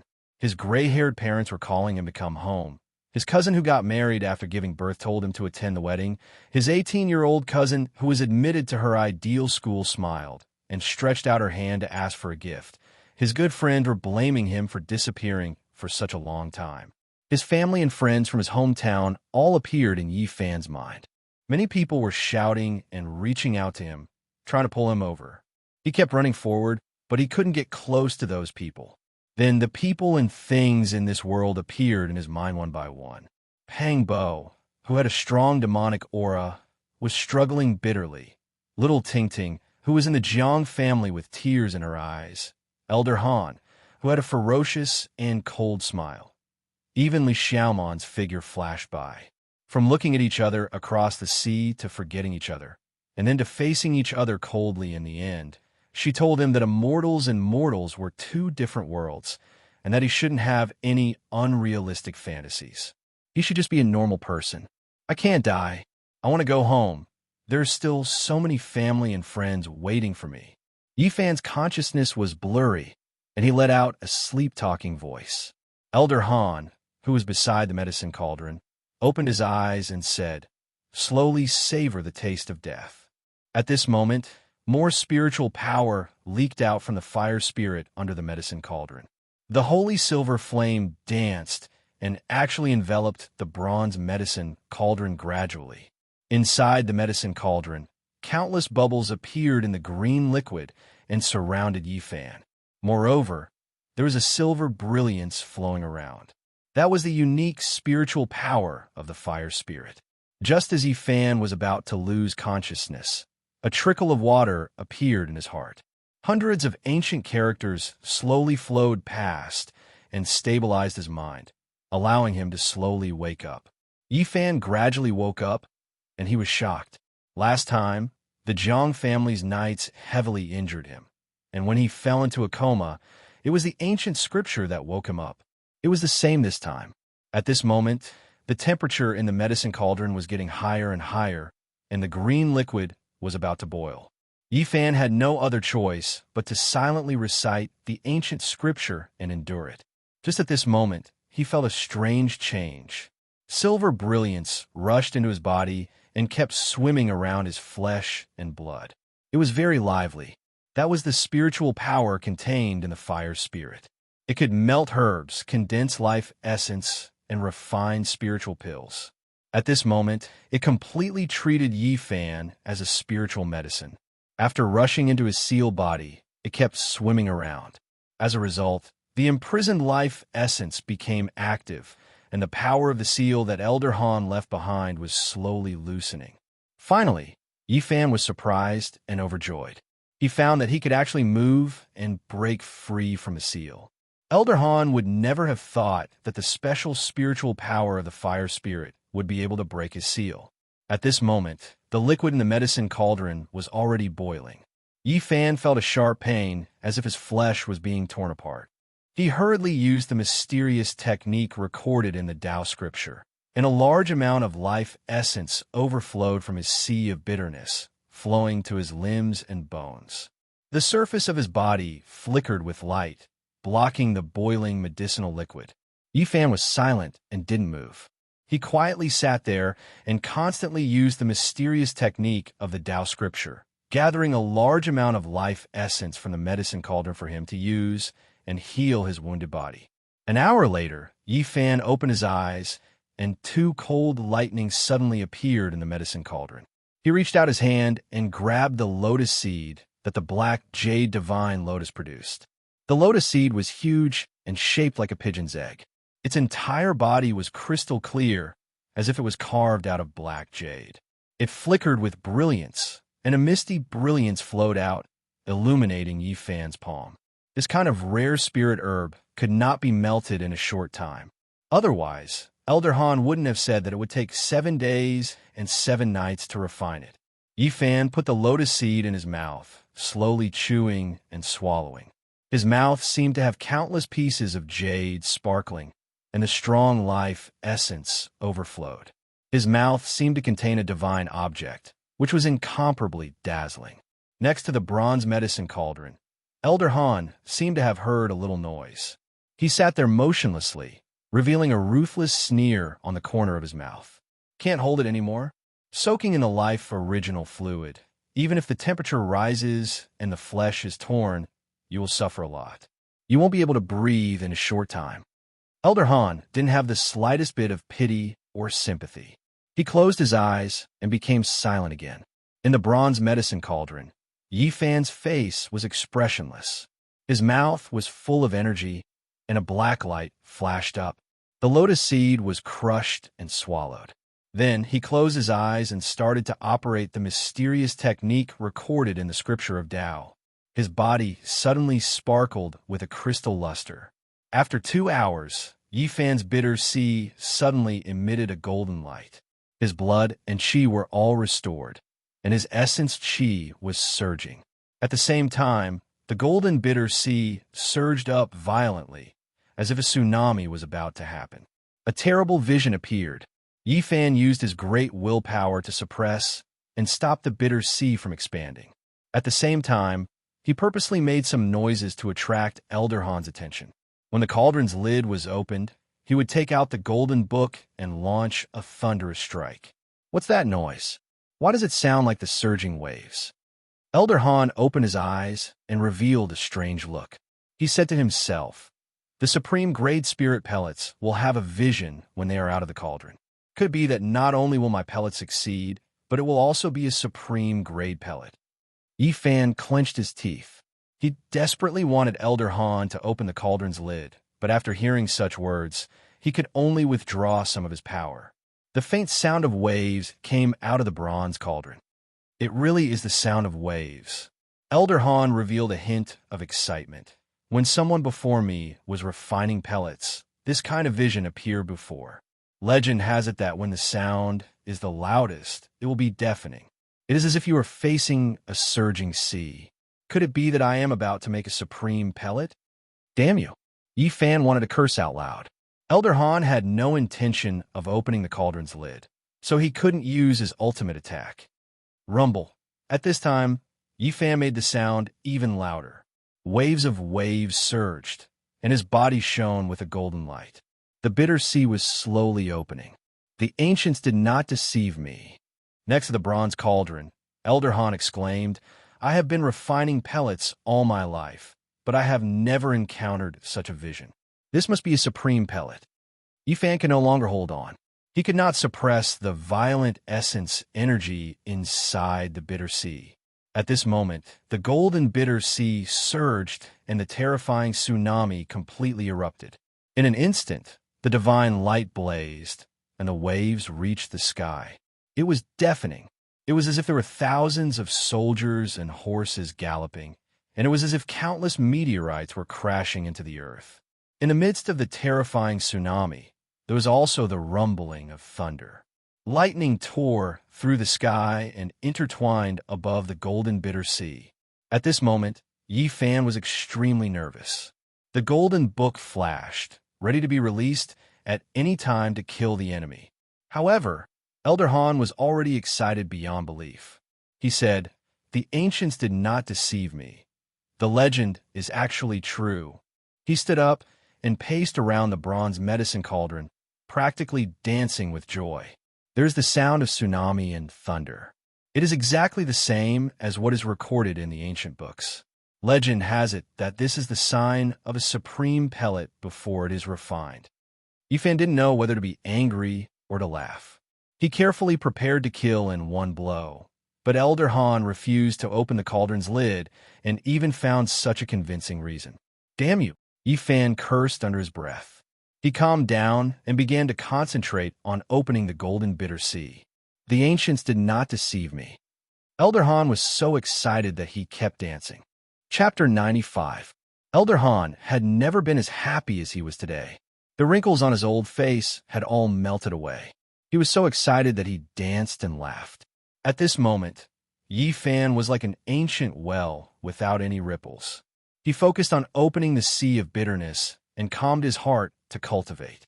The sound of waves did not stop. The tsunami shook the sky, and there were even lightning and thunder. The loud sound echoed in the stone room. Elder Han's heart was filled with desire. He hoped that the 7 days would pass quickly. The bronze medicine cauldron was enveloped by the silver flame, constantly absorbing the spiritual energy. The holy light overflowed in all directions, and the entire stone room was hazy. This continued for more than 4 hours before the sound of the waves slowly subsided. The deafening thunder also gradually disappeared. The bronze medicine cauldron calmed down, and only the silver flame was burning. Elder Han was not worried. It would take 7 days and 7 nights to open the lid of the cauldron. The strange phenomenon could not be accompanied forever. He had already determined that this was a cauldron of supreme-grade spiritual pills, because it was exactly the same as what was recorded in the ancient books. Just like this, a full day and night passed. The medicine cauldron was still very calm. Only the fire spirit was jumping, and the milky white light flickered continuously. Inside the bronze medicine cauldron, Yi Fan fell into an ethereal state. Only now did he gradually wake up. The golden sea of bitterness was opened up again, and it was much bigger. It was as big as an unpeeled lychee. It was golden, like a bright star in the universe had been plucked and fixed in his body. There were suddenly 27 divine marks. They were like divine chains, and also like bolts of lightning, lying across the sky of the sea of bitterness. And the most peculiar change was that there were actually ripples in the sea of bitterness. Bubbles constantly surged out from the center, and after they burst, they formed a misty fog that shrouded the golden sea of bitterness. Yi Fan opened his eyes and clearly felt the changes in the sea of bitterness. There was a vigorous life force appearing in his body. His eyes shot out 2 beams of divine light. He was not satisfied with this, and he reached out to grab the green jade snow lotus fruit. This egg-sized green fruit had a trace of green flowing around it. It was intoxicating. It seemed to be polished from the green jade spirit marrow. It flowed with a gentle light, crystal clear, and flashed with a green splendor. The green jade snow lotus fruit was extremely rare. The mother plant grew on a snowy mountain tens of thousands of meters high, and it could only grow after 1,000 years without sunlight. It was surrounded by powerful monsters. It took Elder Han 8 years to pick one by luck. After the fruit entered his hand, Yi Fan felt a bone-chilling coldness. The boiling medicinal liquid did not melt the green jade snow lotus fruit. He carefully tasted it like biting an apple. Of course, he was very careful this time and did not make a single sound. Everything was carried out in silence. After all, a day and a night had passed. According to common sense, he should have been cooked thoroughly by now. The green jade-like fruit tasted sweet and refreshing, but it was as cold as ice. It made Yi Fan's body shiver uncontrollably. The vigorous life force quickly spread to his limbs and meridians. Finally, beams of green light shrouded Yi Fan. His skin was green like jade, shining with a strange luster.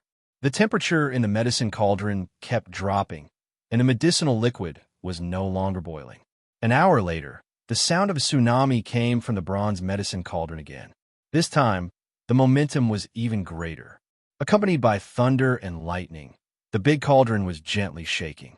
The entire stone room was rumbling, making Elder Han feel like he was facing a vast and boundless sea of anger. His emotions fluctuated as he muttered to himself, "Another strange phenomenon. The treasure dam will be formed." Elder Han seemed to become more than 10 years younger. He laughed heartily, and his heart was full of expectation. He could not wait for the 7 days to pass immediately. There were tens of thousands of deafening waves. Lightning flashed across the sky, and thunder shook the vault of heaven, causing the stone room to constantly tremble. The day the dam is formed will be the day I break through. Elder Han was in high spirits and was filled with a sense of accomplishment. He felt that with such a great dam in hand, breaking through the bottleneck and going up a few steps wouldn't be a problem.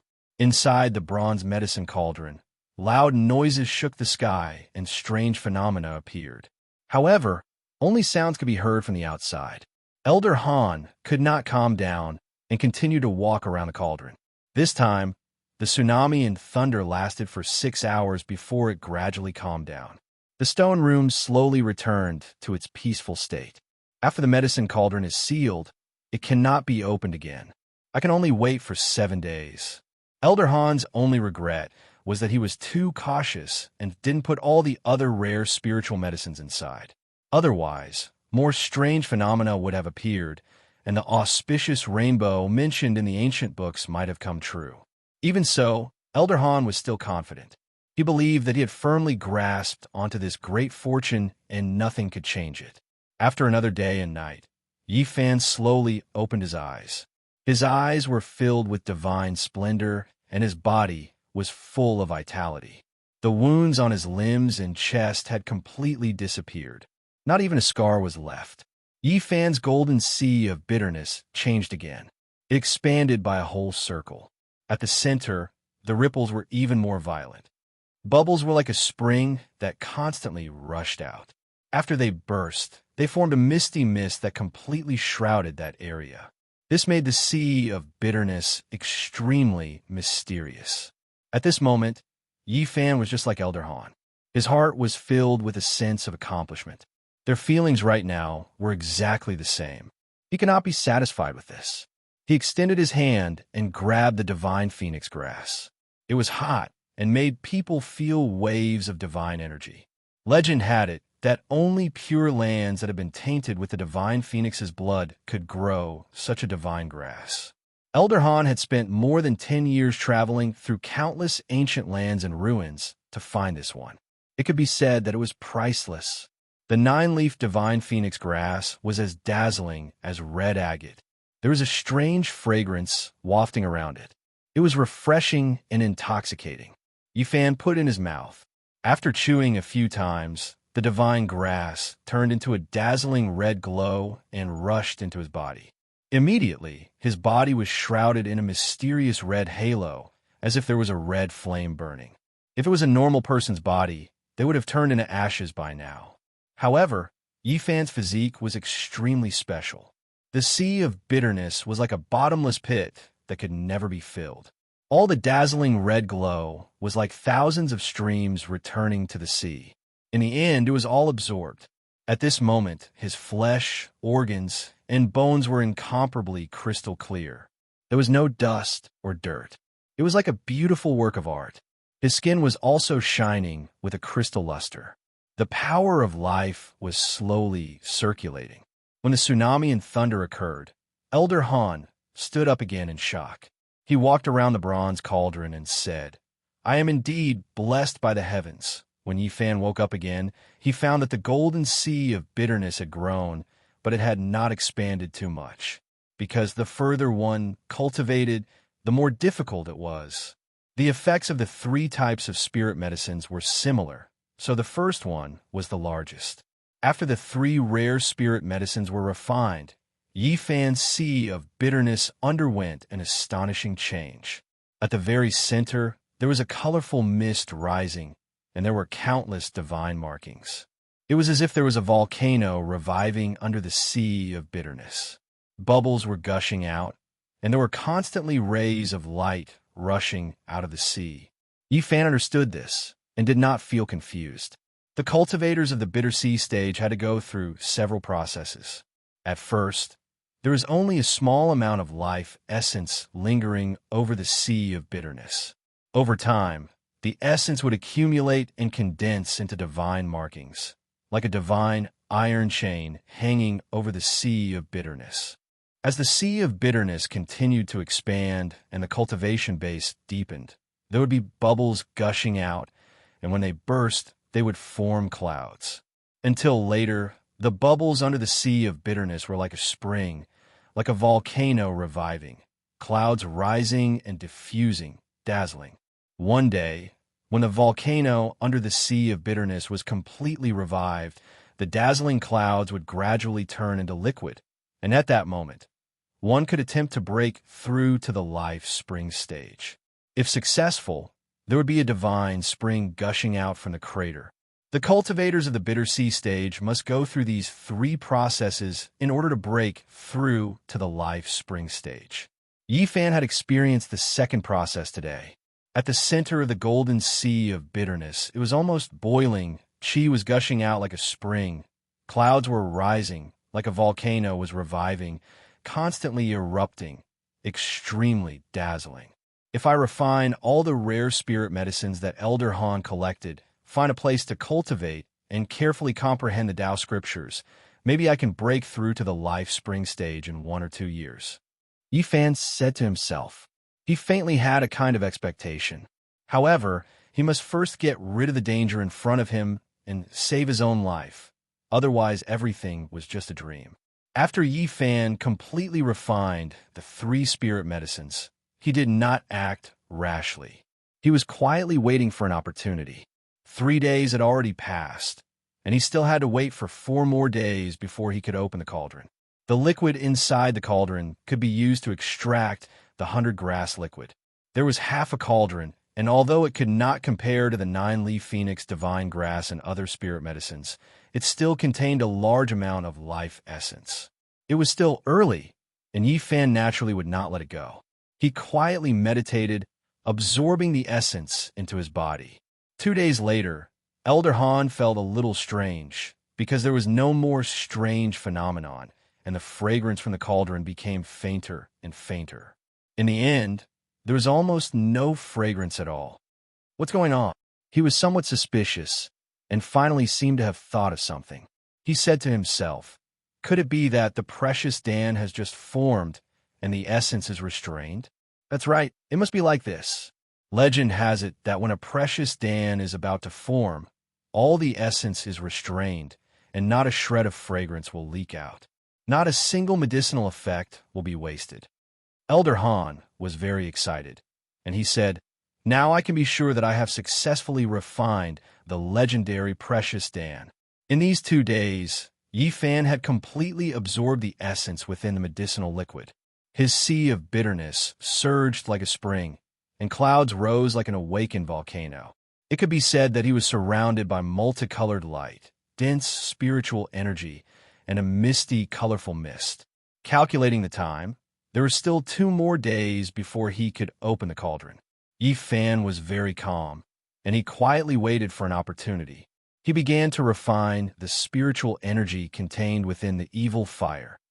Specks of silver light continuously rushed into his body. Time passed very quickly, and 2 days flew by in the blink of an eye. Elder Han could not stop laughing, and he was about to open the cauldron to take out the precious Dan. Little bastard, you can only blame yourself for eating the legendary holy fruit and heavenly spring. In your next life, go to a good family. In this life, you are destined to help me. Chapter 96. Yifan's heart was very calm. He adjusted himself to his peak state and was ready to attack at any time. The golden book inside his sea of bitterness was flickering with a strange light. Elder Han thought he was blessed by the heavens and was very excited. He reached out his trembling right hand and grabbed the lid of the cauldron. He used all his strength to lift it up. In his mind, a great cauldron of treasured dawn was about to appear. Sure enough, the golden light was so dazzling that people could not open their eyes. It flew towards Elder Han in an instant. At first, he thought the dawn were intelligent and rushed out of the cauldron on their own. However, his soul suddenly left his body. He felt like he had fallen from heaven straight into hell. Where was there any precious pill? It was clearly a piece of dazzling divine metal that was quickly slicing towards his neck. In addition, there was a youth with delicate features sitting cross-legged within the bronze medicinal cauldron. He was completely unharmed, and he hadn't been refined into a pill at all. He was currently staring unblinkingly at him. Not good.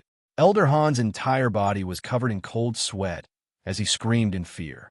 He wanted to fly away, but it was already too late. The golden light arrived like lightning and cut open his throat. Blood spurted out, and the pain made Elder Han dizzy. His vision turned black, and he fell backward, landing heavily in a pool of blood. The golden paper was extremely sharp and cut open Elderhan's neck. Only a layer of old skin was left, and blood was gushing out. However, Elderhan was still a powerful cultivator. Even though he looked old and could die at any moment, his body contained a large amount of heavenly energy. Even though his neck was cut open, he did not die immediately. He reached out his right hand and pressed on his head, wanting to reconnect it. At the same time, his sea of bitterness flickered with a blinding brilliance. The heavenly springs surged and provided him with a powerful vitality. At the same time, several green wooden swords rushed out and flew towards Yifan. Yifan's heart trembled. Between different realms, there was indeed a chasm that could not be crossed. If he had not been careful and patiently attacked at the last moment, he would not have had any hope of killing Elderhan. He was as agile as a cheetah. He leaped up and hid behind the bronze cauldron, controlling the resplendent golden book to slash forward. After all, Elderhan had suffered serious injuries, and it was hard to say whether he would survive or not. The green wooden swords were still very resplendent when they first rushed out. The sword chi was swift and fierce, and green radiance shot out in all directions. However, the radiance quickly dimmed, and the green wooden swords swayed back and forth, as if they were about to fall. Clang, clang, clang. The golden paper was even sharper than divine metal. The brilliant divine splendor was as dazzling as a scorching sun, as if it was burning. In that instant, it intercepted the green wooden swords, and as it spun around, it released a wave of sonorous sounds as it sliced through all of them. Yifan did not dare to be careless. The golden book turned into a divine rainbow that tore through the dark sky like a bright moon. It exploded out with a terrifying energy ripple and rushed towards Elderhan's abdomen. In the dazzling radiance, blood splattered. With a pu sound, Elderhan's bitter sea instantly collapsed. His body was sent flying, heavily slamming into the wall of the stone chamber, leaving behind a human-shaped blood-red mark, and slowly slid to the bottom of the wall. Golden rays of light shone, thousands of auspicious lights. The golden book turned into a dazzling ray of light, rushing back into Yifan's body. Elderhan had not completely died. He used his right arm to firmly press down on his head, preventing it from rolling off his neck. One could imagine how terrifying a cultivator that surpassed the bitter sea stage was. It was not something that an ordinary person could deal with. Yifan secretly wiped away the cold sweat on his forehead. If he had not quietly endured for 7 days and did not act rashly, it would have been impossible to kill Elderhan. At this moment, Elderhan's eyes were spitting fire. He could not accept this fact. He did not see a peerless treasure pill, but instead waited for the scythe of the Grim Reaper. This was simply unbelievable. He had suddenly fallen from heaven to hell. This uncomfortable feeling made him go crazy. Goo! Elderhan's throat that had been cut open was dripping with blood, and at the same time blood was flowing out from the corner of his mouth. It was difficult for him to speak. His eyes were wide open, staring fixedly at Yifan. Why? In the end, Elderhan spat out some unclear words with difficulty. He seemed to be unable to swallow his last breath, and did not want to die like this. Do you really think I'm a monkey? Yifan was not careless. He very calmly looked at Elderhan. Unfortunately, you're not a Grand Elder. Elderhan's wound was overflowing with blood. He opened his mouth with difficulty. I hate poo. He coughed up a large mouthful of blood. His eyes were filled with unwillingness and despair. There was a great grievance in his heart. Everything had been perfect, but the final result was so cruel that he couldn't accept it even if he died. Do you really think I'm a soft persimmon that you can pinch however you want? You dared to refine me like a divine medicine. A cruel person like you deserves this ending. Yifan stood not far from him and mercilessly attacked. Your death was not unjust at all. I endured for 7 days and 7 nights before finally using this fatal attack. Be a good person in your next life, or else you will not have a good ending. Elderhan's heart was filled with anger. His neck was almost broken, but he still did not want to swallow his last breath. Blood continued to spurt out from his mouth as he gritted his teeth. His words were unclear as he said, "I can't. You deserve to die." Yifan looked at Elder Han and opened the medicine cabinets next to him. Immediately, waves of fragrance assailed his nostrils.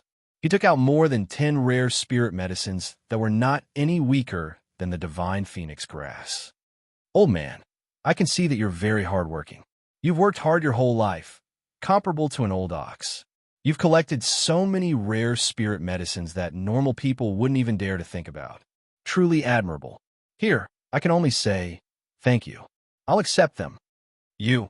Elder Han was so angry that he coughed up more blood. His eyes were spitting fire. If he could move, he would want to swallow Yifan alive.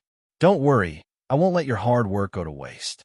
I'll make good use of these rare treasures and try to break through to the Life Spring realm in 2 years. You mother of asterisk cur."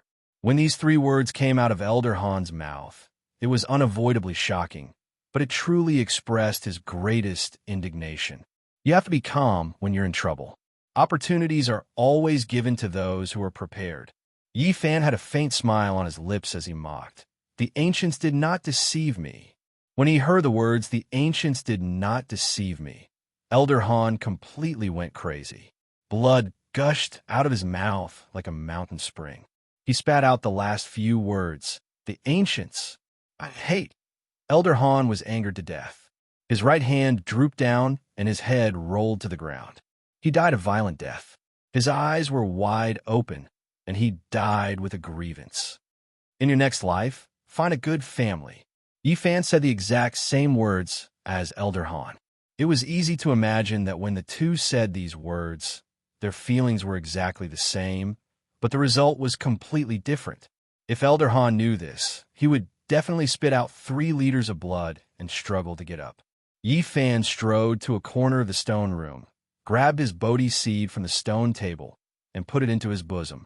This mysterious Bodhi seed could help people understand the Tao. Its value was immeasurable. If this news were to spread, all the cultivators in the Eastern Barren Territory would come to steal it. Moreover, it could be predicted that the more powerful the cultivator, the more they would value this mysterious seed. Because the further they went, the harder it would be to cultivate. Every time they were enlightened, it would be an unimaginable opportunity. Yifan's cultivation level was still low, so it was hard for him to experience it. He didn't know how difficult it was to understand the Tao in the later stages of cultivation. At that time, all treasures and medicines would be useless. The true peak cultivators needed to understand to break through.